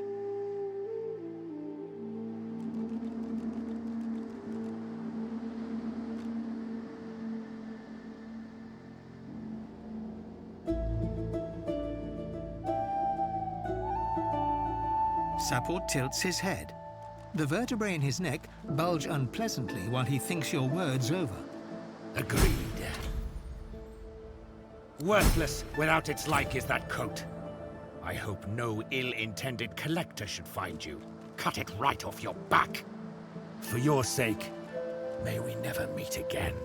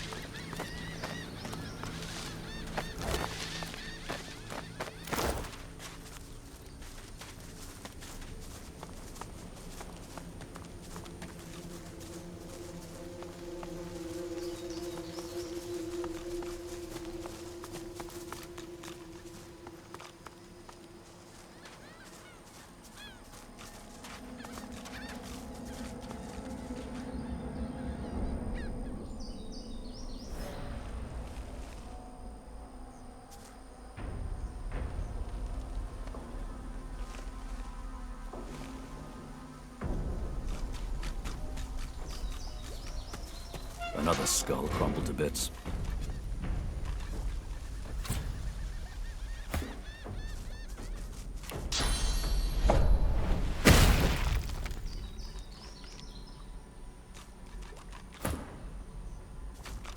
Careful now. Careful. That's a trap.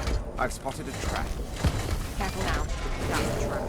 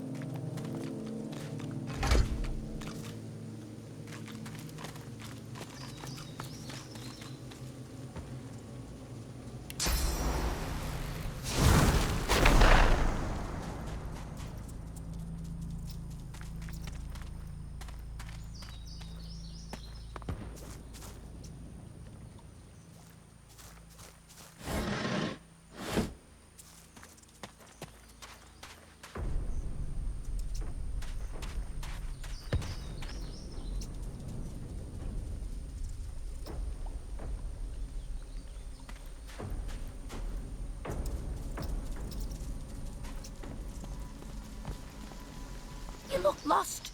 Also, you look slightly evil. And you look kinda dangerous, so I immediately wish I hadn't just called you evil. Don't hurt me. I can't help myself.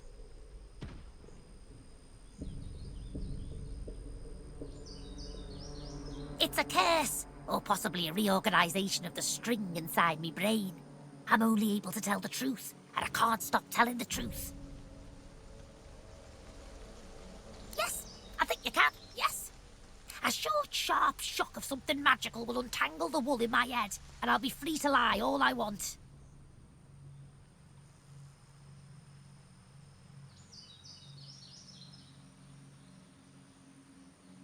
I'd rather hoped you know the answer to that. It's your power to wield, after all. I have faith in you, for all your many manifest flaws.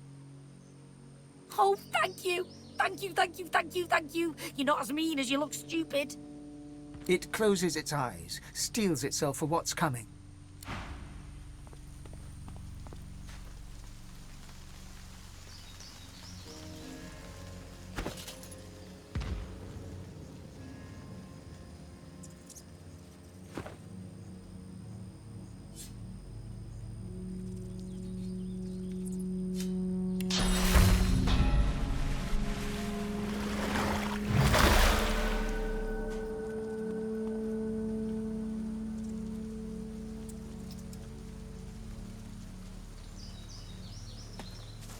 It's done! Brilliant! No, it didn't. The rat gives you a mischievous look, holds it for a long moment, then... Ah! See? It totally works! I can lie again. with a new bounce in its tail, the rat wanders away.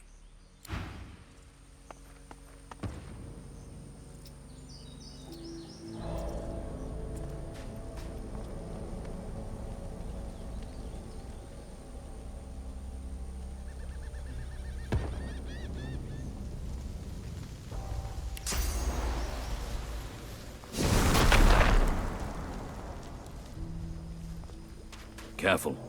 I spotted a trap.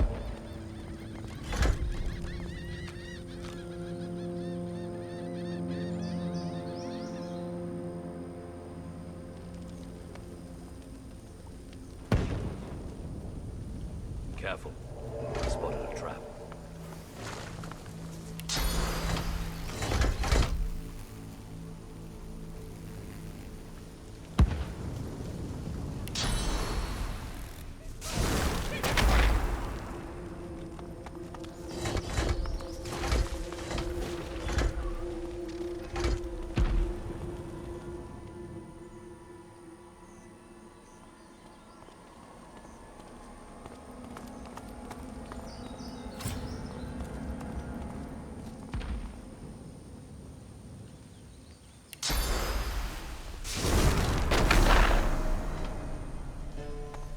Careful. I spotted a trap.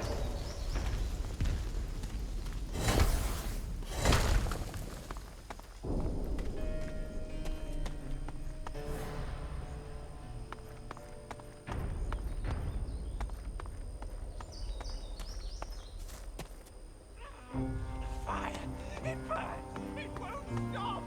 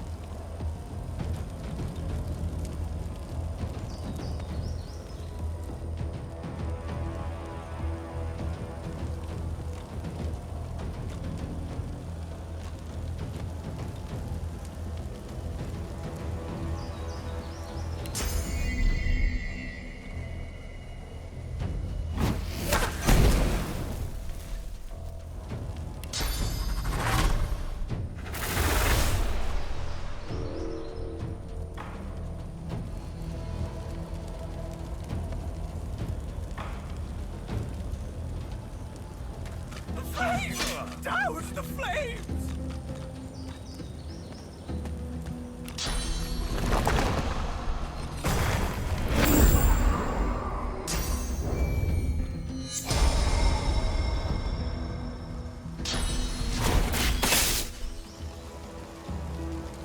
Get back!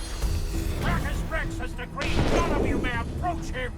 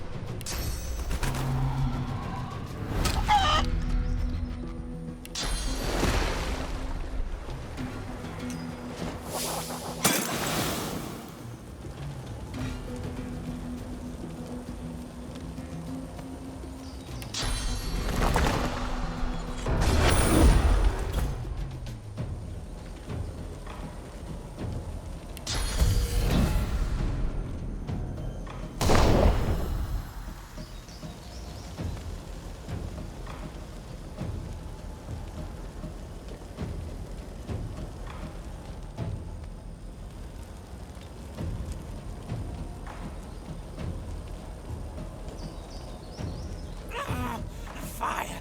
It burns! It won't stop!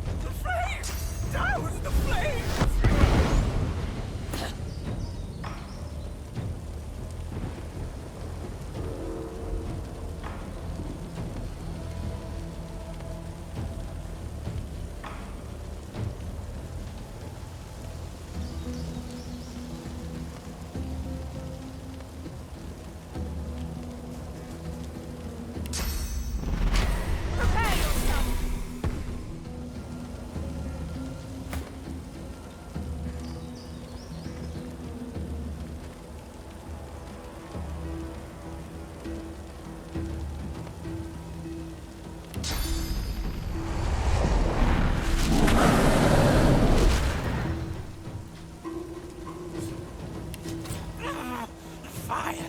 It burns! It won't stop!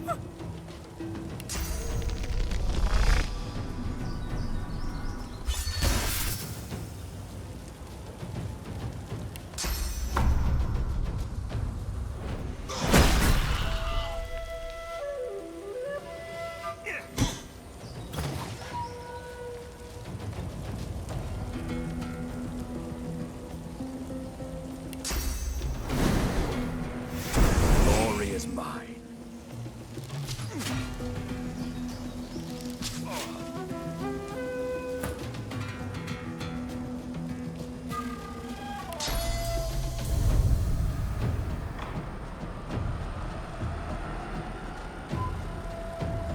Please, help! The flames will burn me forever! None.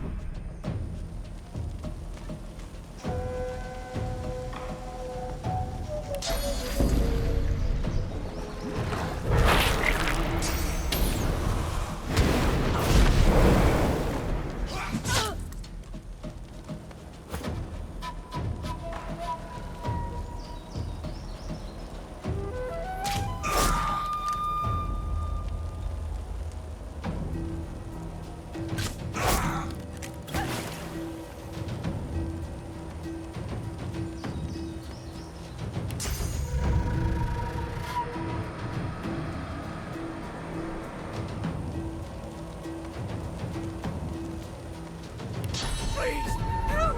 The flames will burn me forever!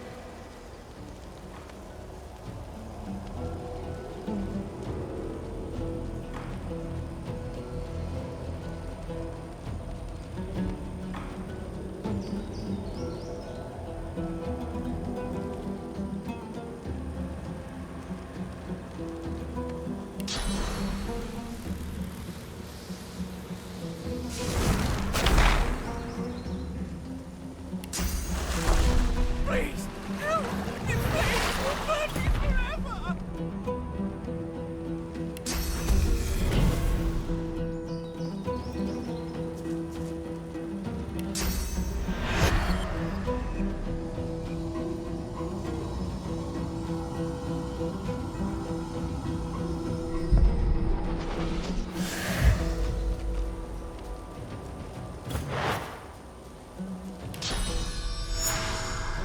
Glory is mine!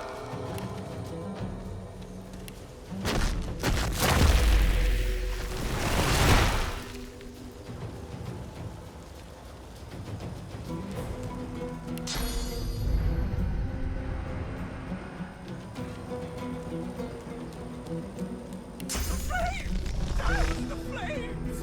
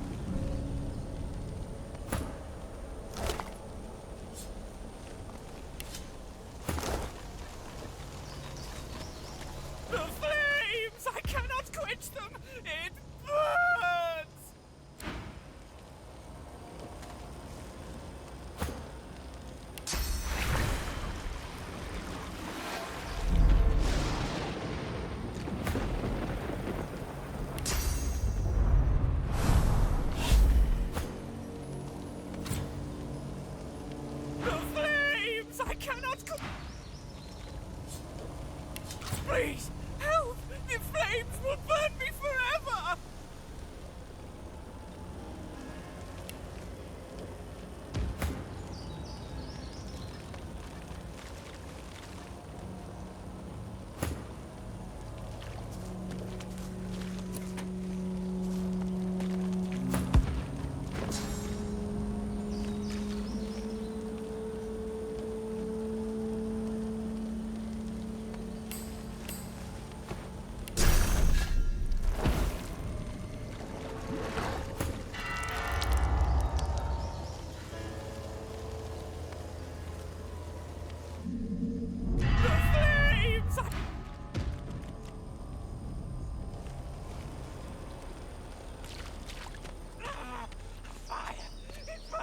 It won't stop!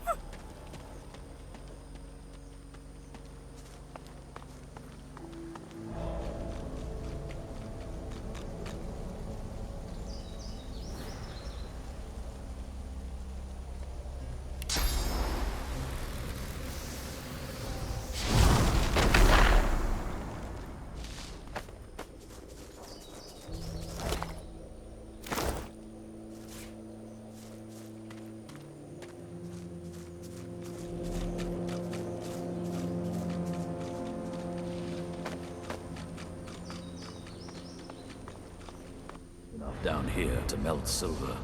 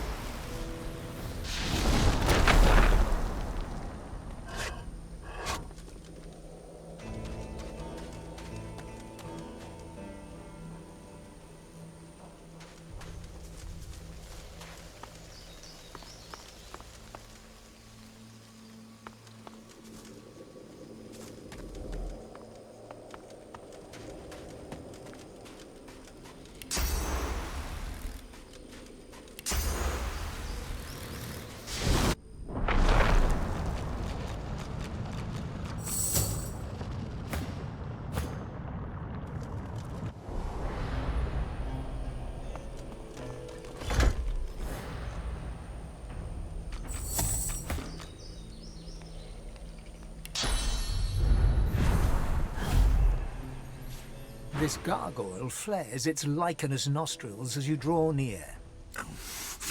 Master would be impressed.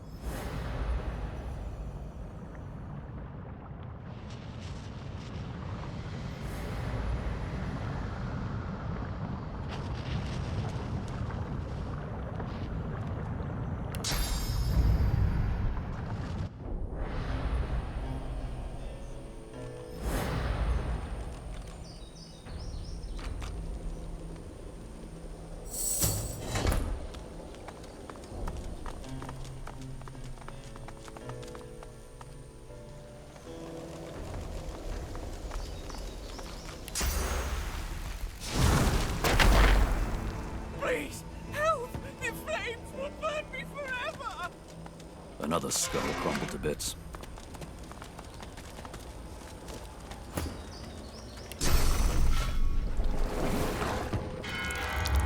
The fire! It's left me weak. I won't last long. You released me, elf. Long have I waited for this moment.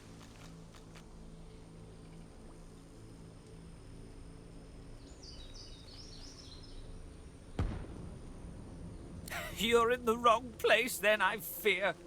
This island's a cauldron of suffering, right through to the roots in the ground.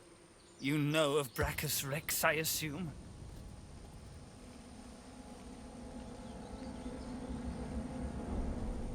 The figure nods grimly. He did terrible things while trying to master Source, bend it to his will. I had a part in this, I must admit. Perhaps I deserved the flames. No, I was a scholar, a librarian. Brachus sought the secrets of Source, but he had no patience for sifting through ancient scrolls and tablets. I unearthed knowledge of a great power within those texts, a great and terrible power, one that Brachus coveted above all. The figure's ruined flesh curls into a scowl. Long destroyed, surely. Brachus wanted no one to have that knowledge. He fed me to the flames so I'd keep my secret. He'd have no qualms about burning a few scrolls.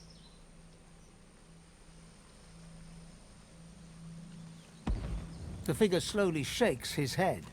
I will not say. I spoke of it once, and was damned to eternal hellfire for it.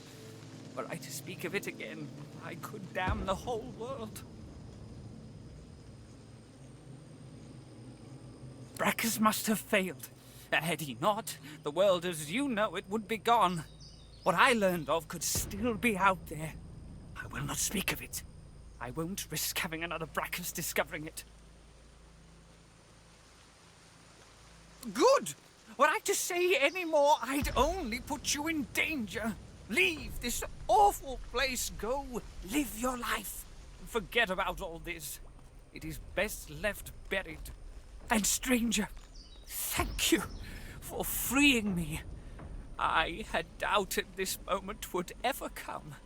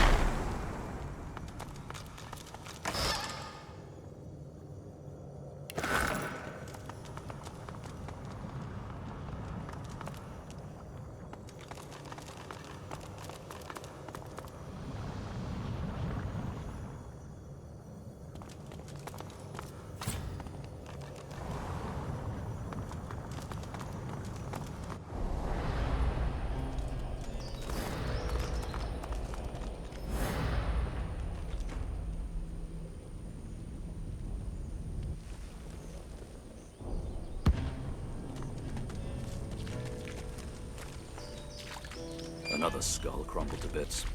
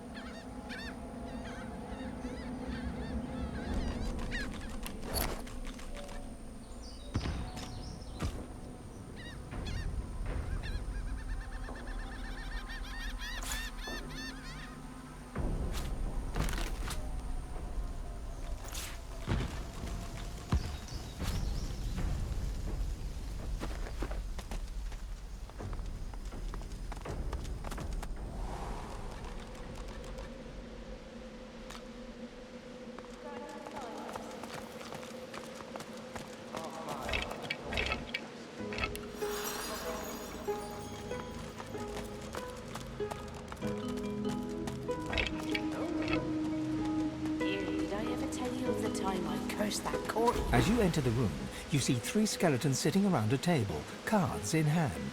They creak and turn to stare at you.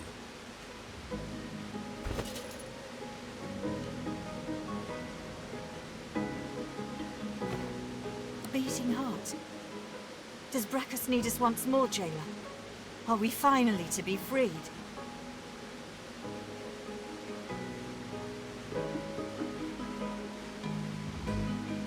You're not one of Brachus's brood. You're not Gratiana's pet.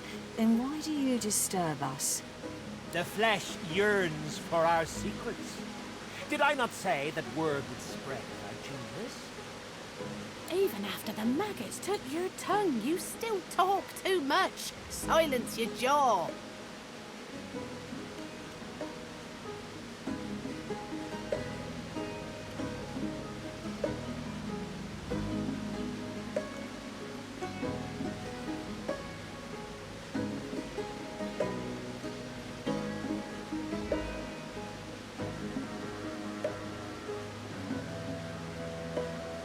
The vile magic of the soul jar binds us here.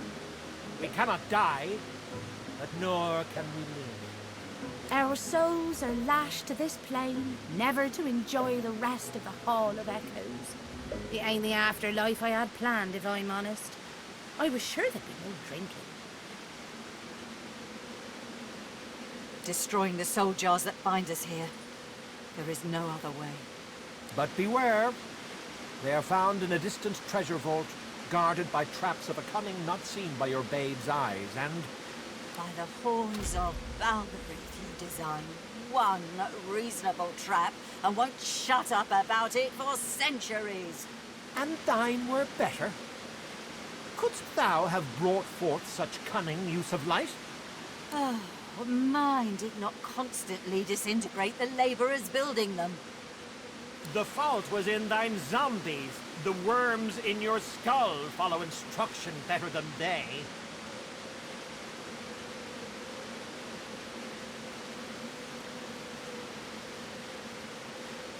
Ever the joker, that man. We design a vault of brilliant cunning and he hides our soul jars in it. As for us, we get a tower with gargoyles, tough walls, and a tougher lock. We have spent centuries trying to escape this tower, but our power was too weak. There was no hope of freedom. At least until your gorgeous self opened the door. Now we just need the source from your pretty little corpse, and then we're free.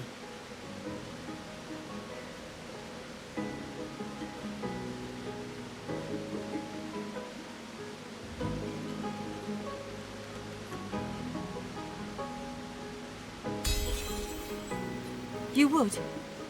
To walk the earth again would be glorious. But death, sweet death, would be divine. All right, beautiful, you've had your chance. But I'm escaping this hell one way or another. And Maxos himself couldn't save you if you do wrong by us. Trusting flesh to do bones work? It seems foolish, but very well. Mark the location thus. And do not disappoint us.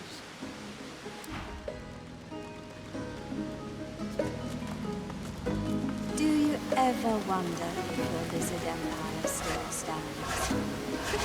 I need not wonder. The Empire abides, never straying from its course. It is eternal as we. Verily, I say, lizards speak as I do, and my great house, the House of Trade, rules still. I don't doubt that fortunes wax and wane, but the Empire remains unchanging. The pictograms on the jar stand fixed and still.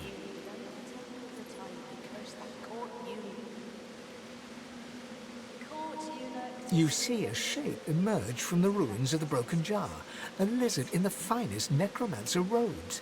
It grudgingly nods at you as it starts to fade from the mortal realm. Farewell to flesh. The dance macabre. Farewell Yes, to I bone. recall. Farewell.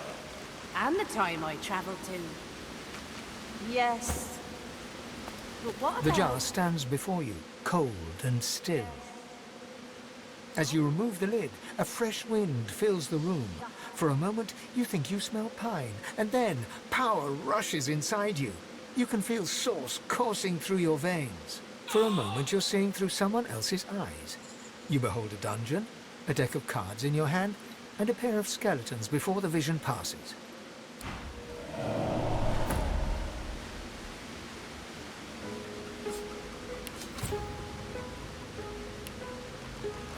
Good find.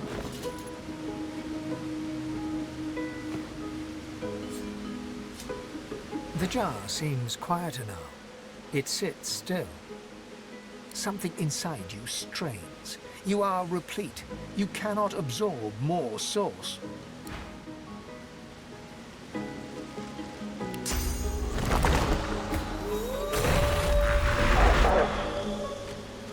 The jar seems quieter now. For just a moment, source swirls around you, and then, with a whisper, it cascades into your body. You feel light as the power of the universe fills your being. You feel your spirit jolt, and for a heartbeat, you're looking through other eyes. You see a dungeon and a table shared with 2 other skeletons before you collapse. When you open your eyes, you're back in your old body, senses buzzing with newly found source power.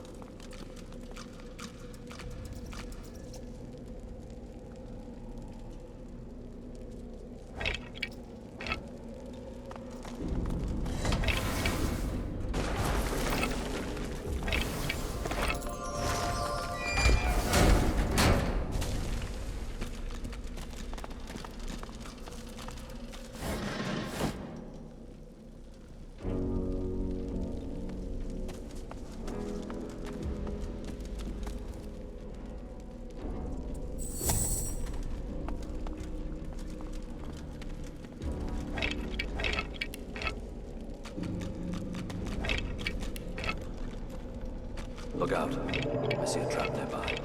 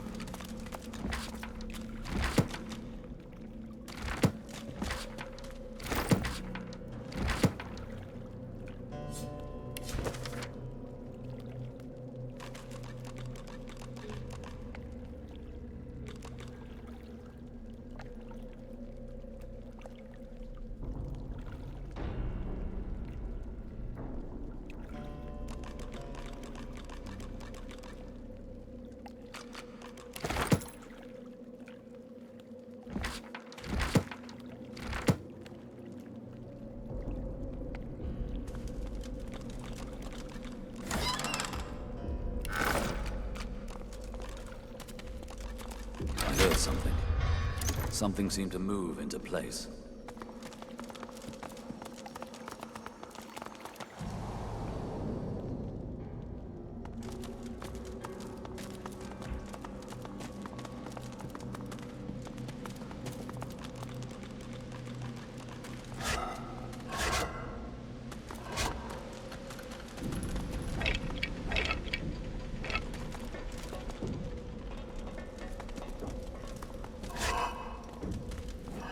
Among the long-crumbled remains of the temple that must have once sheltered his shrine, the stone effigy of a god seems to invite you to put your hands in his.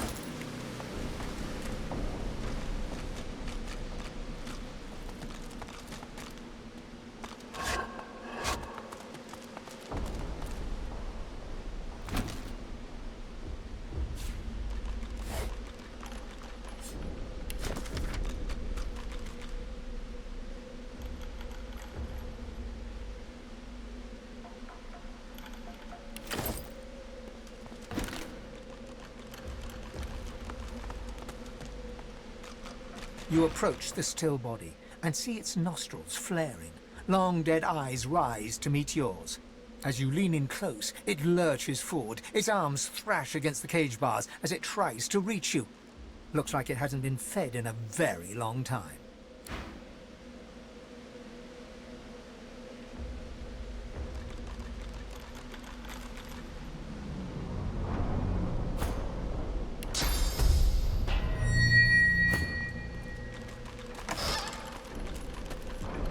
The heavy gauntlets are cold to the touch. A prickle travels up the back of your neck, warning that you're being watched. Flickers of memory fill your mind. You long for solitude. The subtle scent of parchment wrinkles your nose. Fresh ink stains your fingertips. The memory vanishes, burned away by heat. Ash falls from the sky as a growling whisper addresses you. I see you. And inside you is the strength I've been looking for.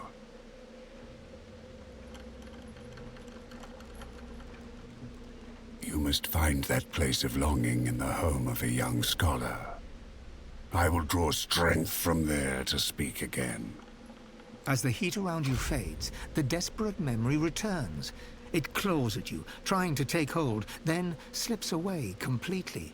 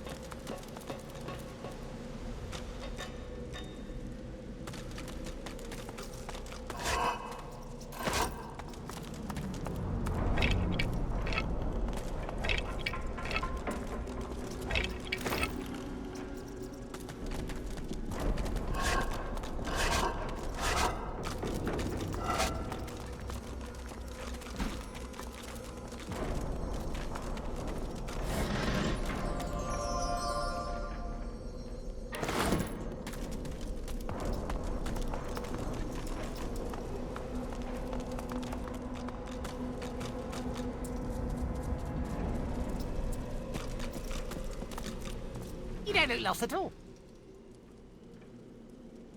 Sarcastic me? Not at all. I'd never be sarcastic me. Oh no, not in the least.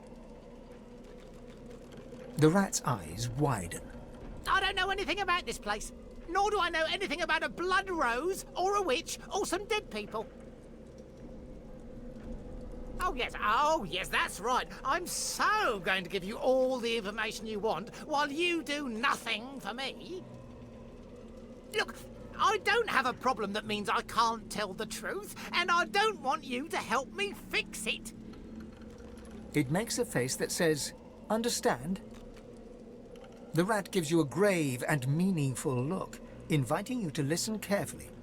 I don't think the problem is in my head, and further to that, I don't think the problem could be unscrambled by the use of sauce. I can categorically state that a short, sharp shot with something of a magical persuasion would absolutely not solve my problem immediately. And I do not invite you to look at the subtext in what I just said.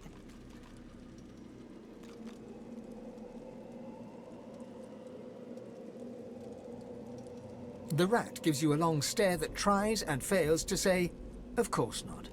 The rat breathes a long sigh of relief, closes its eyes, and steels itself for what's coming.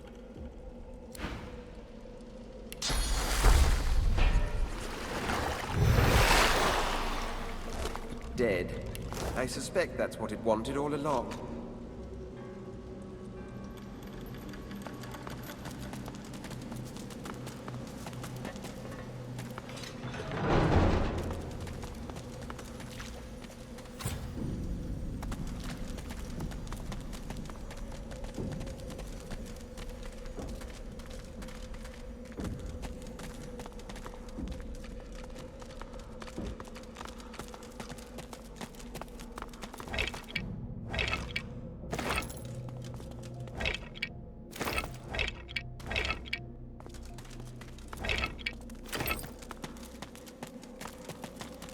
You approach a decrepit well and stare down into its toothless black mouth.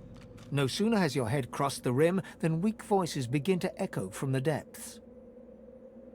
Thirst, dry throats, drink, water, water.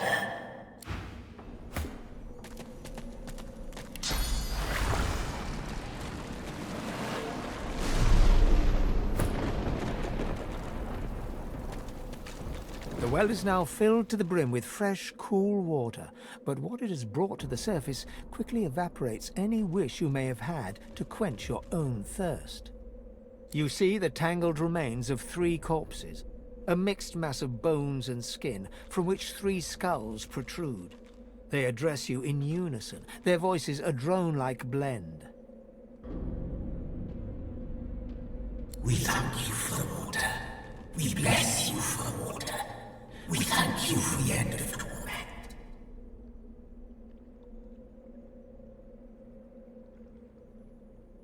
We are the brothers of Baladur, truth speakers, wish granters, dream readers. 3 brothers, 3 sages, thrice cursed.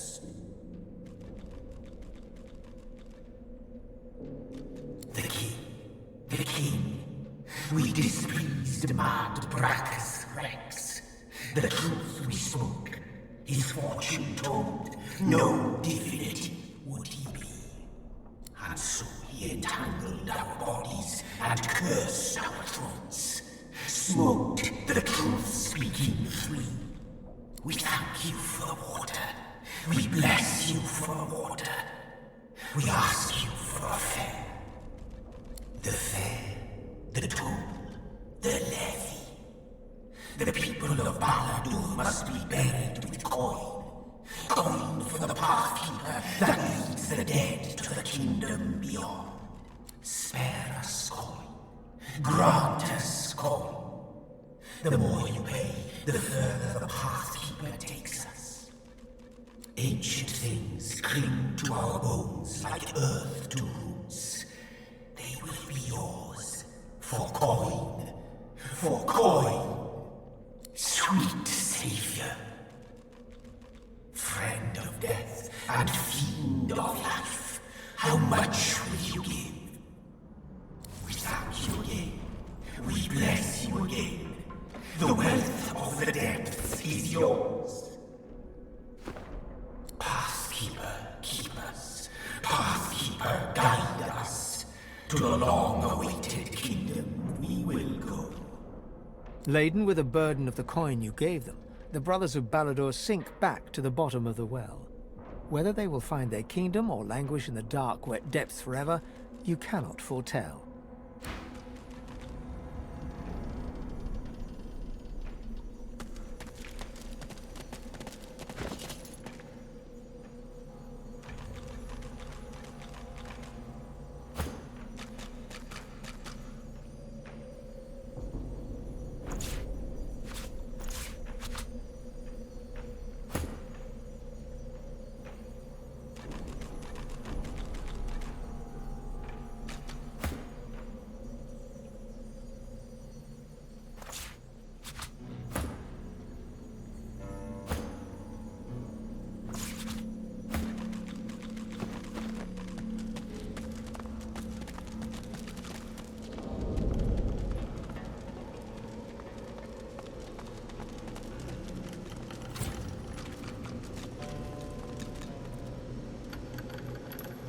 The air around the glowing relic thrums with power as the source barrier quietly crackles in the background.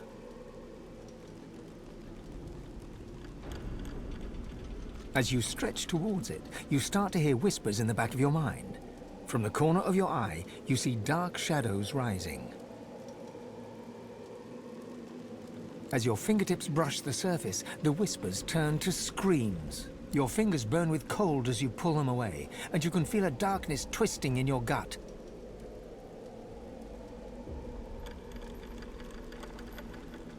The hum of the relic grows louder, and bright light starts to spill from its runes. Cracks start to spread across the surface, and it shatters like glass.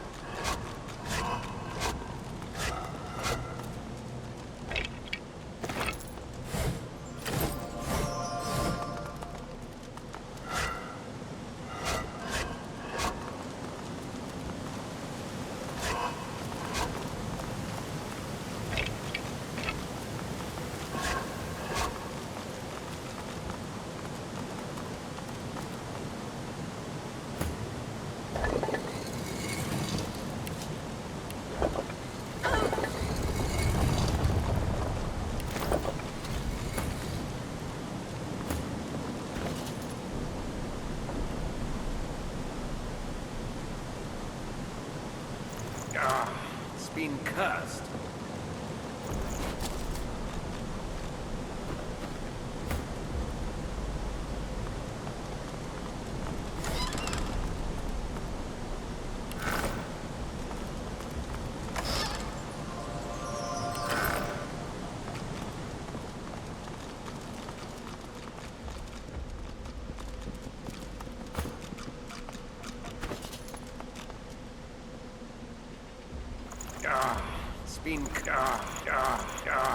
It's been carved. The armor set is complete.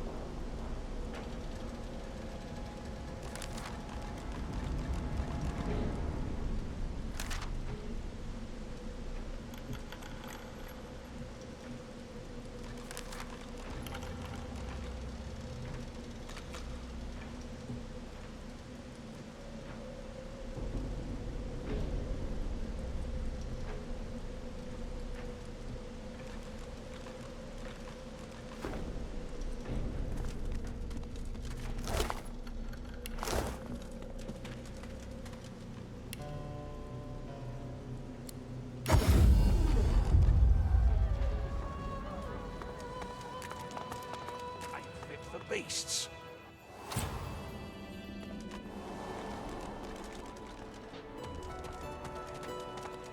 She smiles and gives you a long, meaningful look.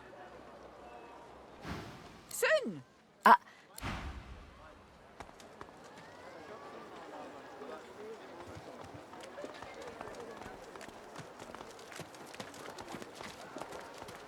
She looks at you with wet eyes and manages a wink before returning to her work.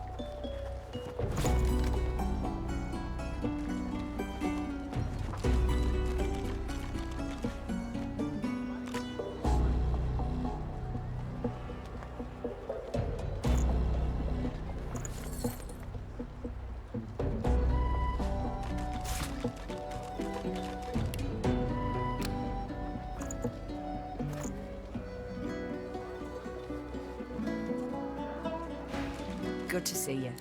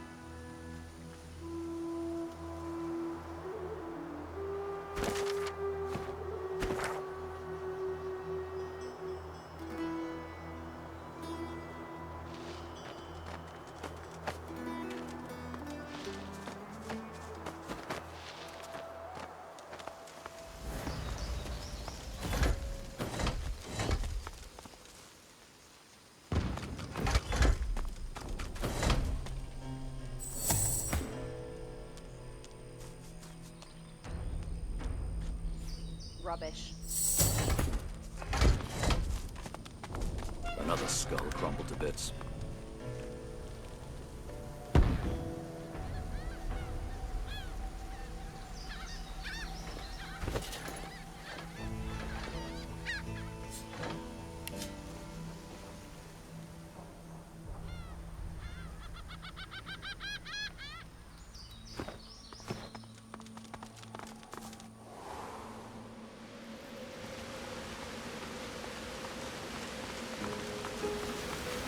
Good find.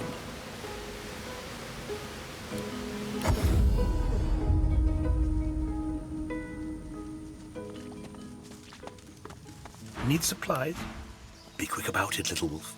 My errands are more important than trade.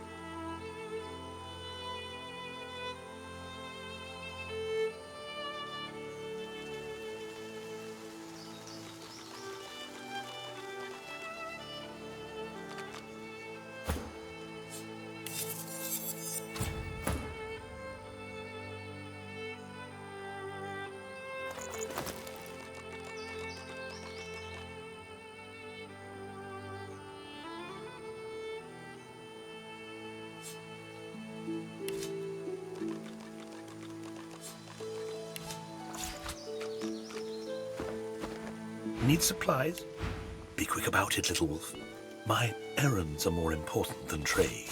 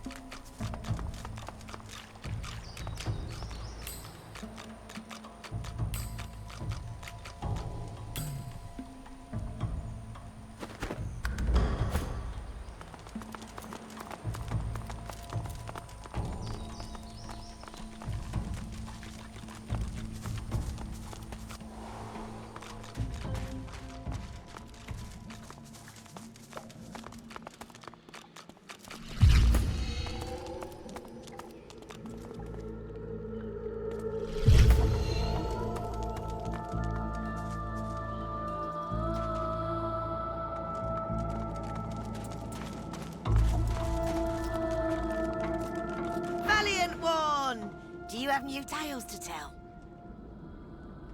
I don't know how you do it.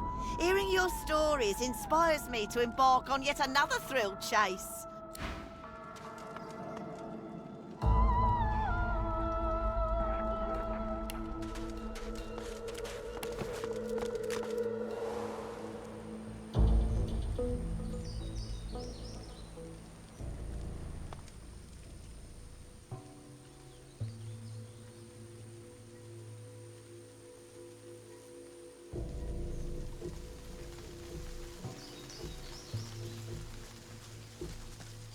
The bear cub looks at you, eyes filled with sadness.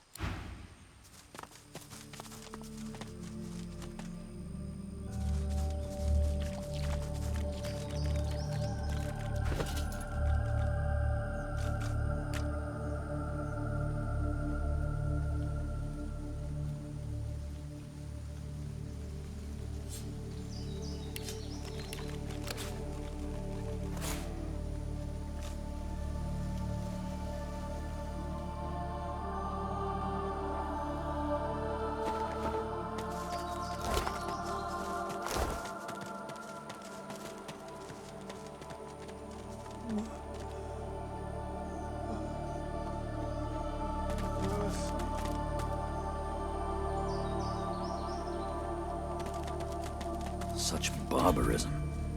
What happened here? The Seeker's head twitches upwards as you approach. His eyes open a fraction. He struggles to focus his gaze upon you. A low moan escapes his cracked lips. His eyes close and his head sags forward. You thought you'd already seen the full depths of Magister cruelty.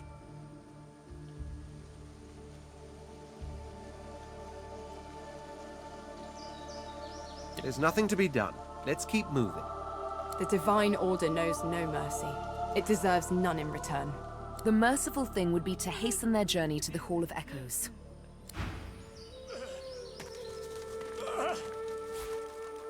Mercy! An old elf's pained gaze passes between the crucified.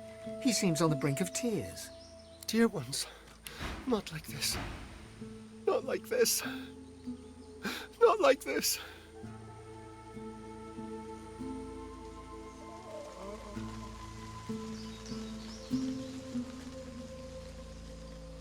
Certainly there are. More ahead aboard the ship. More about collecting their weapons. But I can't just leave them. They're as good as my family. But I cannot heal them. I cannot heal them. So much pain. But they're still inside. They're true souls, uncorrupted. I feel them still. I see them, yes. I know full well what they'll become, and I know full well they'd rather die 1,000 deaths than be used in such ways.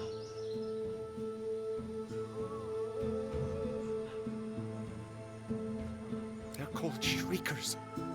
Upon sight, they blast passers-by with swords so powerful none can withstand it. Instant death, that is guaranteed. Where you find Shriekers, you can trust the Divine Order is hiding something they desperately want to keep private. Fate of my dear ones proves there must be some such thing on this very island. Stay away from Shriekers if you want to live. I know not how much longer my friends here have. Mercy! The Seeker gazes upward, right at the sun. She mumbles rapidly to herself. Oh, Lucian, our divine smile upon your servant. May the whole of Echoes embrace your martyr.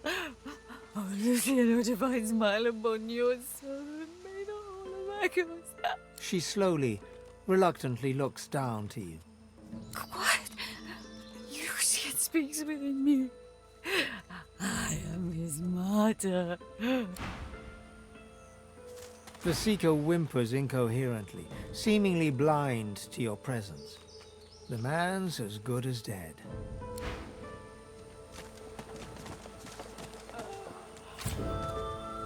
Smoke, blood, carnage. The Magisters didn't spare a single Seeker.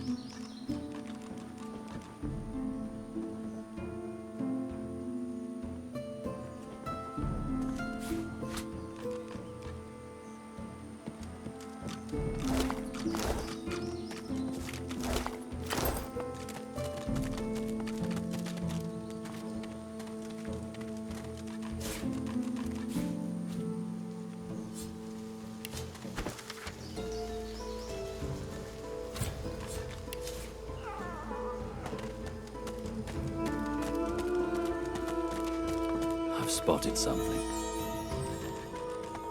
Here, look down those steps and tell me what you see.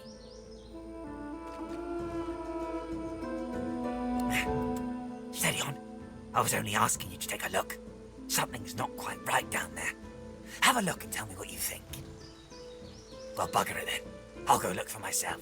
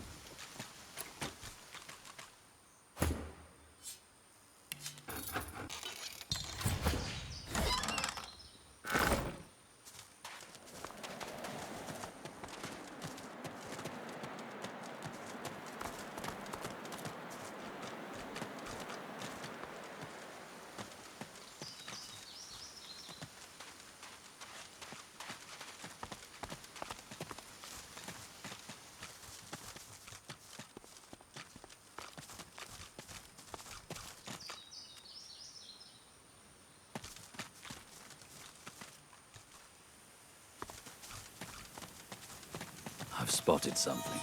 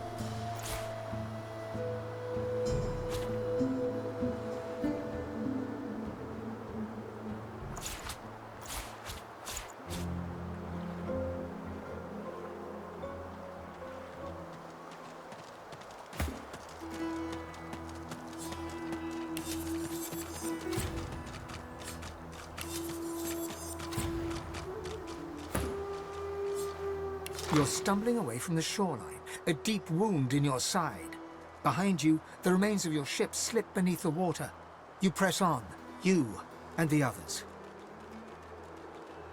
A clearing further inland, a camp, a Magister camp. They weren't supposed to be here, yet here they are, twice as many in number as you and my friends. You reach for your sword, but the sky is already thick with Magister arrows.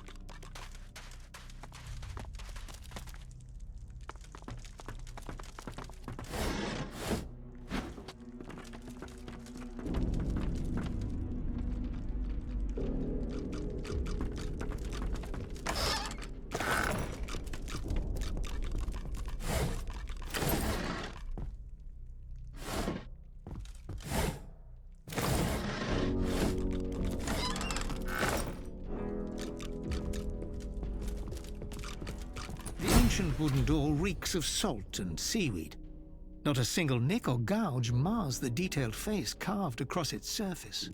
It also has no lock or handle, but when you run your fingers across the wood, the carved face comes to life. This ship has the claim of a captain.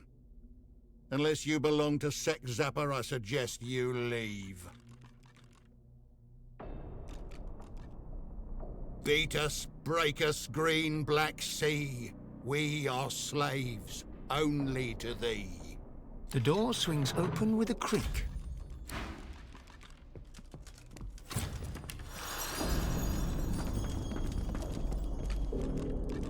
This won't be of any use.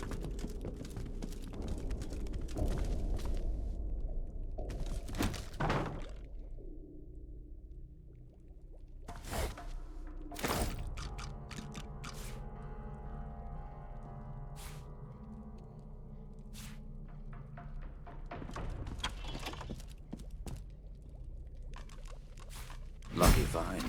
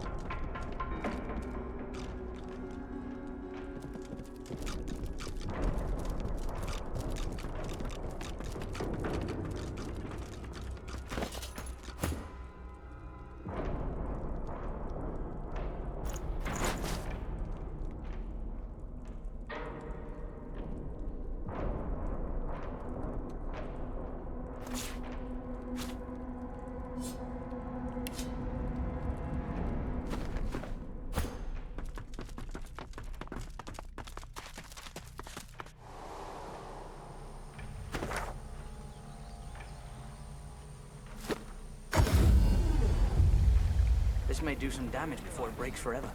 Thank you again for all you've done for us. Thank the goddess Armadia, not I. What word do you bring?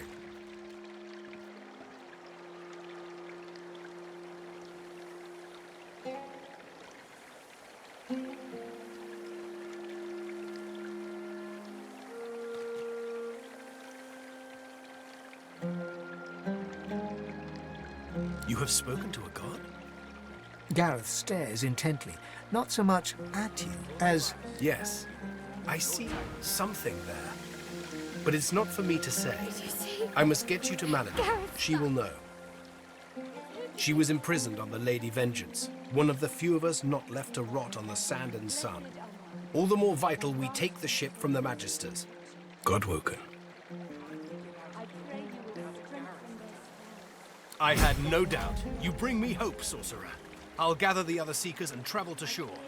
Meet us there as soon as you can. Gareth's voice echoes throughout the Enclave with such command, it could rouse a fawn to action. We move, seekers. Now is the time to resist. The Lady Vengeance will be ours!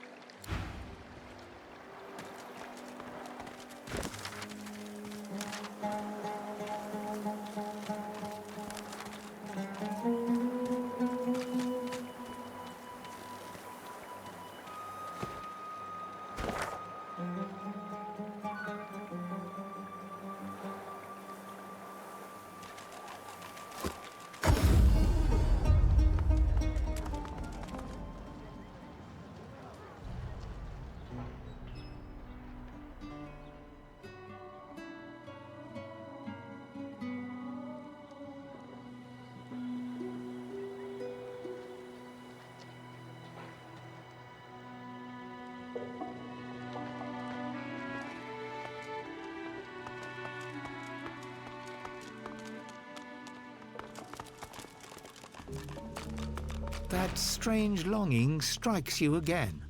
The books and ink are like sacred artifacts. Your hand is drawn to the parchment. But your serenity is shattered by heat, pouring in all sides. Ash rains down on you, violent and swift. Excellent. Where the spirit longs to return, I have an anchor. I can speak again. He is bound to the gauntlets you discovered. He dreamed of this place. Through his longing, I can speak. You will meet him soon. Him and others hidden far away. Leave this place. Find the mainland where the Garden of Stone and Death stands. Its master guards the next piece of the set. Something stings your palm, an invisible claw pressing into your skin. Elemental essence materializes in your hand. Accept this gift as a promise. Should you gather the entire set, I will reward you 1,000 times over. The heat and ash dissipate. Were it not for the glowing orb in your hand, there would be no proof of the vision at all.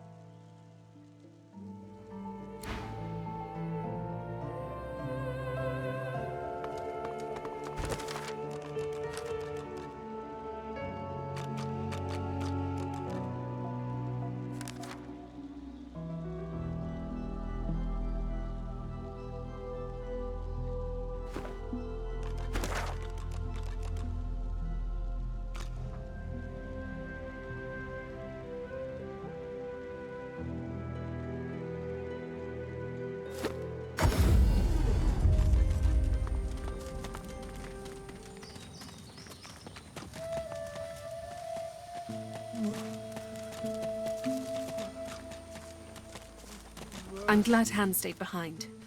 The boy's seen too much horror in his life already. Mercy. Careful now. That's a trap.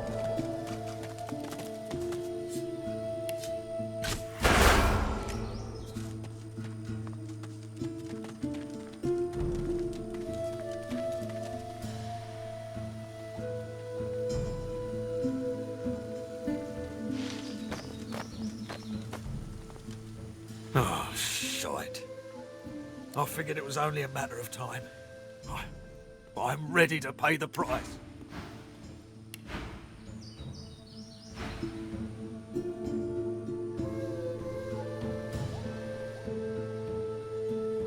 That's not for me to say. If you must kill me, then kill me.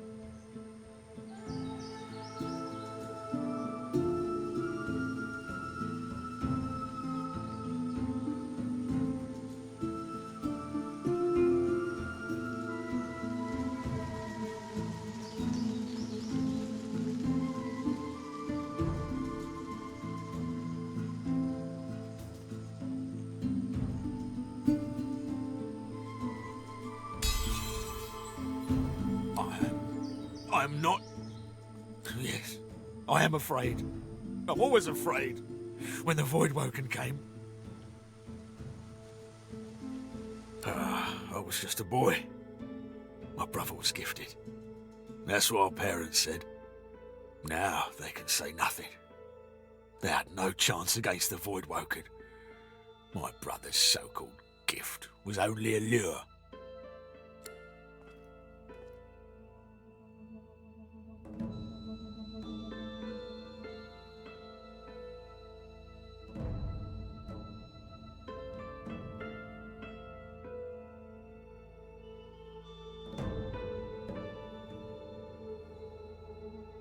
The Magister's face relaxes for a moment, then hardens once again.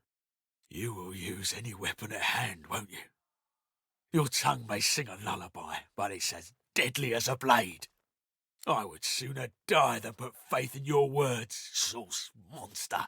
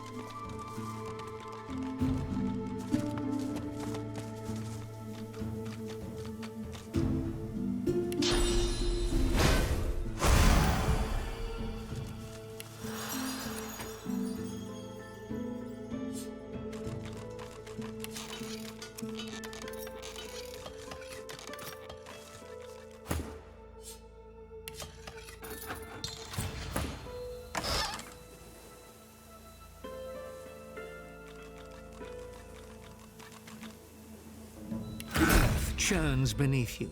Skeletal arms surge from the ground and ensnare your legs, squeezing tight.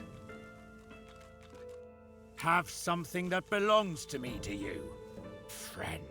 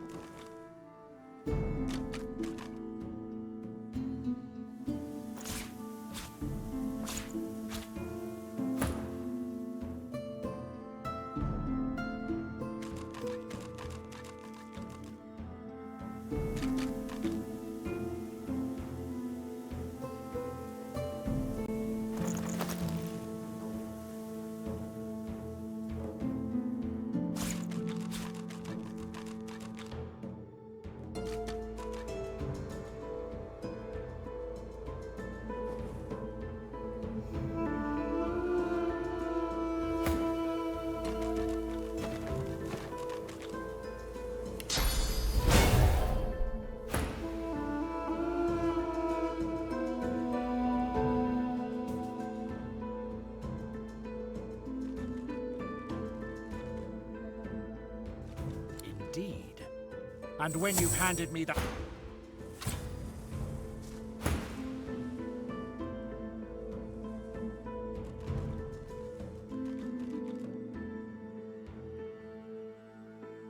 Not without that fine armor set. I found my ship. I found my crew. You found my own armor. I mean to take it back. Lads! Now!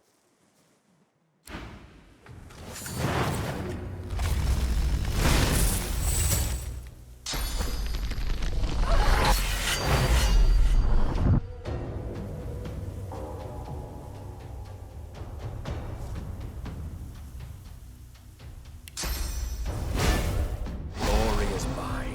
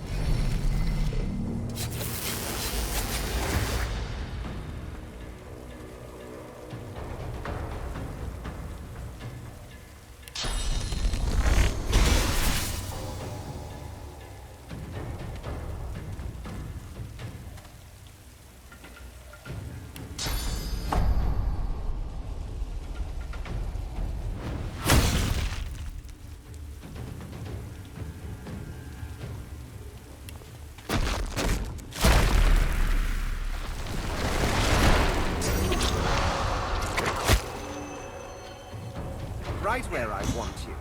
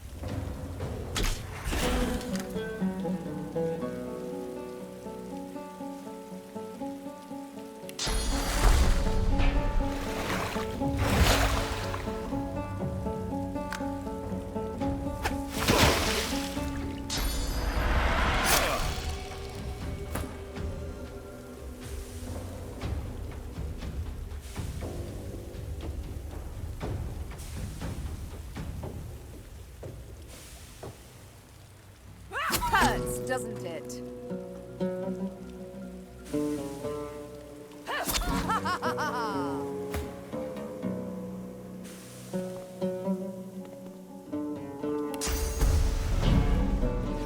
I'll yield to none.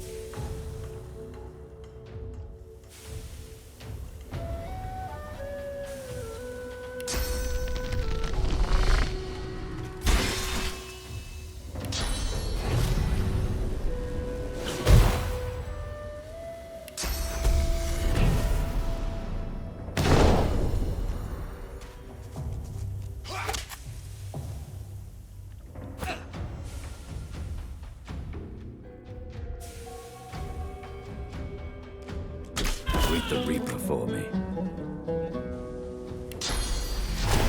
Hurts, doesn't it?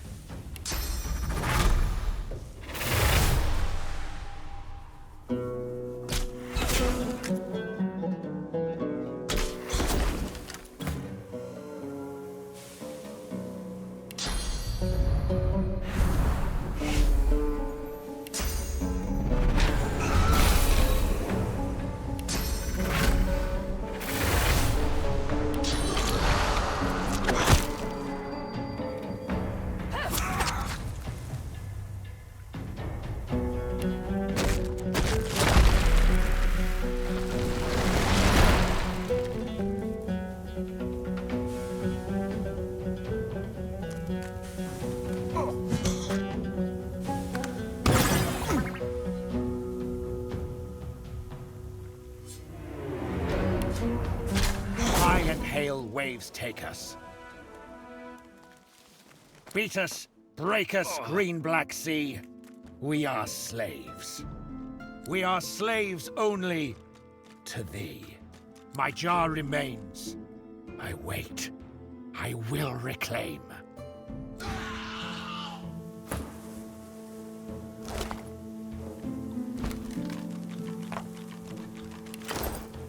The soul jar pulses with trapped life force.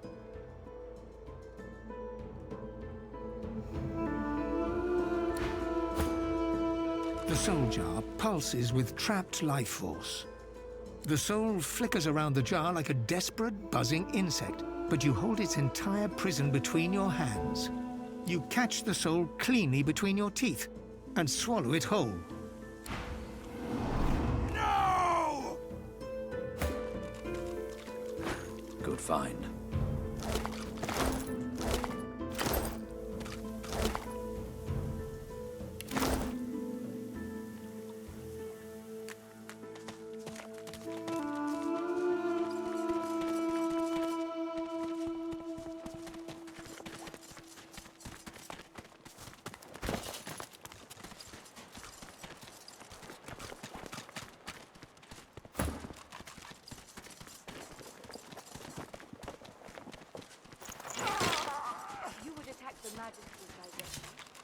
Are you so eager to die, Seeker? You cannot stand against the Shriekers, not without stronger weapons than these. We'll find them, or we'll find another way.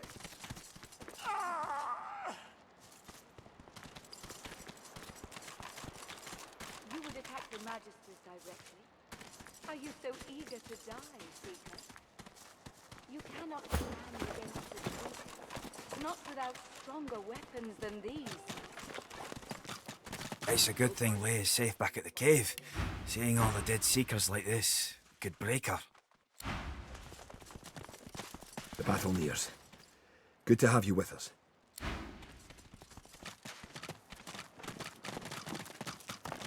Those Magisters are gonna regret they ever laid eyes on us. Are you so eager to Kerben die? stares at the body of his dead comrade, tightly gripping his weapon in a cold fury. This won't go unavenged. I'll see to that. We'll find them, or we'll find another way.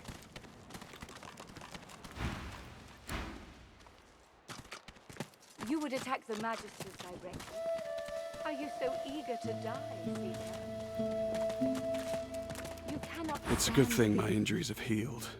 I wouldn't want to miss my chance to avenge our fallen. We'll find them, or we'll find another way. If I were you, I'd stay close to Sir Gareth once the fighting begins. Whatever path he takes will be the surest way to victory. Not without stronger weapons than these. If I were you, I'd stay close to Sir Gareth once the fighting begins. Whatever path he takes will be the surest way to victory.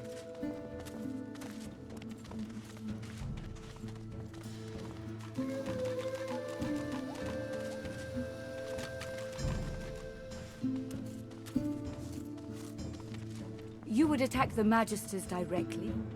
Are you so eager to die, Seeker? You cannot stand against the Shriekers. As you approach, Gratiana turns to you. Her moves are lighter now. Her voice is warmer, but still tempered by the scene around her.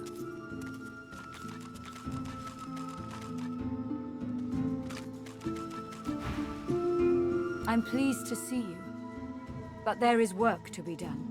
If you ever wish to leave, if the Seekers are to survive, you must use the Purging Wand to destroy the Shriekers. Go, before it is too late. You've come. Lucian be praised. Gareth glances over his shoulder, and his voice tightens. The Shriekers keep watch, and their gaze isn't the only one we should avoid. The murderer is here, Alexander.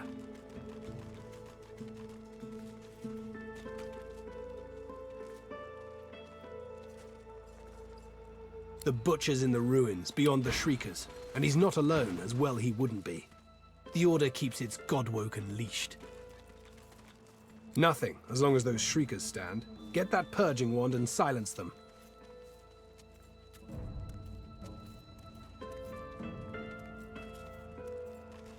If I didn't know better, I'd think the gods themselves were your counsel. The helm of Brachus.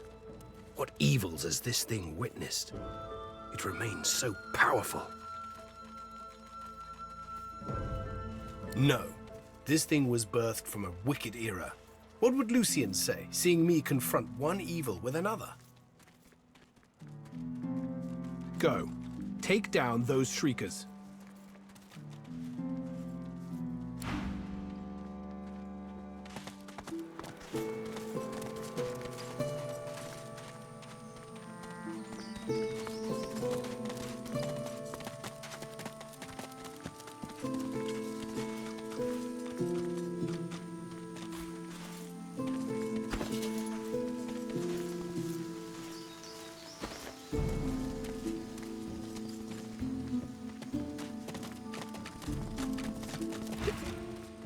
Did you see what those Magisters did? Putting our dead on display like hunting trophies.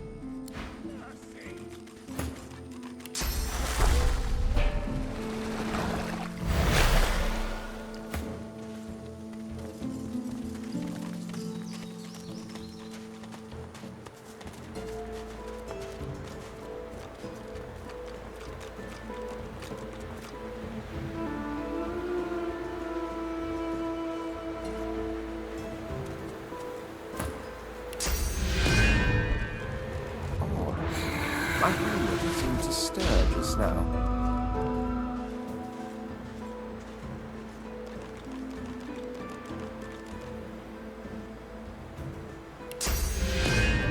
I could have sworn my helmet just jolted when I consumed the sauce just now. Shriekers. I'll never get... Praise be! You have silenced the shriekers and cleared our way. Yet it seems I'm in need of you again, my friend. Do you have any more miracles in you? We've got a boat ready to row to the Lady Vengeance. But if Alexander sees us bobbing among the waves, we'll be shark chow. So we split up. I take the Seekers to the Lady Vengeance. You go to the ruins and keep Alexander busy. He'll be expecting a breeze. Show him that you're a hurricane. Are you ready? We've got right on our side. A greater ally than any sulking Geist or any whinging Magister.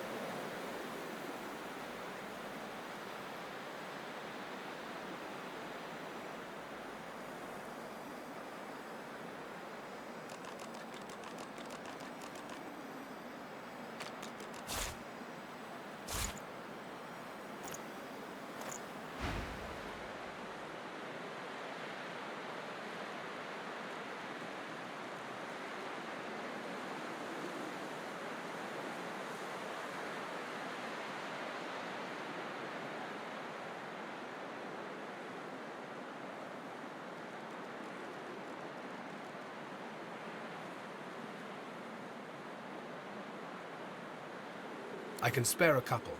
They all walk with Lucian. They will see you through. What kind of Seeker do you want at your side?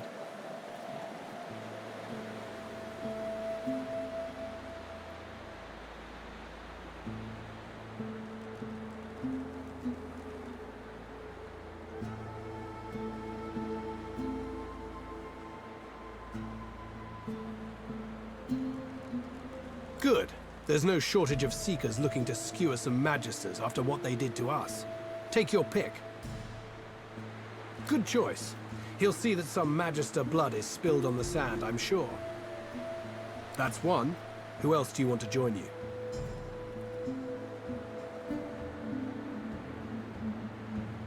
You've got guts. I could never deny it. He takes the news calmly.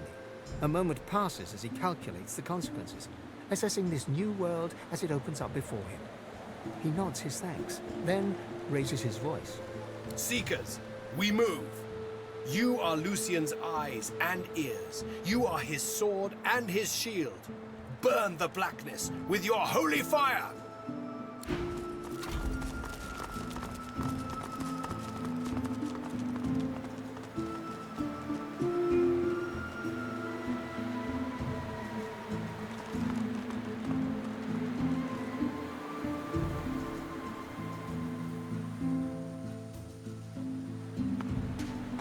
Icy flurries, and the air thrums. Could it be Stang?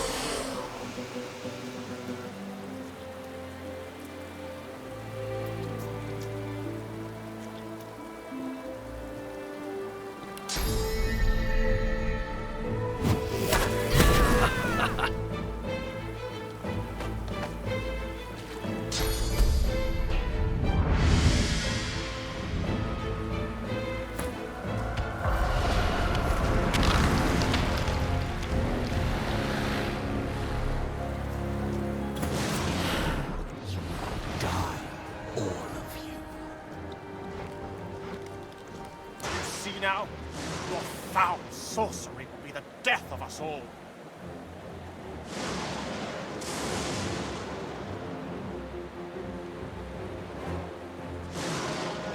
Only a fool does not fear the void. Now fight!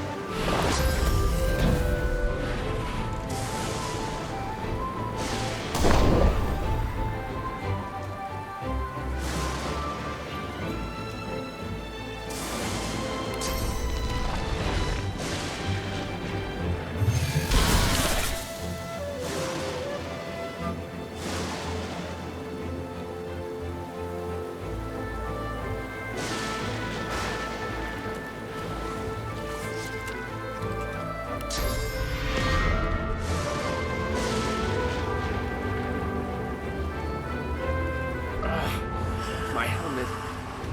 It's getting tighter.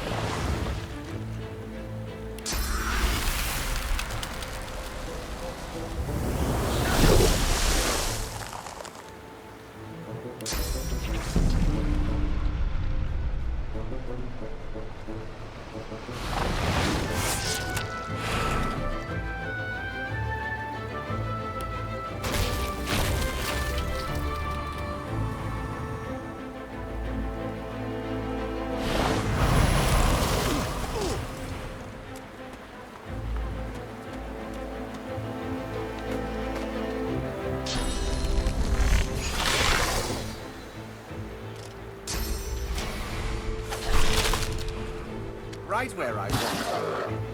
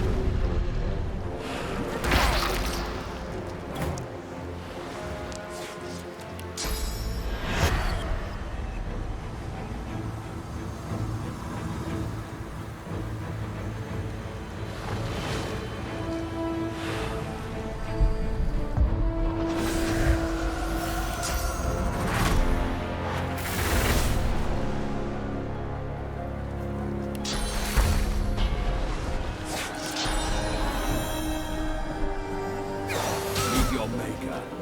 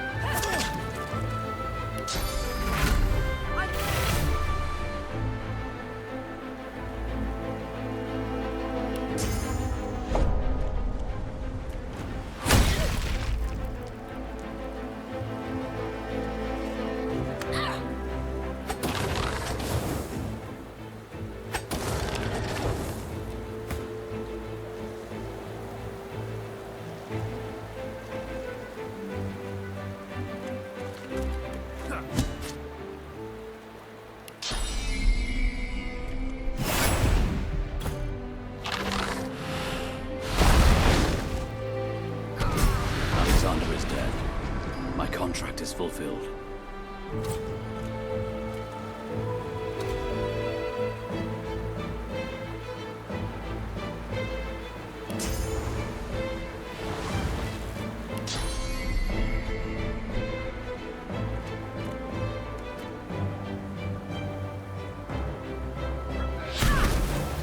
Alexander is fallen. The son of Lucian is dead. Murderers!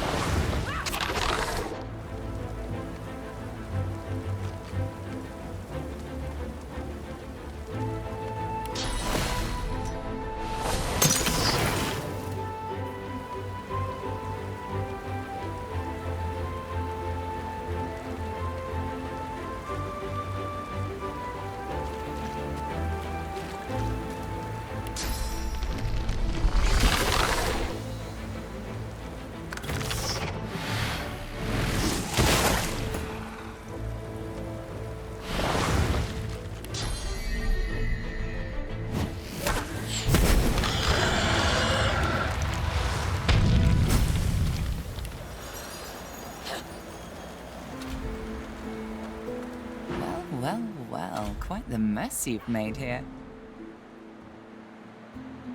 I'm Malady, and you're... She steps forward, grabs you behind the neck with alarming strength, and pulls you close. She sniffs twice, her nose at your ear, then bites, piercing the lobe with a needle-sharp fang. She releases you and grins, running tongue over teeth. God-woken.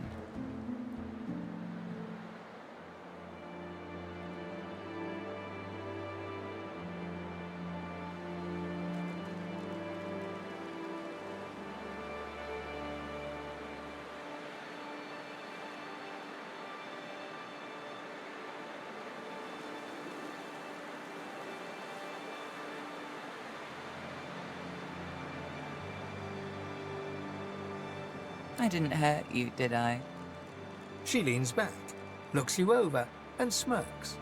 So, God-woken, you're what gets some of us out of bed each morning. What do you make of that?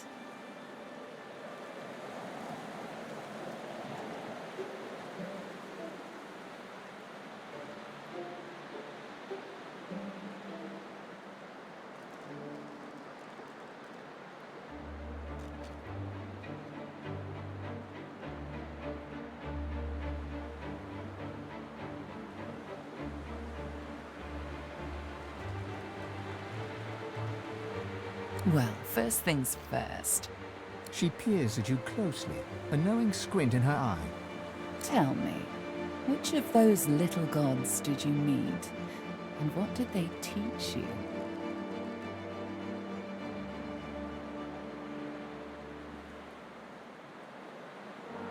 They're free to smite me where I stand if I'm wrong. She cocks her head and smiles. That it is, and if you want to take my boat off this island, you'll consider me a privileged party. Believe it or not, I'm here to help you. So? Her eyes go wide. Go on then. Show me what he taught you. Ah, like that. Right, hold on then. She takes you by the shoulders and gestures for you to do the same to her. She closes her eyes, and a warm, soothing sensation runs from her hands into your body. Suddenly, you feel the familiar swell of source within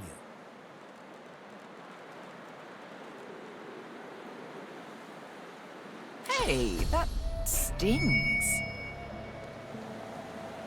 She examines her hands, where the skin sizzles slightly beneath their newfound aura. As the spell fades, the skin heals once more. Her whole body seems to relax. You really are God-woken. I'm... happy. Oh, how unbecoming. Come then, we set sail, your destiny awaits, etc. You'll have to ask the Meister about that. She's dying to meet you. Malady beckons you to the boat. After you, darling.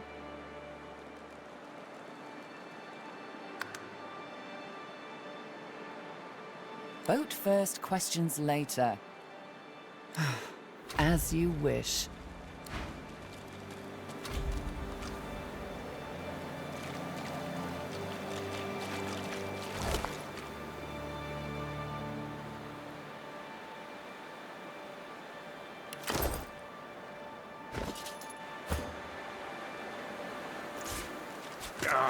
It's been cursed.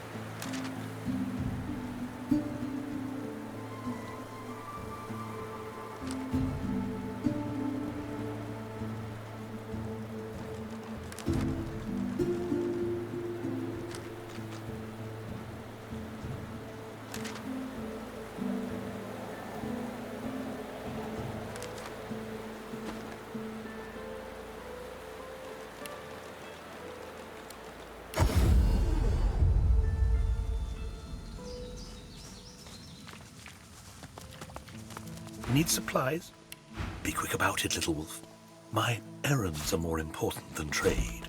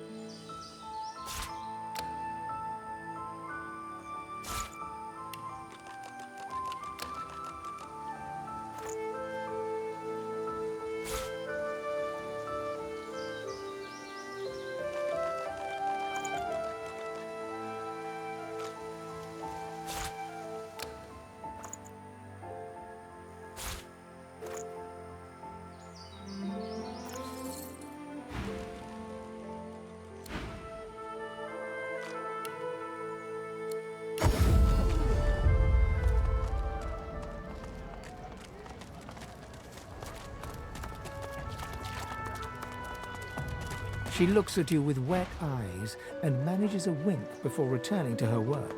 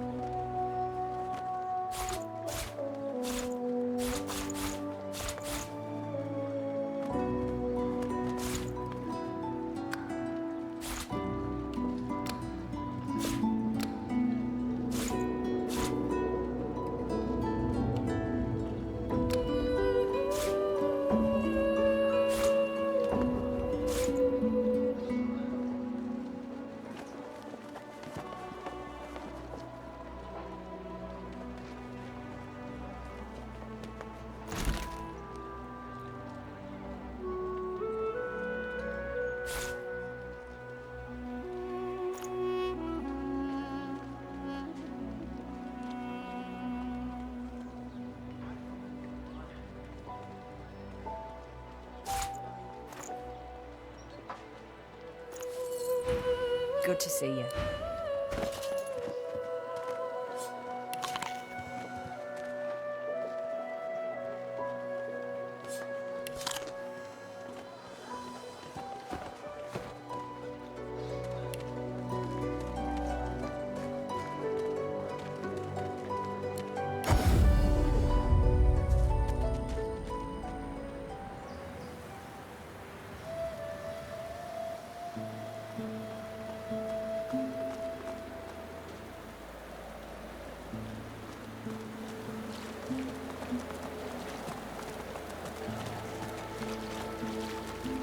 Let's go.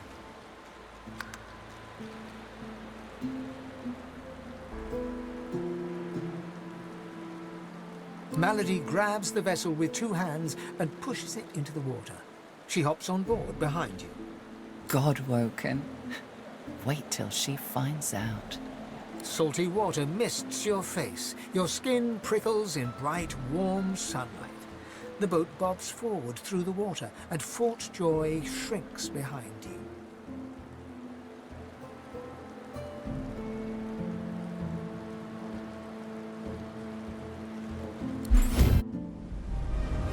Tired but victorious, the party made for the Lady Vengeance.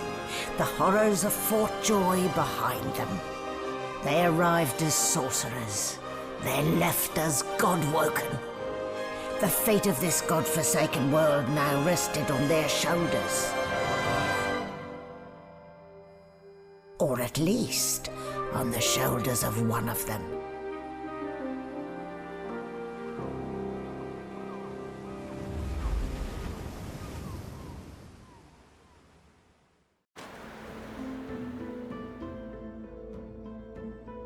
What's that, Quercus? Do you have something? A light sea breeze kisses your cheek and carries away the smell of blood wafting up from the deck. In the distance, Fort Joy looms.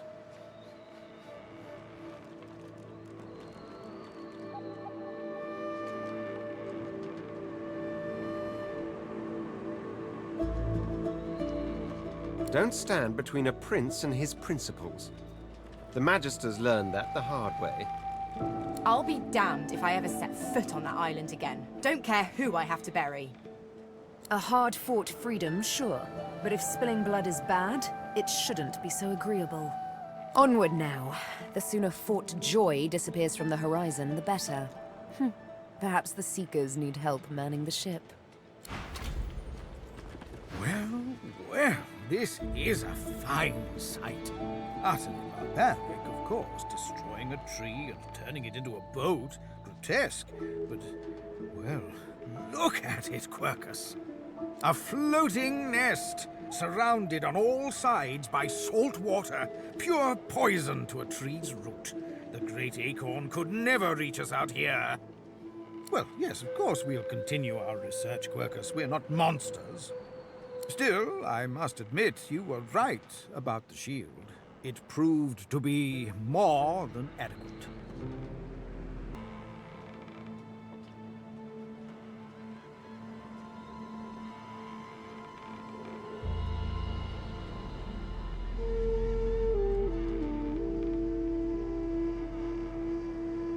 Oh, yes, it seems our shield is still here, Quercus. How does something so large and ungainly sneak up on a person? You give the giants too much credit, Quercus. I think the salty air has addled your mind. It has certainly been useful, but elegant, kind, surprisingly attractive. No, we have no time for your fawning.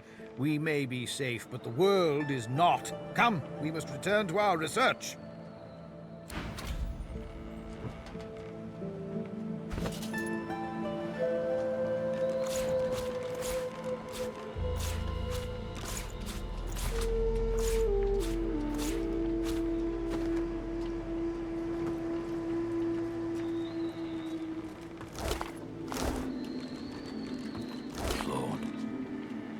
So close to escaping. Blessings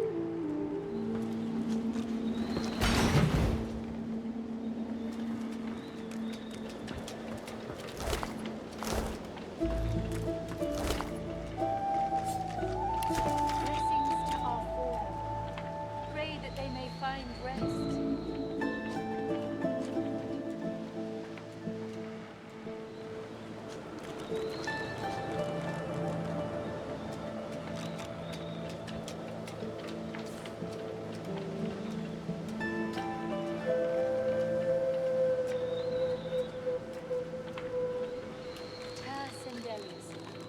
Pray to you for my Seeker brethren. Show us the path to salvation.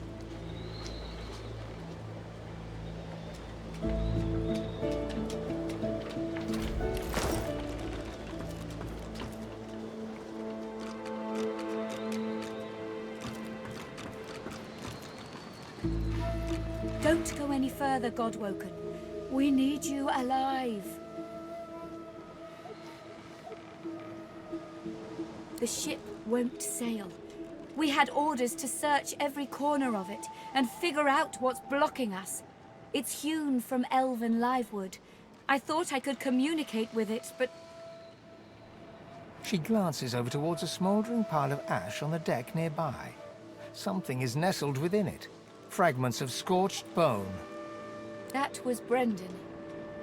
When the ship wouldn't answer my call, he touched the figurehead, and it attacked him, without warning. He burned, like he was made of parchment.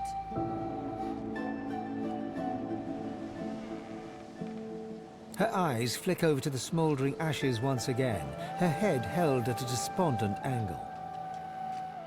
Thank you. We were held captive together, on this ship. He kept my spirits up. Now he's dead. Nothing. The ship is livewood, that much is clear. But I couldn't communicate with it. The Magisters must have done something, warped it somehow.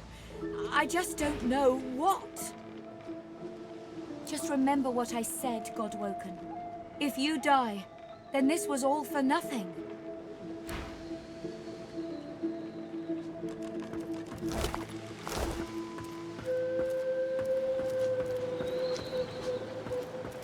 I remember this one.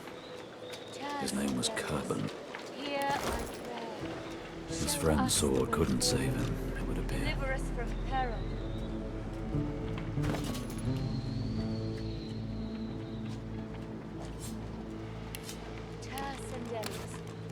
Pray to you for my seeker brethren. Show us the path to salvation.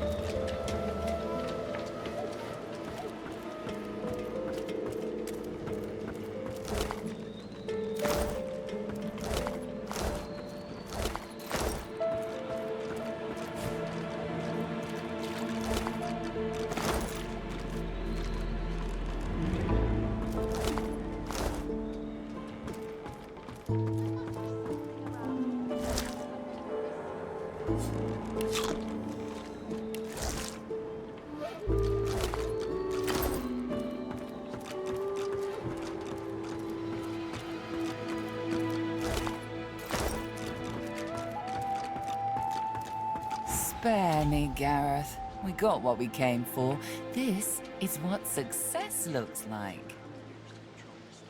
I won't see them tossed overboard. Not here. We'll hold a proper service. What's-his-face and so-and-so would want us to get this ship sailing before all else. They died for those Godwoken, after all.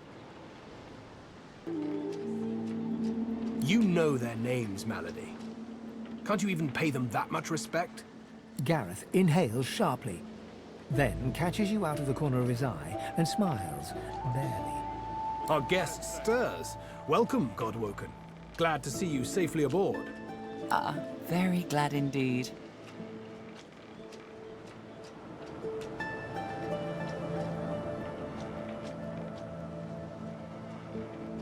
Too many. One too few, actually. Alexander, he's alive.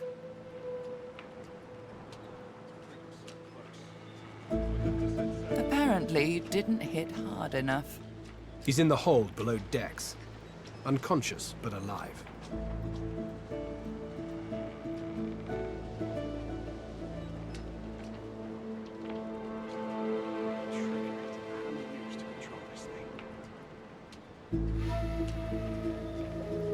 Question him.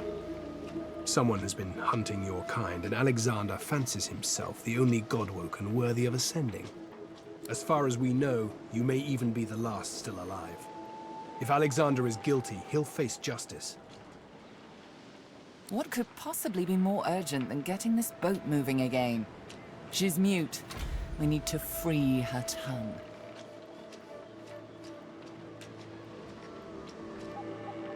This is barbarous magic. Expedient magic, actually. The ship is made of live wood. It has the spirit of an elven ancestor tree within it.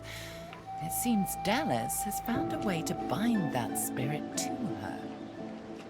That means only she can control it. Unless we can find a way to break the bond. The Seekers, the survivors of us, have been combing the ship from bow to rudder. It hasn't been easy. This place is laced with dark magic. These Seekers have such a limited skill set. We lost a man in the search. Malady might not appreciate that, but I do. And I hope you do too. I'm sure the Godwoken will be able to get the ship moving. Their kind like to feel useful, don't they?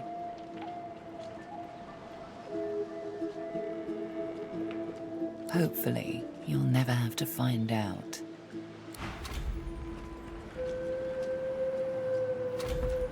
Farewell, Mattis. You did the Seekers proud.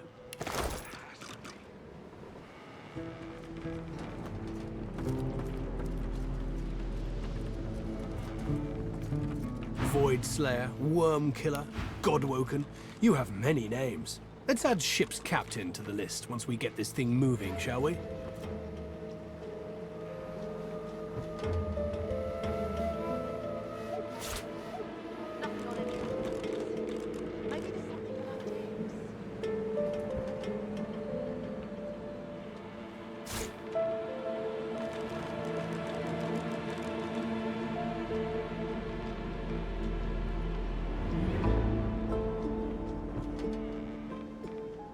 There must be some way to get this ship moving. There has to be.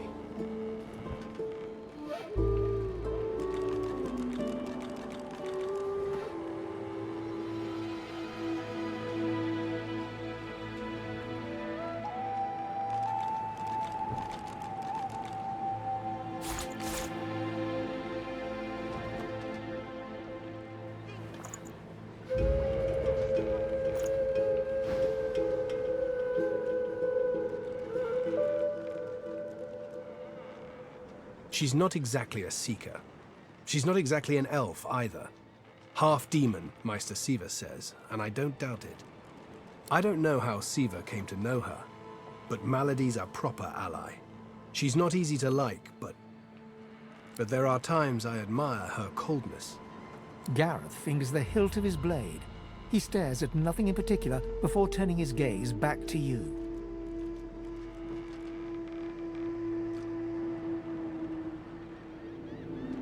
I won't let the fallen be forgotten. I'd be no better than Dallas, no better than Alexander, if I just tossed their remains into the sea.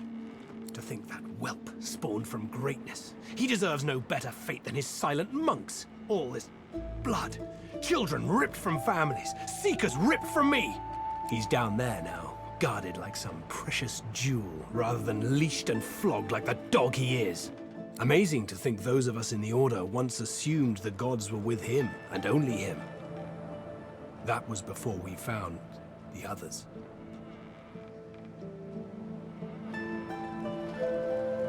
Ah, we must have comrades in common. The Seekers were once part of the Order, my friend. When Lucian died, we waited. Yet Alexander never rose to divinity. And then we started to find more like him. More Godwoken. And we weren't the only ones looking. A killer had marked them too. The Seekers were born. We found Godwoken, housed them, fed them. I loved them like family. I was naive. But let's leave the past in the past and reach for what's ahead.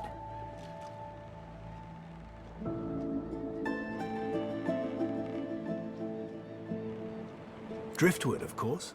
Little fishing village. Not very welcoming, but you'll brighten it up, I'm sure. Got family near there. Not the adventuring types. For the best, really. Meister Siva's there too. My leader. Our leader.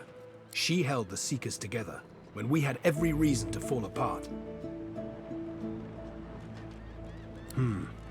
Think of her as a teacher. The powers of the Seven stir in you. She'll reveal them to you. Show you how to manipulate them. Keep Lucian close, Godwoken. Glad to see you made it, Ivan.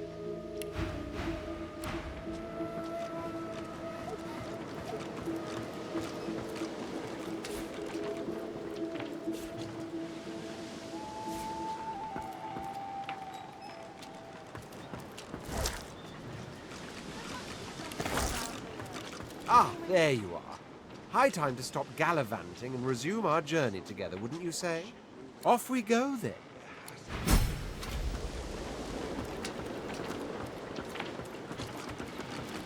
Ah, my favorite godless wolf. This is Dallas's ship, but she can't have been the only one who could get it moving. It'd be too risky, and Dallas is anything but careless. There's a way to move this ship on board, I'm sure of it.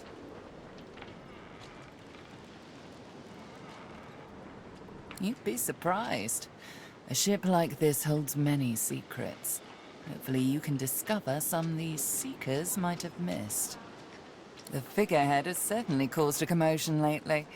But then again, so have the doors downstairs. Everywhere you look, a hunk of wood looking to incinerate or stymie you. Dying to hear them.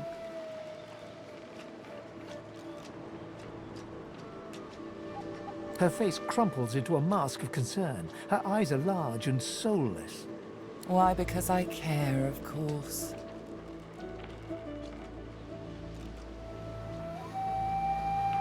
A bit early in our relationship to question my motives, don't you think? Meister Siva is one of a rare breed. She'd do anything in the name of a cause, and her cause happens to be you. She's desperate to meet a living Godwoken. She'll be exceedingly pleased we're en route. You'd better not leave her waiting. She's a bit particular.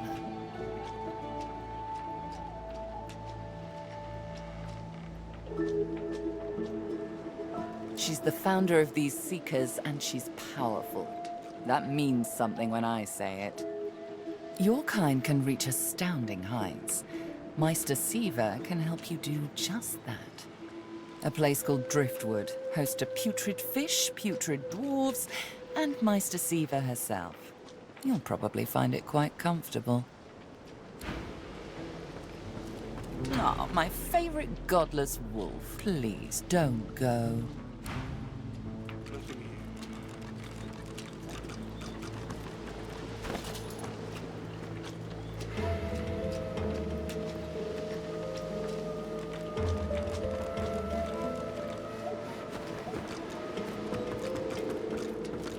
Nothing here.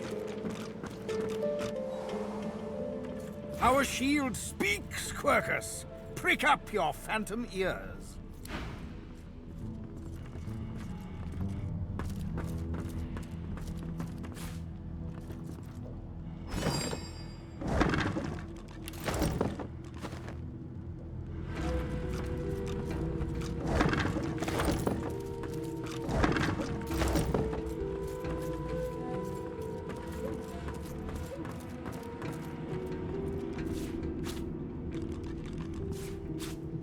To find a way to get this ship moving. We can't let the Magisters catch up with us. We're too weak to fight them again.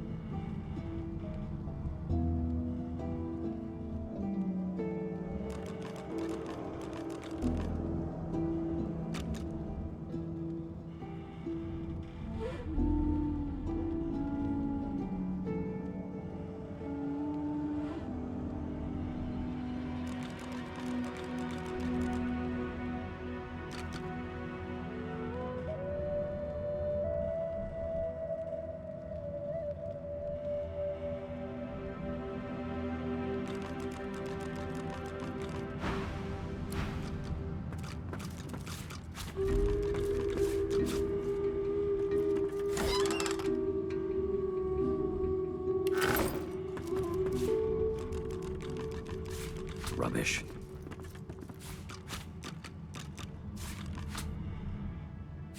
Rubbish.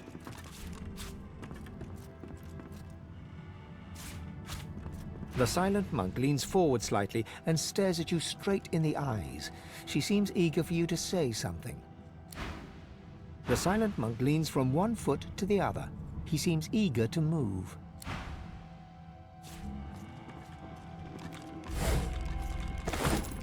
I'm looking for... Will I know it when I see it?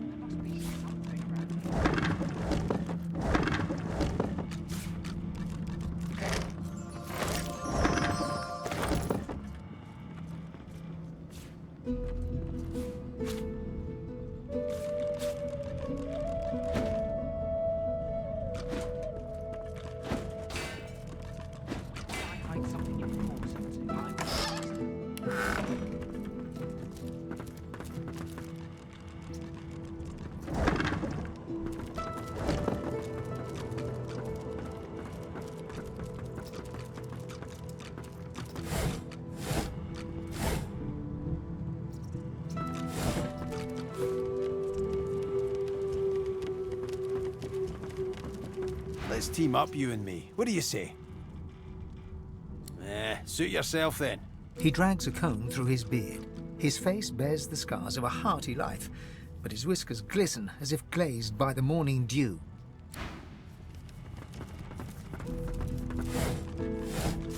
Rubbish.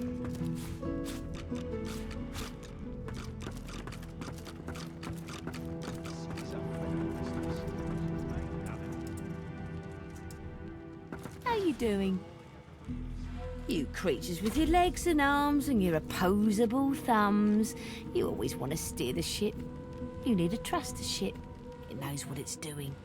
It dances to the tune. It goes... la la la la la la la... or something like that. It's pretty catchy, but I can't remember how it goes. Good thing Dallas had that book, eh? Oh, she opened it and looked at the marks on the inside. How the hell else? All right. Go to the nose bit of the ship, open the book, look at the markings inside it, sing the song. That's it. Get it right and the ship will dance to your tune. Get it wrong and the ship will kill you. That's always entertaining. For me, anyway.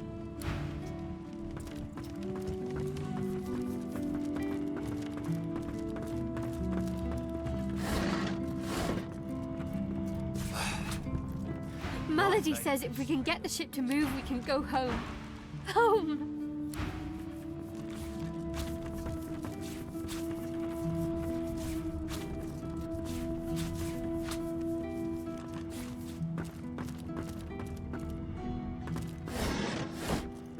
All that fighting will be worth less than nothing if we can't get this tub moving.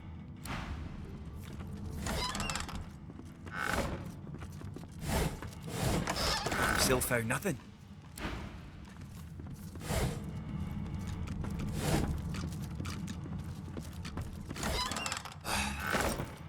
Not a thing. Spiders are a disappointment.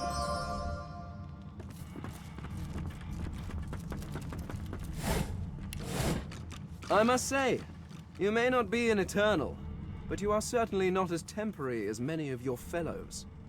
You handled yourself well. Personally, I am just glad that I do not have to walk back to Reaper's Coast.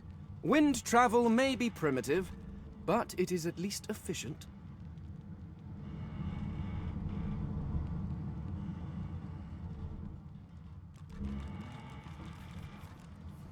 Livewood? You have taken a dead elf and carved it into a pleasure yacht? I knew you people were barbarians. I had no idea you were sadists, too. Well, no matter. Whatever gets me to Reaper's Coast quickly. I have an excavation site to explore. The only treasure worth digging for.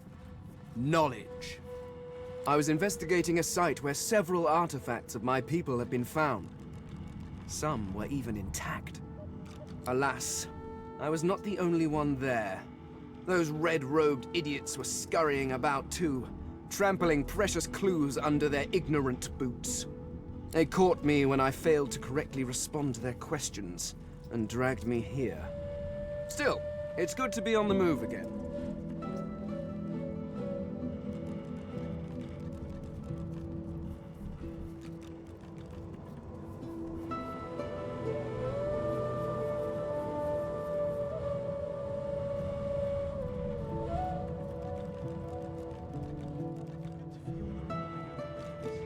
They simply asked me what I was doing there, and I simply told them to be gone from my lands.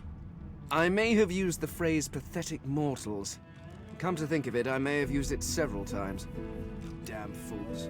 The faster we leave them behind, the happier I shall be.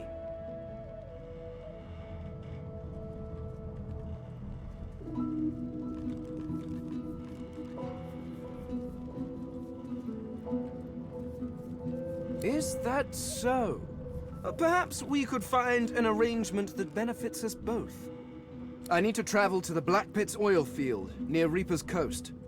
But my attempts at staying under the cover have not gone well to date.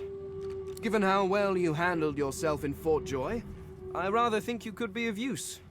And I am certainly useful to you. So, how about it? I travel with you and aid you in your various chores and tasks, while you help me to remain incognito. Really? Really? Better off alone than with... Oh. Very well. There's no accounting for taste, I suppose. Or sense.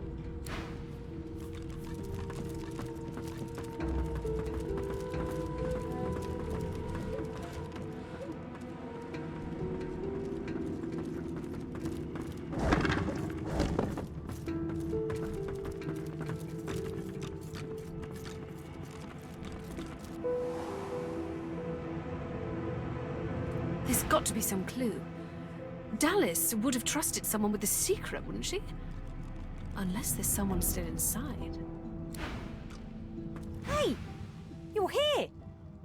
Pretty nice boat, eh? We got an upgrade. There's got to be another way to get it going, but we can't find a way into Dallas's room. Maybe you can see something we can't. There's got to be some clue. Dallas would have trusted someone with a secret, wouldn't she? Unless there's...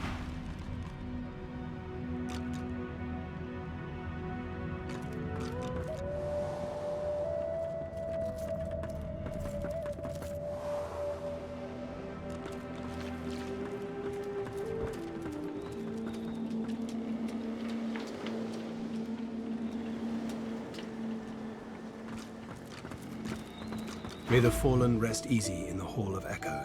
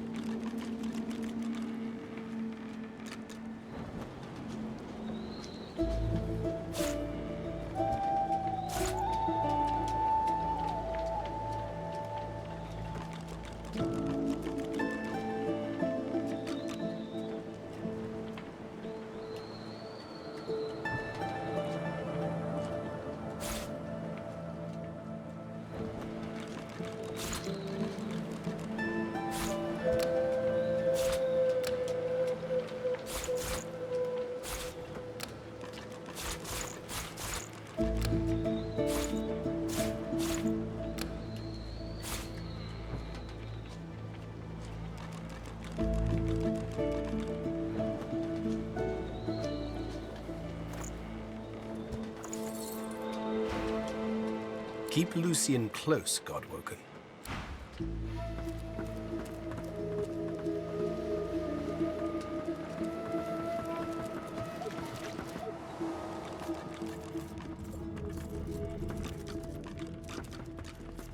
Did you hear? We're bringing you to Meister Siva, the head of the Seekers. If we can get out of here, that is.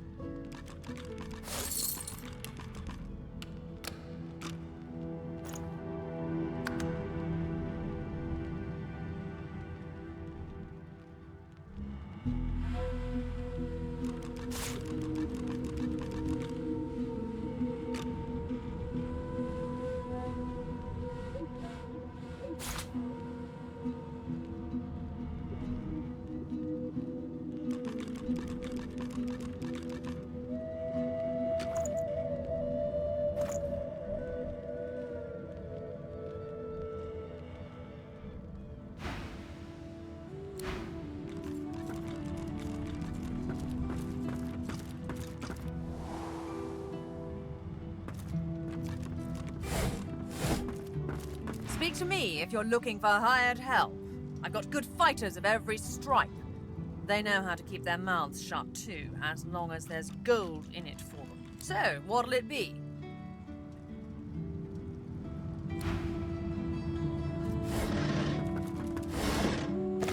Allies for hire.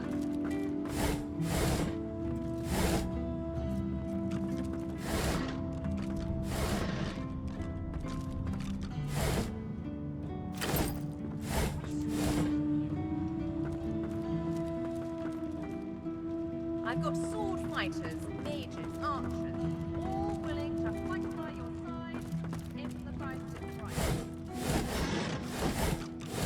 The door seems like any door, at least at first. Then you notice its unblemished wood. There is no knot, no scratch, no dent to detract from its apparent perfection. The wood groans and creaks. For a moment, you swear a face appears in the wood. A face tortured and tormented, a six-sided shape carved upon its forehead. The face vanishes.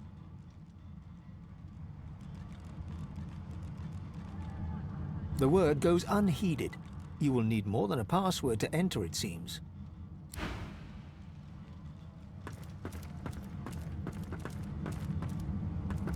We've braved the joy, and I lust for further adventure. What say you? Shall we continue our journey together? You're not quite certain you'll ever sleep soundly with Sabine in any sort of proximity.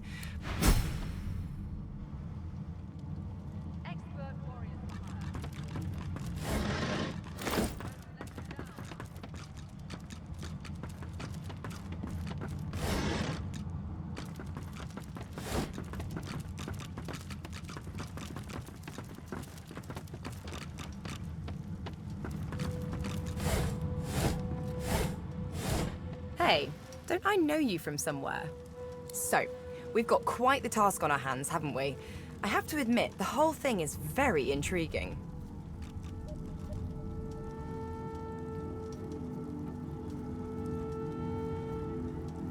The old band back together again, I guess that depends, doesn't it?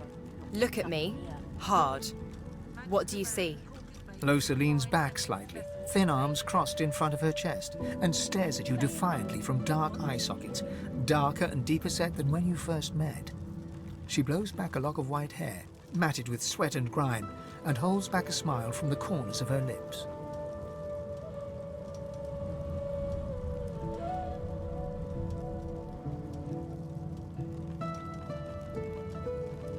But I'm not the same, am I? Your god wants me dead. My god? Devil? Who knows? It wants me. It's getting stronger and I need to outpace it. I want to make sure you understand, well, the risks. Magister Randy, Corker's mate for the Divine Eminence vessel, Lady Vengeance. Enough! You don't get it. I'm dangerous. You have to pay attention. You have to be willing to hurt me if I'm hurting you or someone else. Can you do that? Do I ever? Still sore from that one. At the time, I wanted you to defend me. I didn't realize how bad things had gotten. I know better now. Something like that happens again, you do what needs to be done. Deal?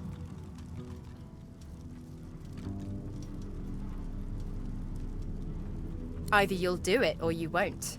You have to choose. Well, all right then. She pinches your cheek, a sparkle in her dim grey eyes. I knew I could count on you to murder me in a pinch. Let's go, Chief. Can't you say anything else?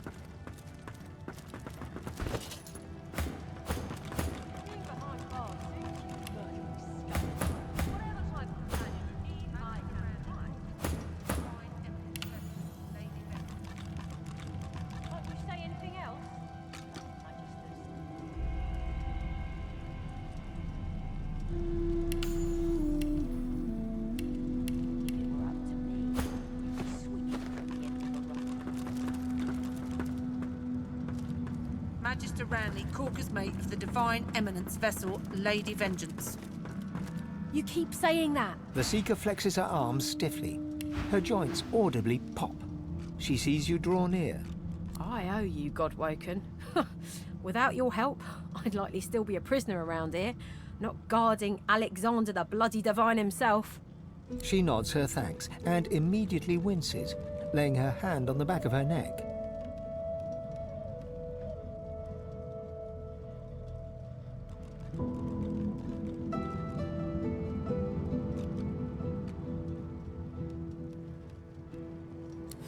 I wish.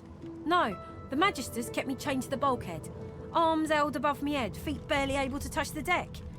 Now my joints are paying the price.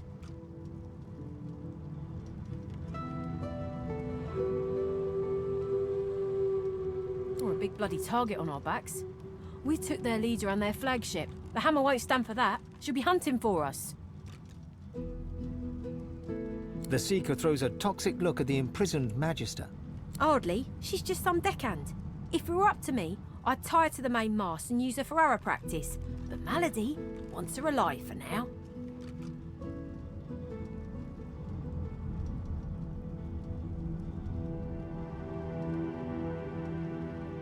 No, they had her stand below, chained up in the dark. But the Reds were up to something in here. Maybe it was just the lack of food and rest playing tricks, but I swear I heard chanting and horrible moaning coming from here. But when we broke free, it was empty. Good luck getting anything out of either of them. Our special guest is out cold, and the other one ain't in much of a talking mood.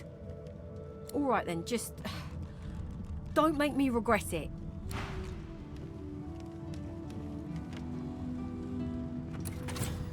Hope you find something useful. A young Magister paces around the brig, fussing over Alexander's unconscious form. She leans over and applies a damp cloth to his brow. She notices you observing her. She straightens her back and sets her jaw in a defiant scowl. Magister Ranley, Corker's mate of the Divine Eminence vessel, Lady Vengeance. That's all the information I'm giving to any of you lot, so stow your questions.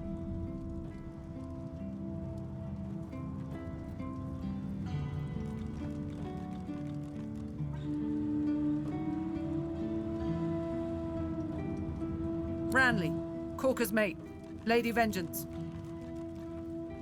Magister Ranley, Corker's mate of the...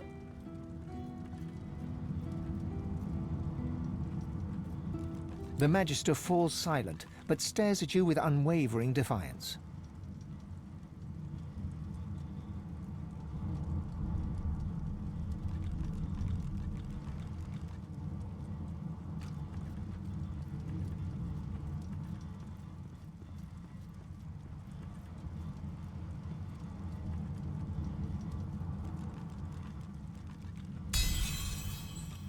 There's a shift in the Magister's expression, a flicker of doubt. Then... I'm a good Magister, loyal. But Dallas, something about her has changed. She's toying with dark magic, like a common sorcerer. She used to sing to the ship. It let her control it. She had this old book of hymns and incantations. It was only ever in her hands, or else locked away in her cabin at the stern. That's all I know. Get away from him, sorcerer. That's the Divine.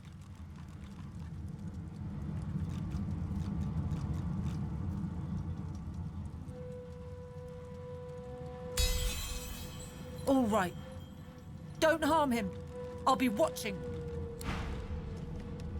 Bishop Alexander lies supine on a bare wire cot. Though unconscious, his eyes are only half closed. His swollen jaw hangs open at an odd angle.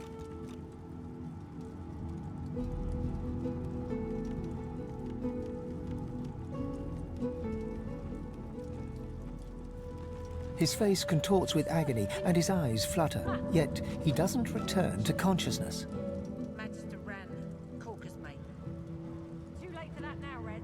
The bell can't be unrung.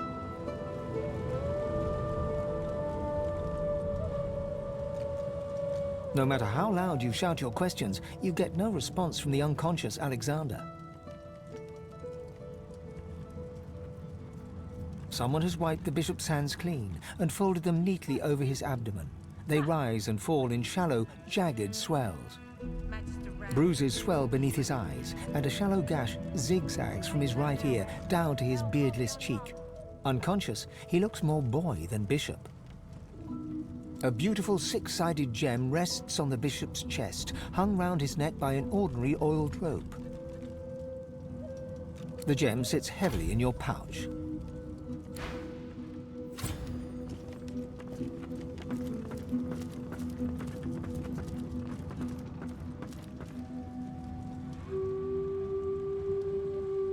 I've spotted something. I've got sword fighters, mages, archers, all willing to fight by your side if the price is right.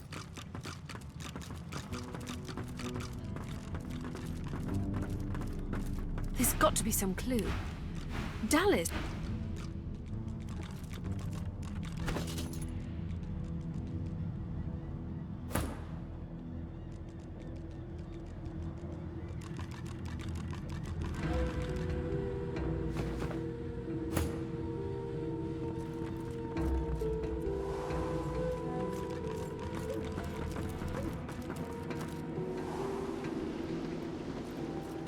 I won't be able to breathe easy until that...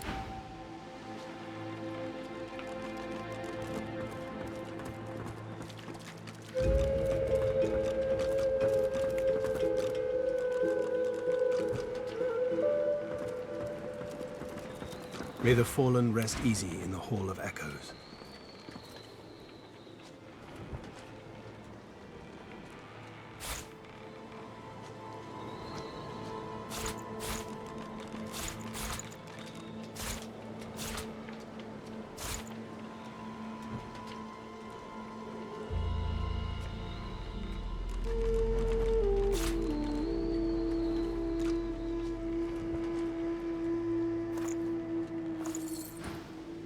Keep Lucian close, Godwoken.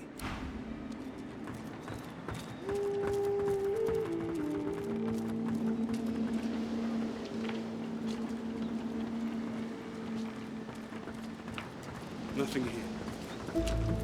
You made it, Godwoken. Good. Not all of us did, though. The sooner we leave this island behind us, the better.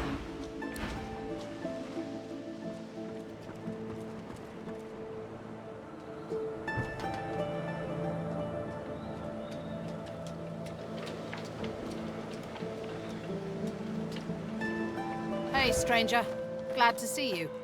No reds in the offing yet. Don't imagine they'll stay gone, though.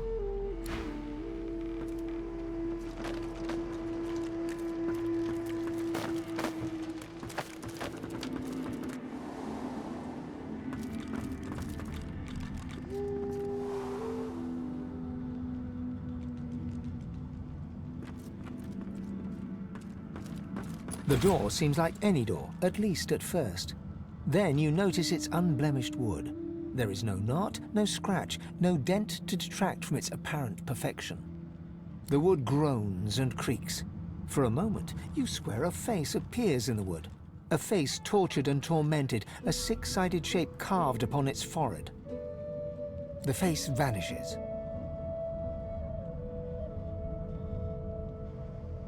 The anguished face appears once more. It dips its forehead towards you and waits. A shudder of pleasure racks the figure in the door. It seems to breathe. All of a sudden, all anguish is gone. It gives you the sternest of looks. I am summoned. Speak the password. Yes, and yes again. The word is spoken. Welcome to the stateroom.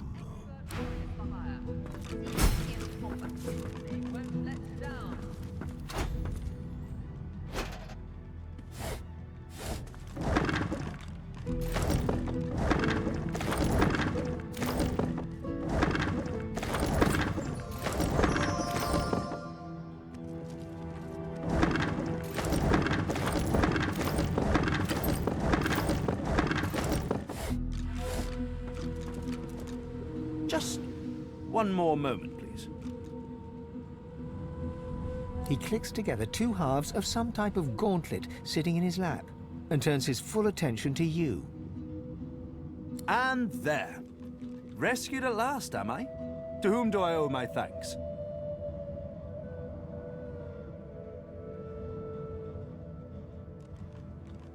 Armor? Such a limiting word, but yes. It serves that purpose, amongst others. Dallas has been keeping me prisoner here, but I try to keep working on my own projects when I can.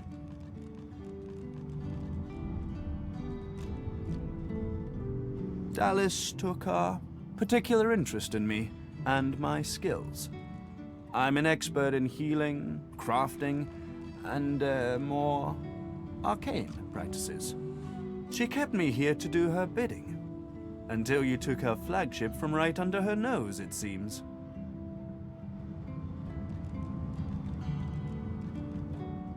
I've offered my services for gold in the past, yes, but my labors for Dallas were far from voluntary. He extends his arm and pushes up the sleeve. Beneath, the skin is withered and discolored, as if it were magically decayed. She used some form of domination device on me, forcing my hands to do her bidding, and half ruined them in the process.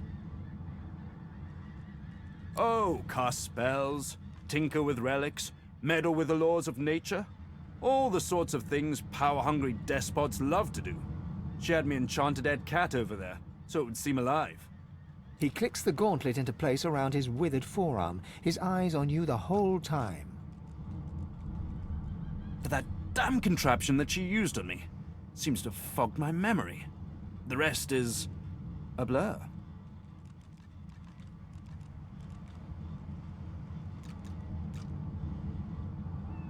Trust me, convenient is the last word I'd use to describe the experience.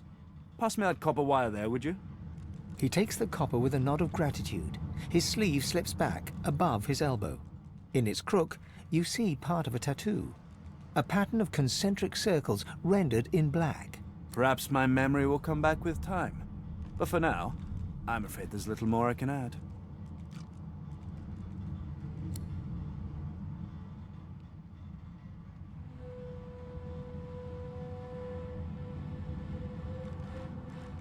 Took it? No, no. I made it! Have you seen the kind of metalwork the Magisters deploy? This is in a different class to them. As I said, the Magisters left me weakened. But this will help give me the strength to carry on my work. Despite what she did to me, I can't help but admire the woman a little. She's unwavering. She will break before she bends. If you cross paths with her, be sure to break her. I doubt you will get another chance. Dallas didn't tell me anything if she could avoid it, but I did overhear her practicing an ancient lizard dialect. Significant, perhaps, don't you think?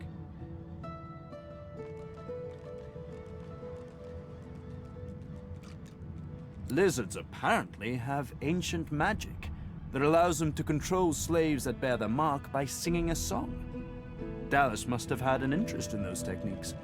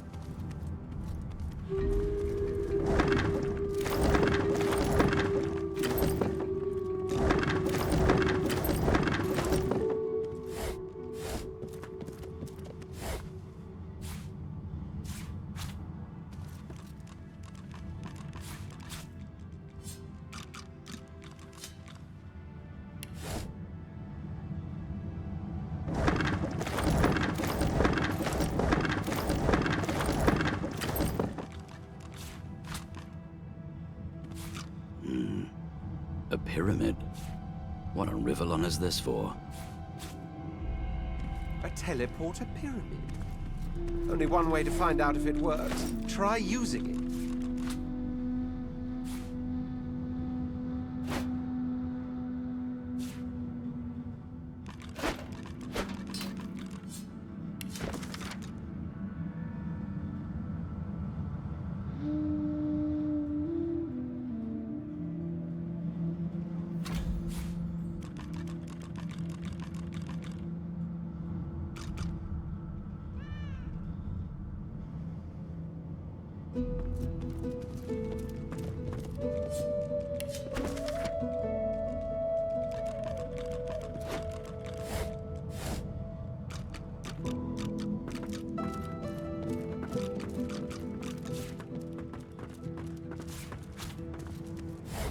What's this? I found something.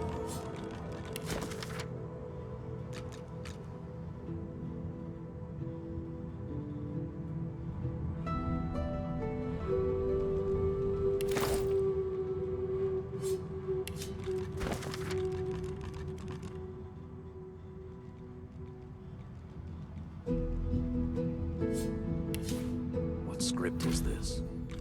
Whatever it is, it appears to be written in verse.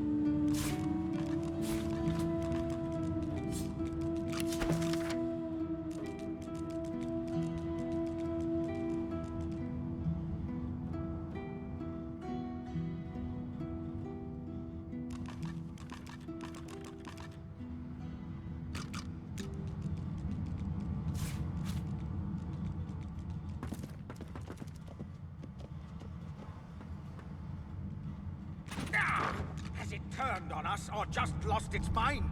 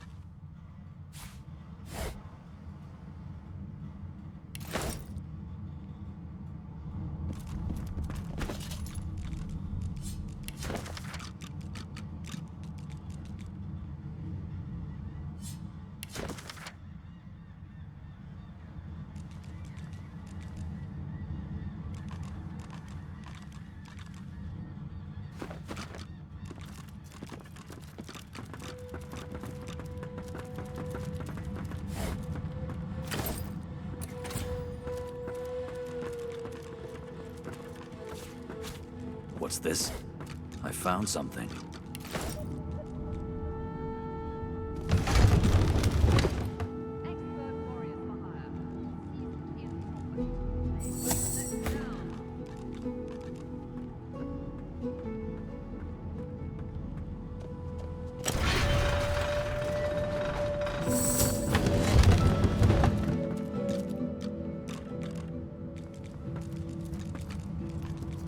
I'm a monster. I click and clack as I stalk my prey. My tail rattles like a snake's.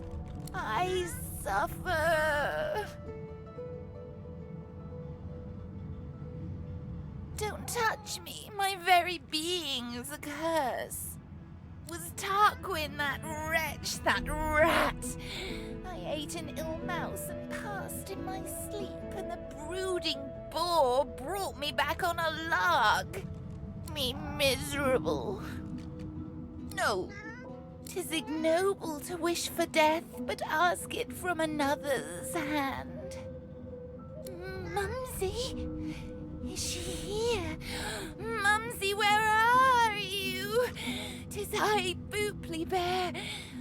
I am quite changed, but don't be frightened.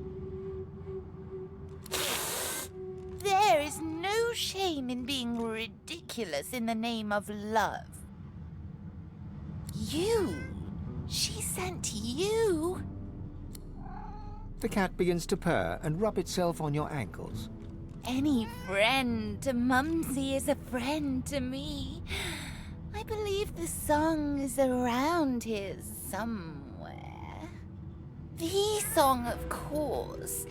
Trouble not my weary mind with duncery. The cat purrs, an eerie clicking sound. Tell Mumsy to come back soon. Now that I am but bone, I'm too light to trip the moving door. I'm sure there's a rat back there. Oh, Quirkus, don't be like that. I was looking at his bone structure for academic... For security reasons, please keep this door closed.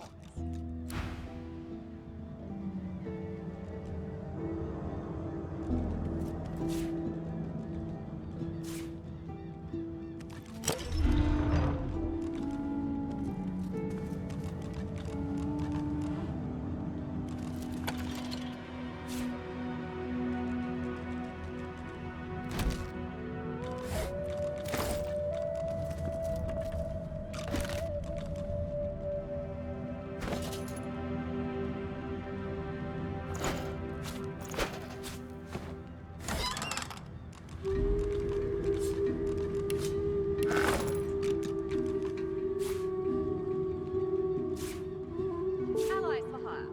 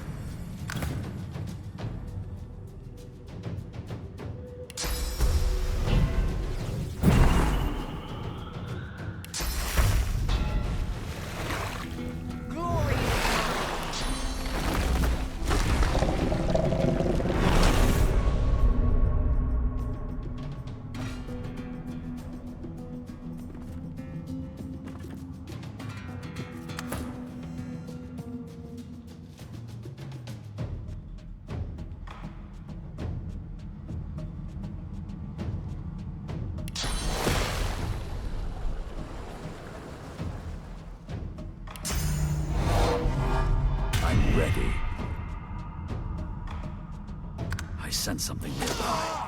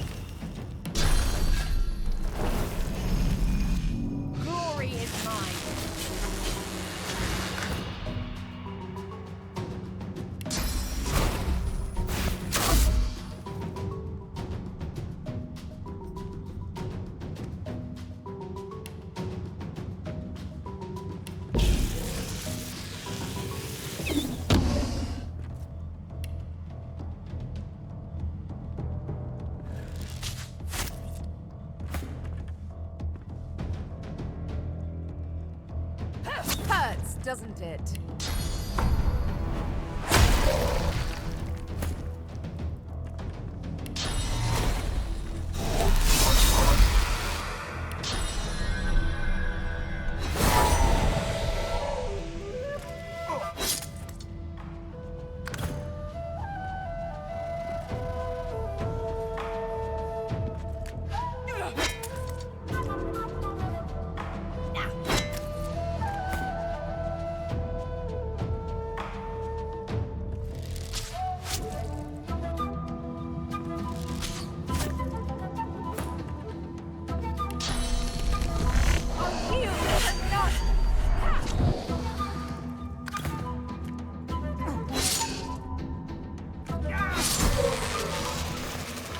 Were those guards or victims? Both, I fear.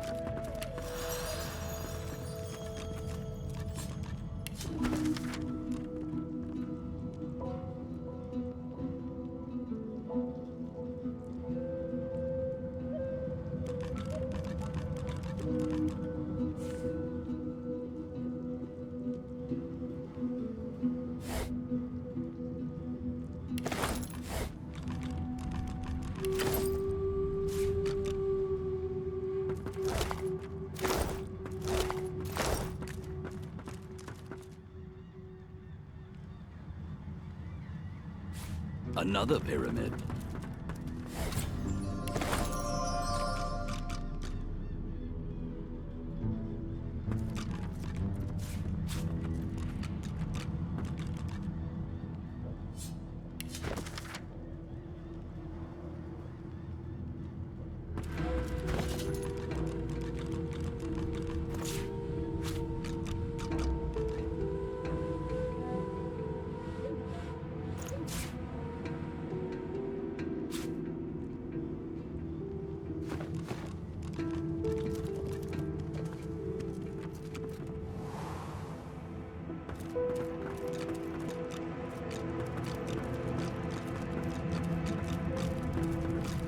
It's good to have a sense of freedom once again. Truly good.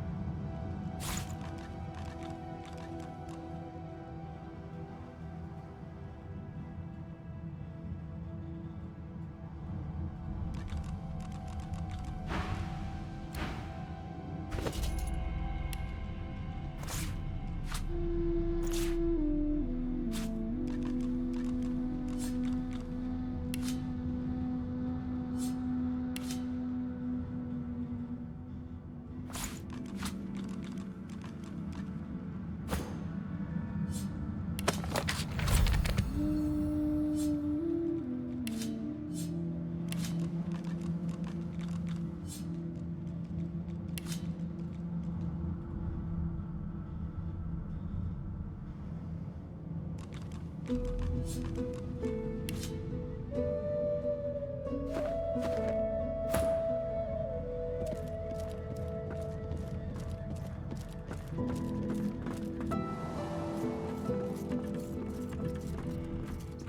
you hear?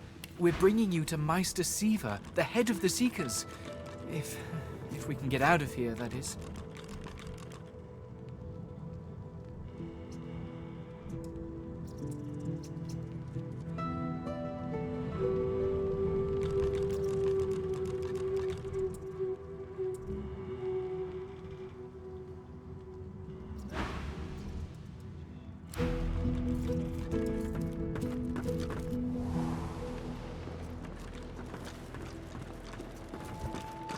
May the fallen rest easy in the Hall of Echoes.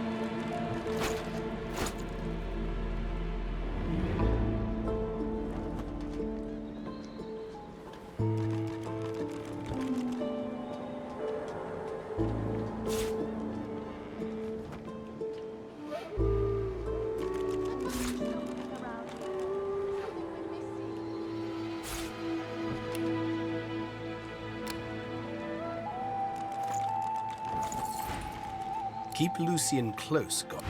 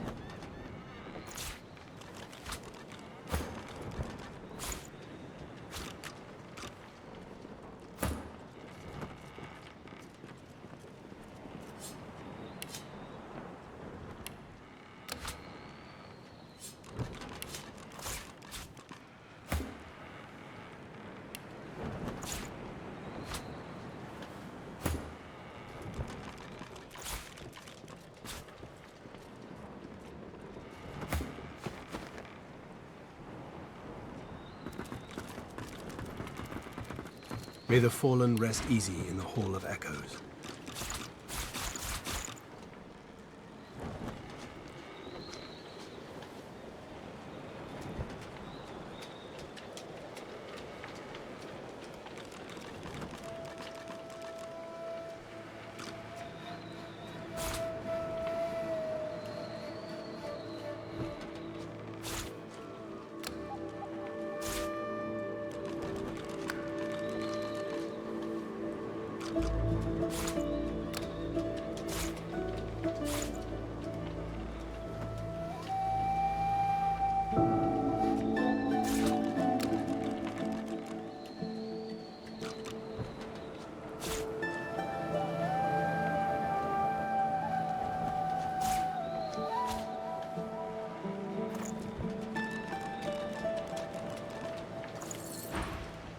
Keep Lucian close, Godwoken.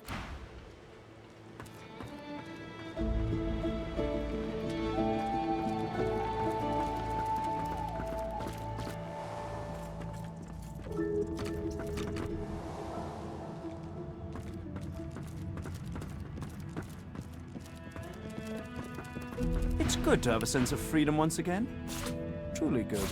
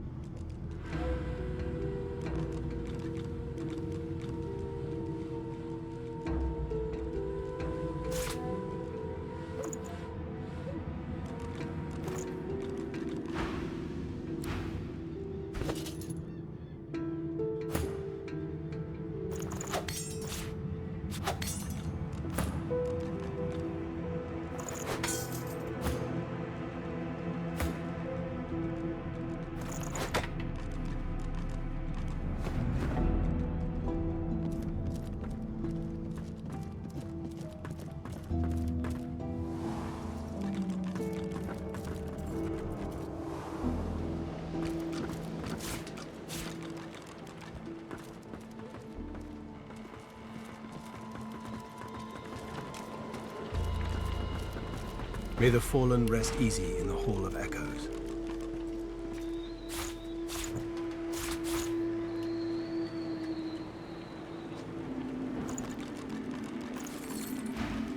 Keep Lucian close, Godwoken.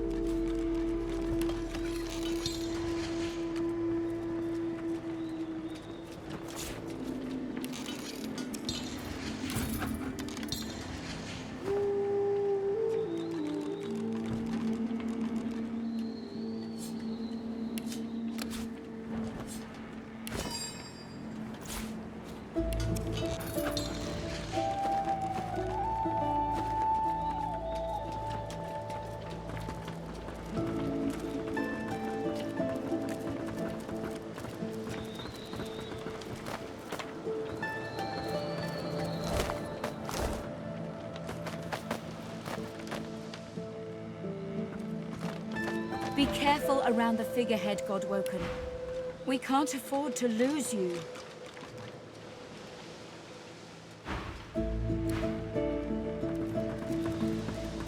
Before you is a towering figurehead carved in the likeness of a dragon.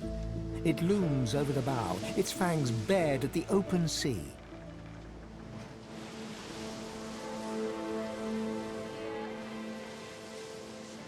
There's an odd mark on the side of the figurehead.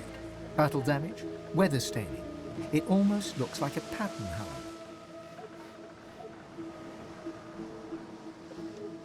The deck beneath you groans and trembles, like the ship itself is awaking from a slumber. A deep sigh emerges, unmistakably the sound of a living being. You are not the witch. You are not Dallas. You sang the song. Now you must decide my fate. Are you to be my new master?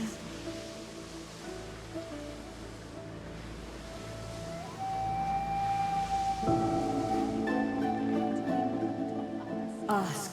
I am here to serve in all ways.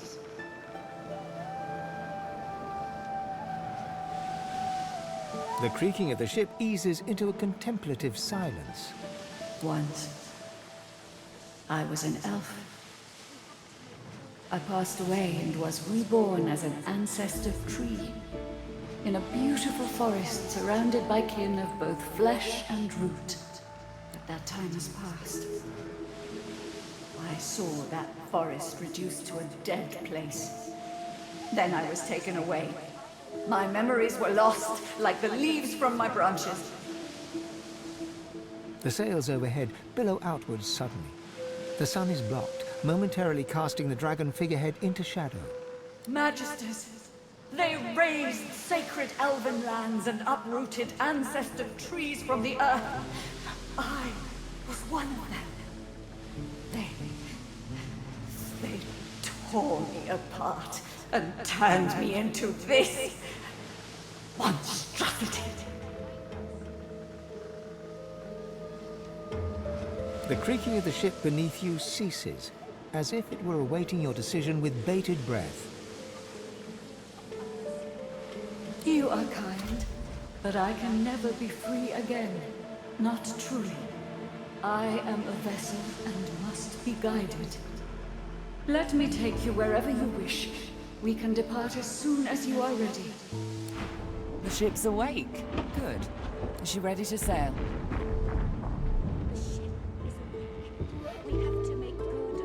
Dying to hear them.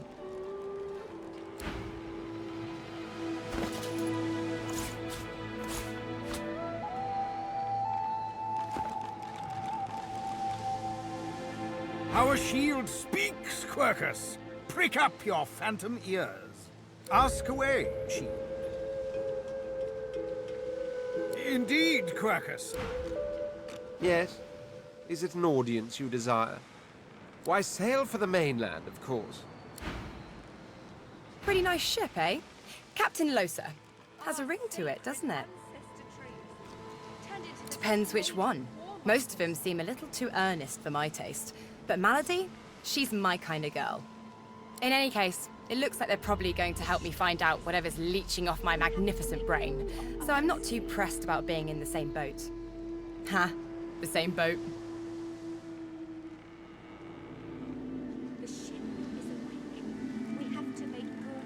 Sure thing, Chief. What's up?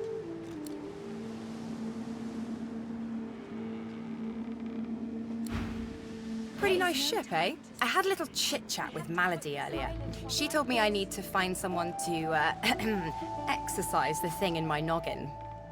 Apparently, I'll be able to find him near Driftwood, where we're heading. Exciting! Hmm?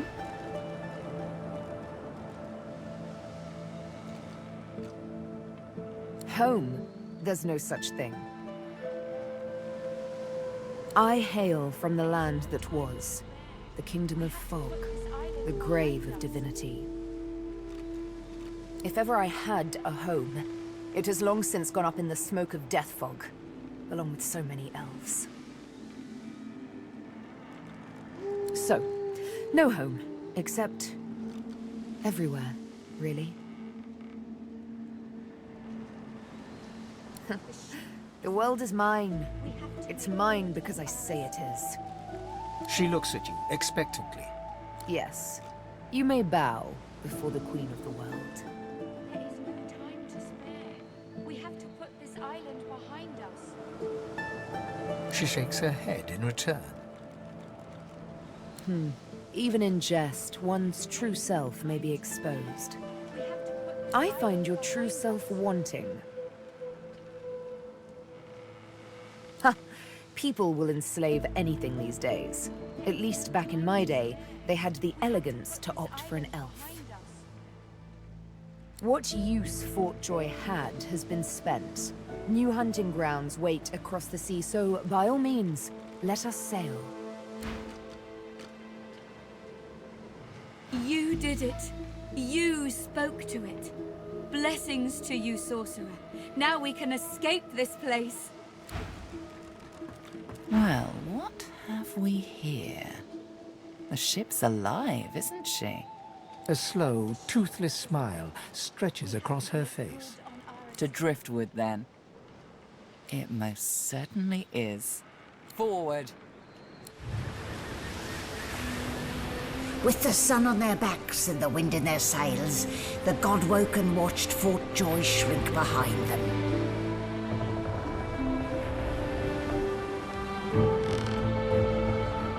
But their capture of the Lady Vengeance had not gone unnoticed.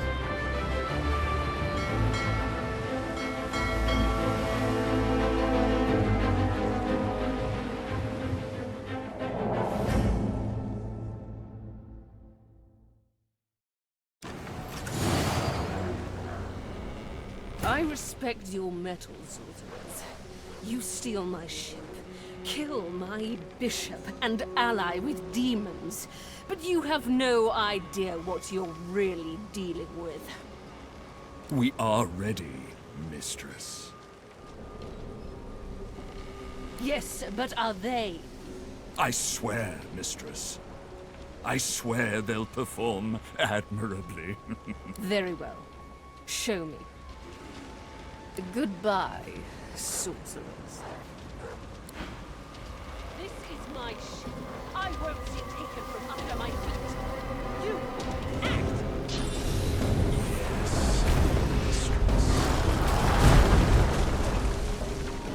Oh, for the love of the void.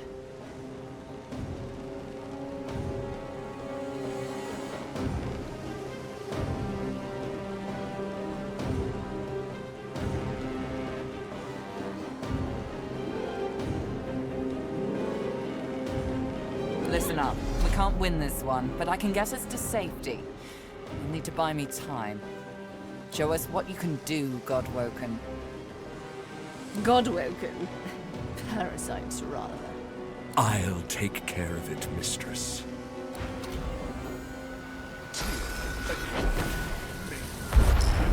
Beautiful blaze.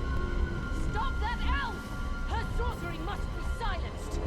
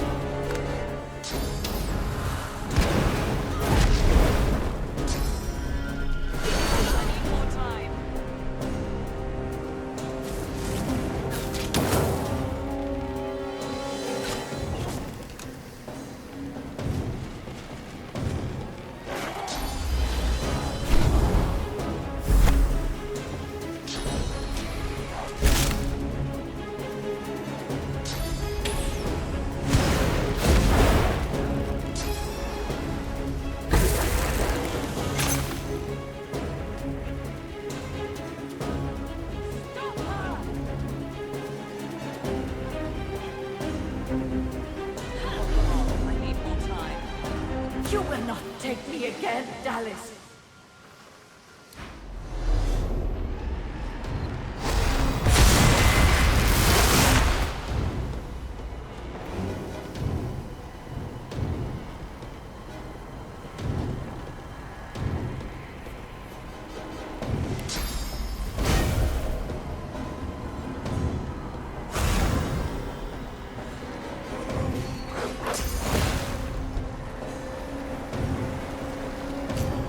I'll yield to none.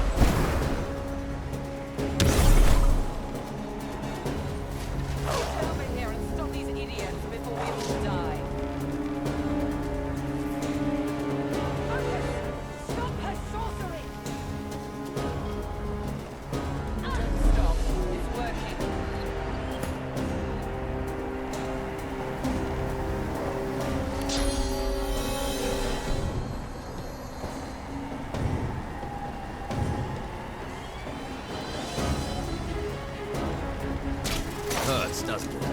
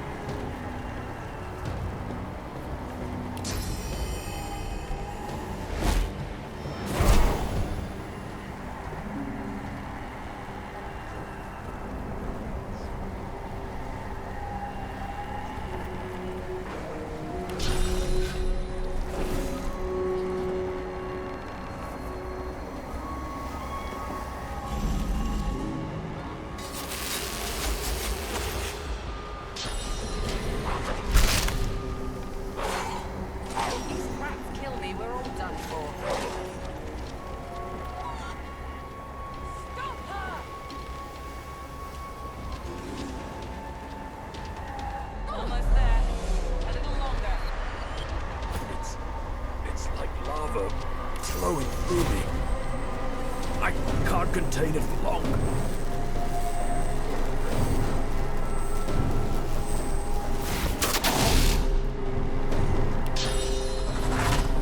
I'm ready.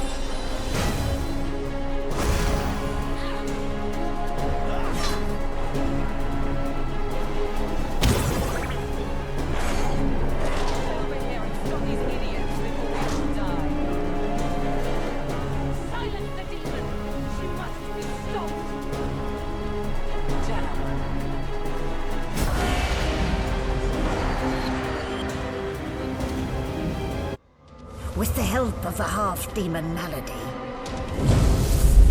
the Godwoken escaped through the veil that separates life from death.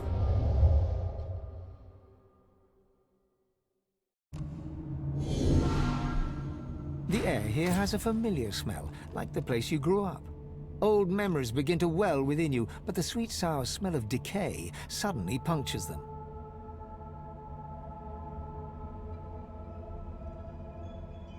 The smell grows stronger. It closes in around you, creeping into your nostrils, through your lips. Then, suddenly vanishes. Now you smell only the faint scent of wood and a cold metallic tang, as yet unfamiliar.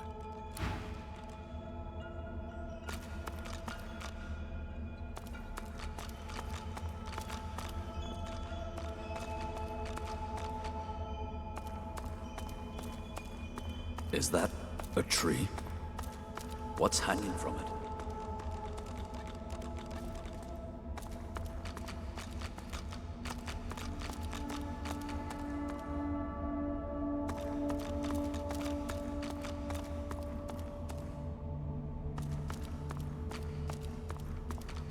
Must be a way across.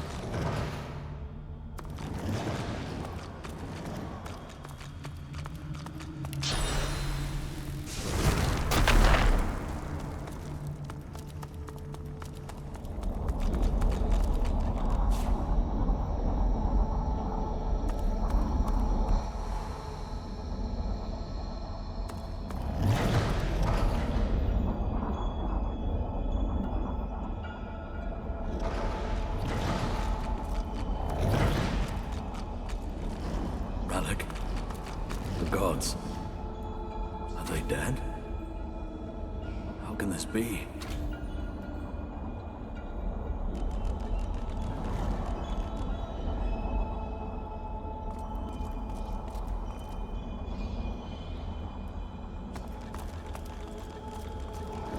Amadia hangs before you, her face cut and bruised, her chest barely moving. You think you see a tear run down her cheek. You lean in. That's no tear. It's sauce. The shimmering liquid is seeping from her wounds and dripping to the ground below her.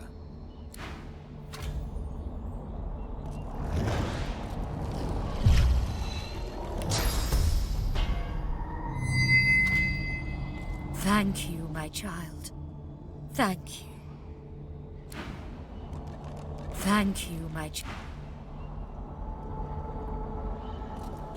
Before you hangs a great ethereal orc, his face twisted in a knot of pain as cursed tendrils constrict him.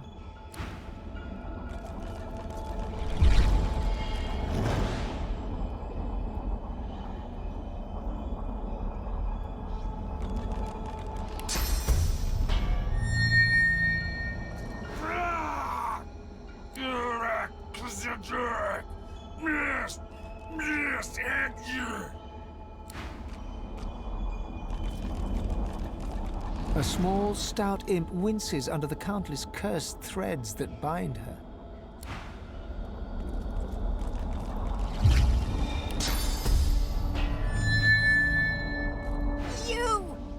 Your time is short! Your time is short!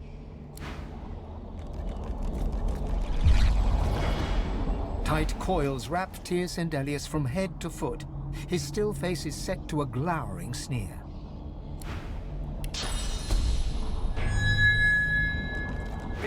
Be gone from here!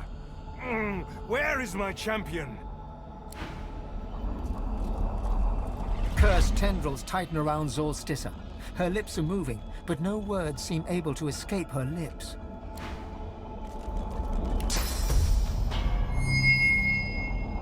The cursed tendrils slacken. Solstiça inhales deeply, air wheezing in her throat. My one. My one.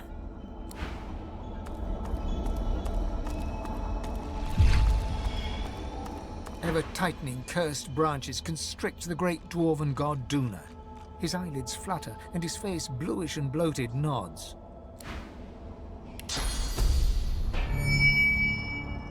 Be gone. Be gone from here. Ugh. Where is my champion? Ralik hangs limp from the tree, cursed branches constricting him, snake-like from foot to shoulders. His helmeted head hangs slack at his side, but a barely audible wheeze rasps from his lips. Ifan. Hurry.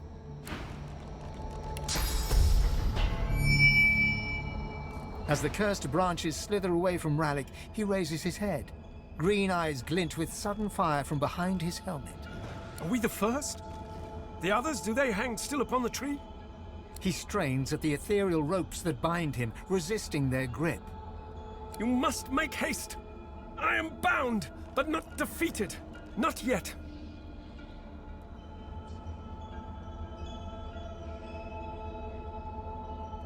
This is not the work of fate. It is the work of the Void. It will come for our people. It will destroy us all. You are my chosen. Now you must become the champion of our kind. The champion of humanity. I have survived our enemies. You must do more than that.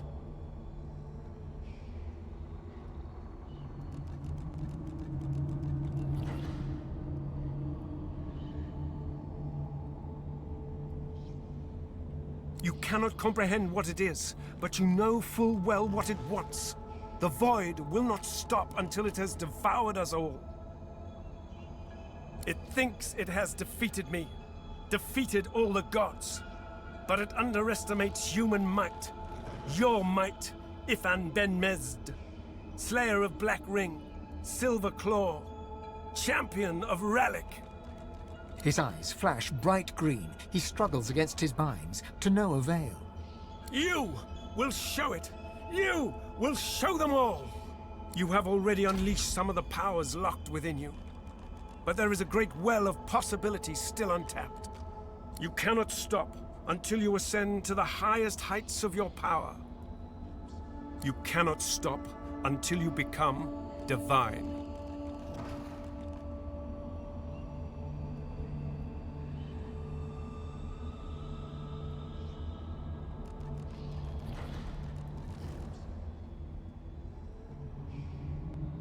Like Lucian, you will be called to unite the powers of the Seven against the Void. Like Lucian, you will lead our proud people to preeminence. But unlike Lucian, your weakness will not lead you to foolish failure. He opens his mouth to respond, but stops and tilts his head, listening for something you cannot detect. I hear the void. I hear it calling. I hear it laughing. It's coming! It's here!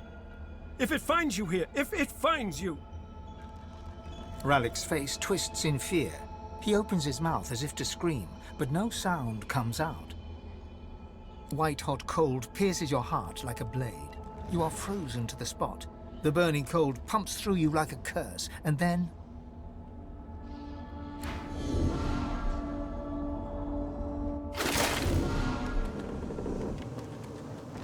What's happened here?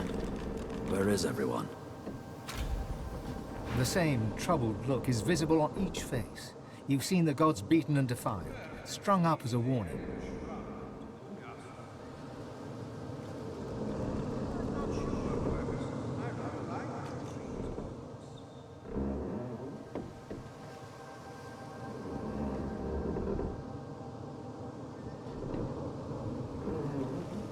The gods are dead. Long live the God-woken. If the Seven should indeed come to nothing, I'll be ready to take their place. What can yet be blessed, can yet be restored. One way or another, Divinity will survive. Through all of you, and all of me. Gods, schmods. They aren't interested in me, and I'm not interested in them. It seems whatever's inside me is more powerful than any of them anyway. Or at least more cunning.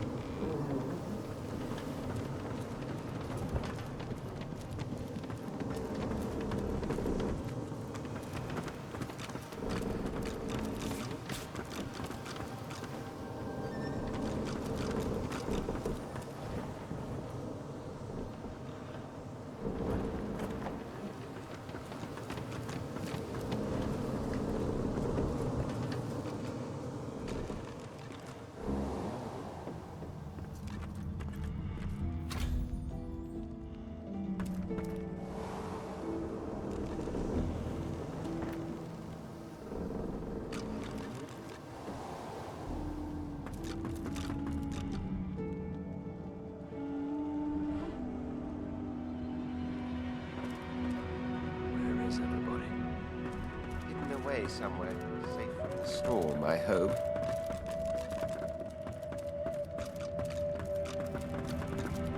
Not a soul down here. Just stillness.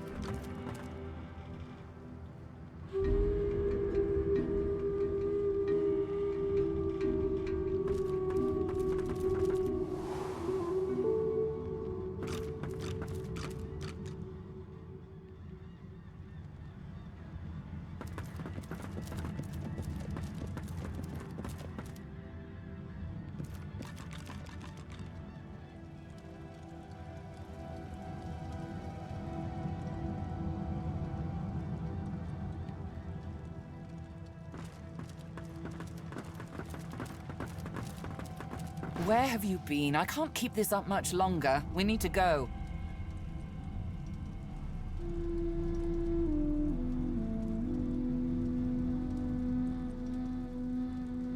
Seekers dead, Alexander missing, God-woken passengers deceased. And unless you want to die too, we need to go. Now. There's no time. I can't hold us here. Brace yourself. This might hurt.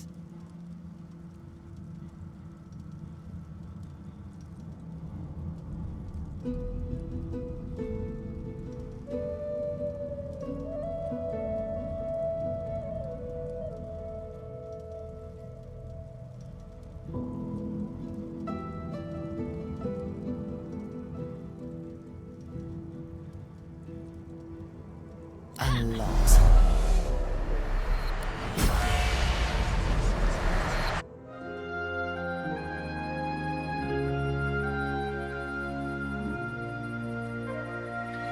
The chill of the Hall of Echoes clung to the Lady Vengeance as it returned to the shores of Reaper's Coast.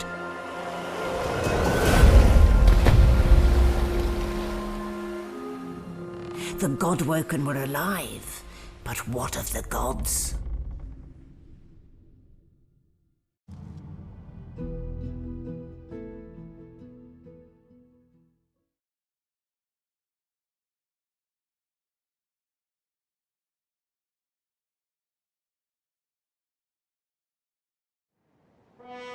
Solid ground materializes beneath your feet. Your weight falls back into your body all at once, and bright sunlight stings your eyes. As your eyes adjust, you realize you're still aboard the Lady Vengeance.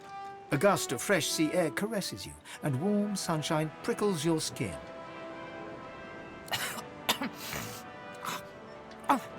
One moment, please. Oh, just a moment.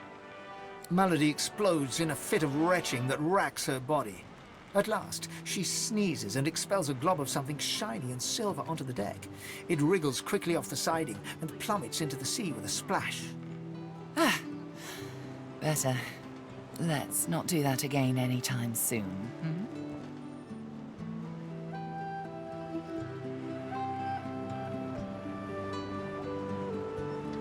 Well, we needed to escape, didn't we?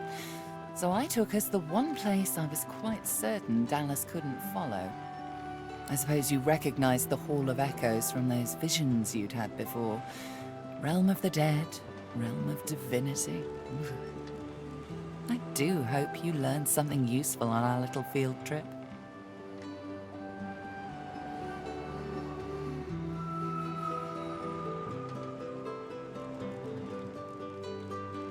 Desperate how?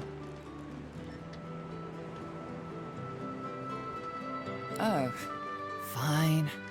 1, spooky magic. 2, only half a demon, actually. My mother was a bitter elf named Loda. 3, just a bit of leftover effluvia from the spell. 4, more than I can count. 5, something too horrible to mention by the light of day. And now that I've answered every question a sane person could conceive to ask of me in this moment, let's carry on. What did you see? I see. So, your god seemed uncharacteristically frightened, told you the void was coming, and that only you could ascend to divinity, after which you felt a cold deep within you. Well then, it sounds like you need to ascend, doesn't it? And quickly. She inspects her fingernails with great attention, then looks up at you from under an arched eyebrow. Did they mention how you were meant to become the next divine?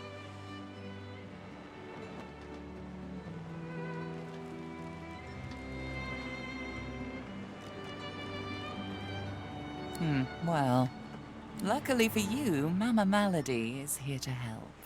We already know you can bless, but as far as I know, you can neither see source nor take it as you see fit.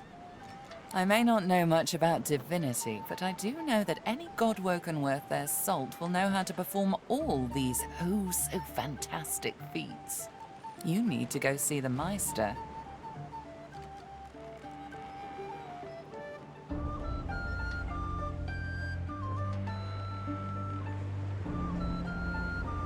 She's got one of those things in Driftwood, you know, the building where people go and they do things inside of it. Home, that's it. She's got a home in Driftwood. Give me your map. There you are. Tell her I sent you and she'll handle the rest. You're at the beginning of a long journey, Godwoken. Long, but exceedingly interesting. Now, I must be going, and so must you. Shopping. Why, our faithful little sloop, of course. We can all ride together. Won't that be terribly fun? Before you go, if I'm not back by the time you find out where our journey takes us next, you can call me back here. Tell the ship. She'll know how to summon me. And in the unlikely case you don't manage to do whatever it is you'll need to do to become what you need to become, you could call me, but I would be grateful if it doesn't come to that.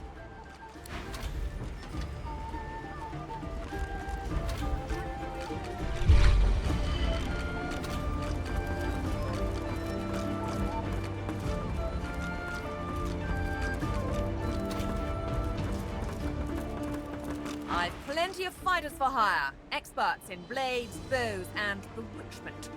Oh, I see you have a full contingent already. Then I'll leave you be.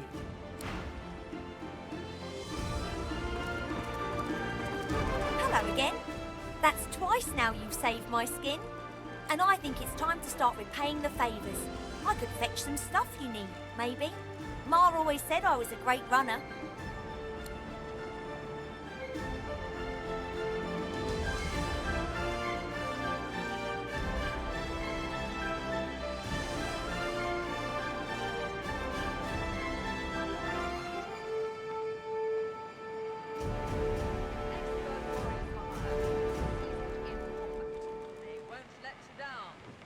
Sure thing.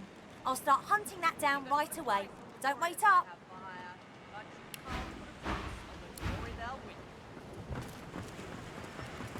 Hail, friend, and remember, in Lucian's love there could be no wrong.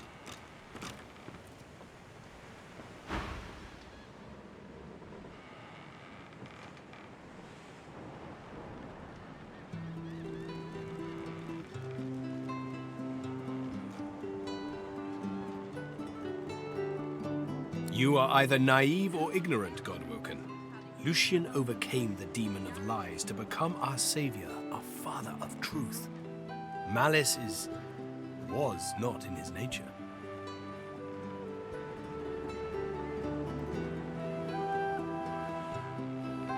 Gareth stiffens, then relaxes. Inhale, exhale. His voice dims. There are times when the faces of the men and women I've lost to the Order haunt my sleep. And I wonder, did I do right by them? Will I do right by them? Have I been blind to lead them down this path? It's only human to question. But you must also find your way back. Not just for you, but for everyone that relies on you.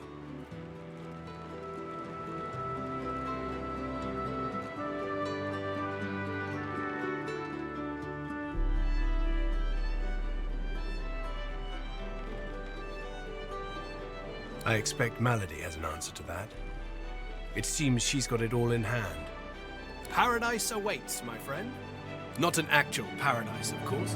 I don't think there's such a place in all of Rivendell. Paradise Downs. My parents still sow their soil there. And if the Order hadn't called me to its ranks, I'd still call their farm my home.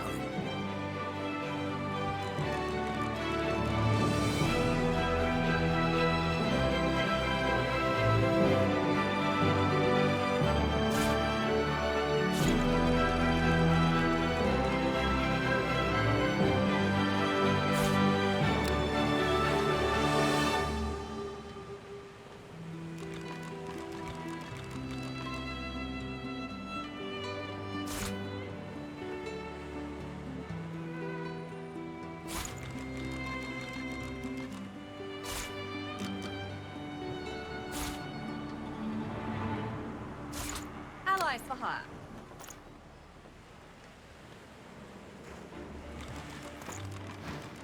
I miss it. I miss them. They've been forever understanding of my duty. But I admit, I've been neglectful. I have some wrongs to right.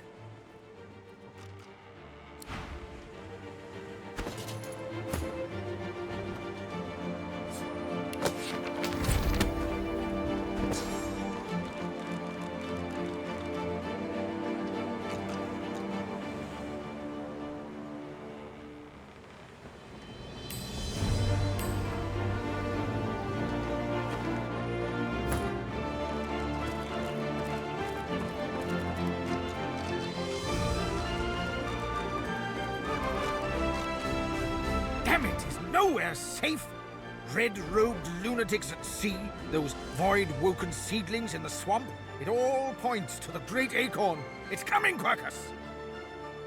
What if it's too late, hmm? What if the Knights of Dre are too far ahead in their plans? At least here, our shield's ignorance can be forgiven, Quercus. The Knights of Dre do not go out of their way to boast about their existence. You know their order, my friend. Mystic Squirrel Knights, sworn to the great acorn, trying to bring about its return. The squirrel absent-mindedly runs a paw over Quercus's spine. The air fills with the sound of soft, dusty purring. They plan to inherit the everlasting forest once the acorn drops, and the world is rid of all giants. They believe that only the arboreal will, and should, survive.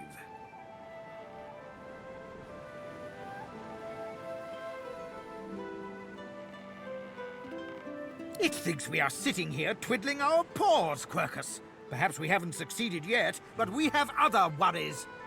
The Knights of Dre are a dangerous, dangerous order. Lunatics with a single-minded devotion to bringing about the end of the world. Together, Quercus, we can develop some magic to save us from the Great Acorn, if our shield can keep us alive. Yes, it has done an admirable job so far. It certainly lasted longer than I thought it would. But does it understand that we could be wiped out at any moment? Does it understand the risk?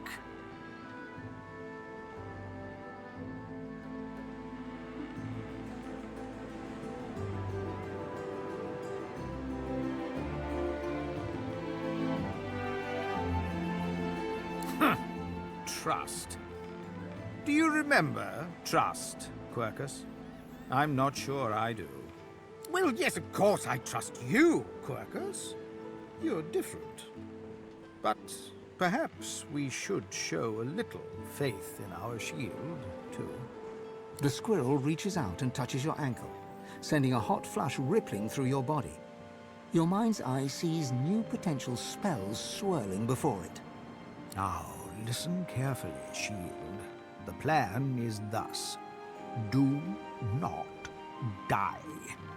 If the shield can hold up its end of the bargain, we might just have a chance to complete our research. We might make it yet, Quercus.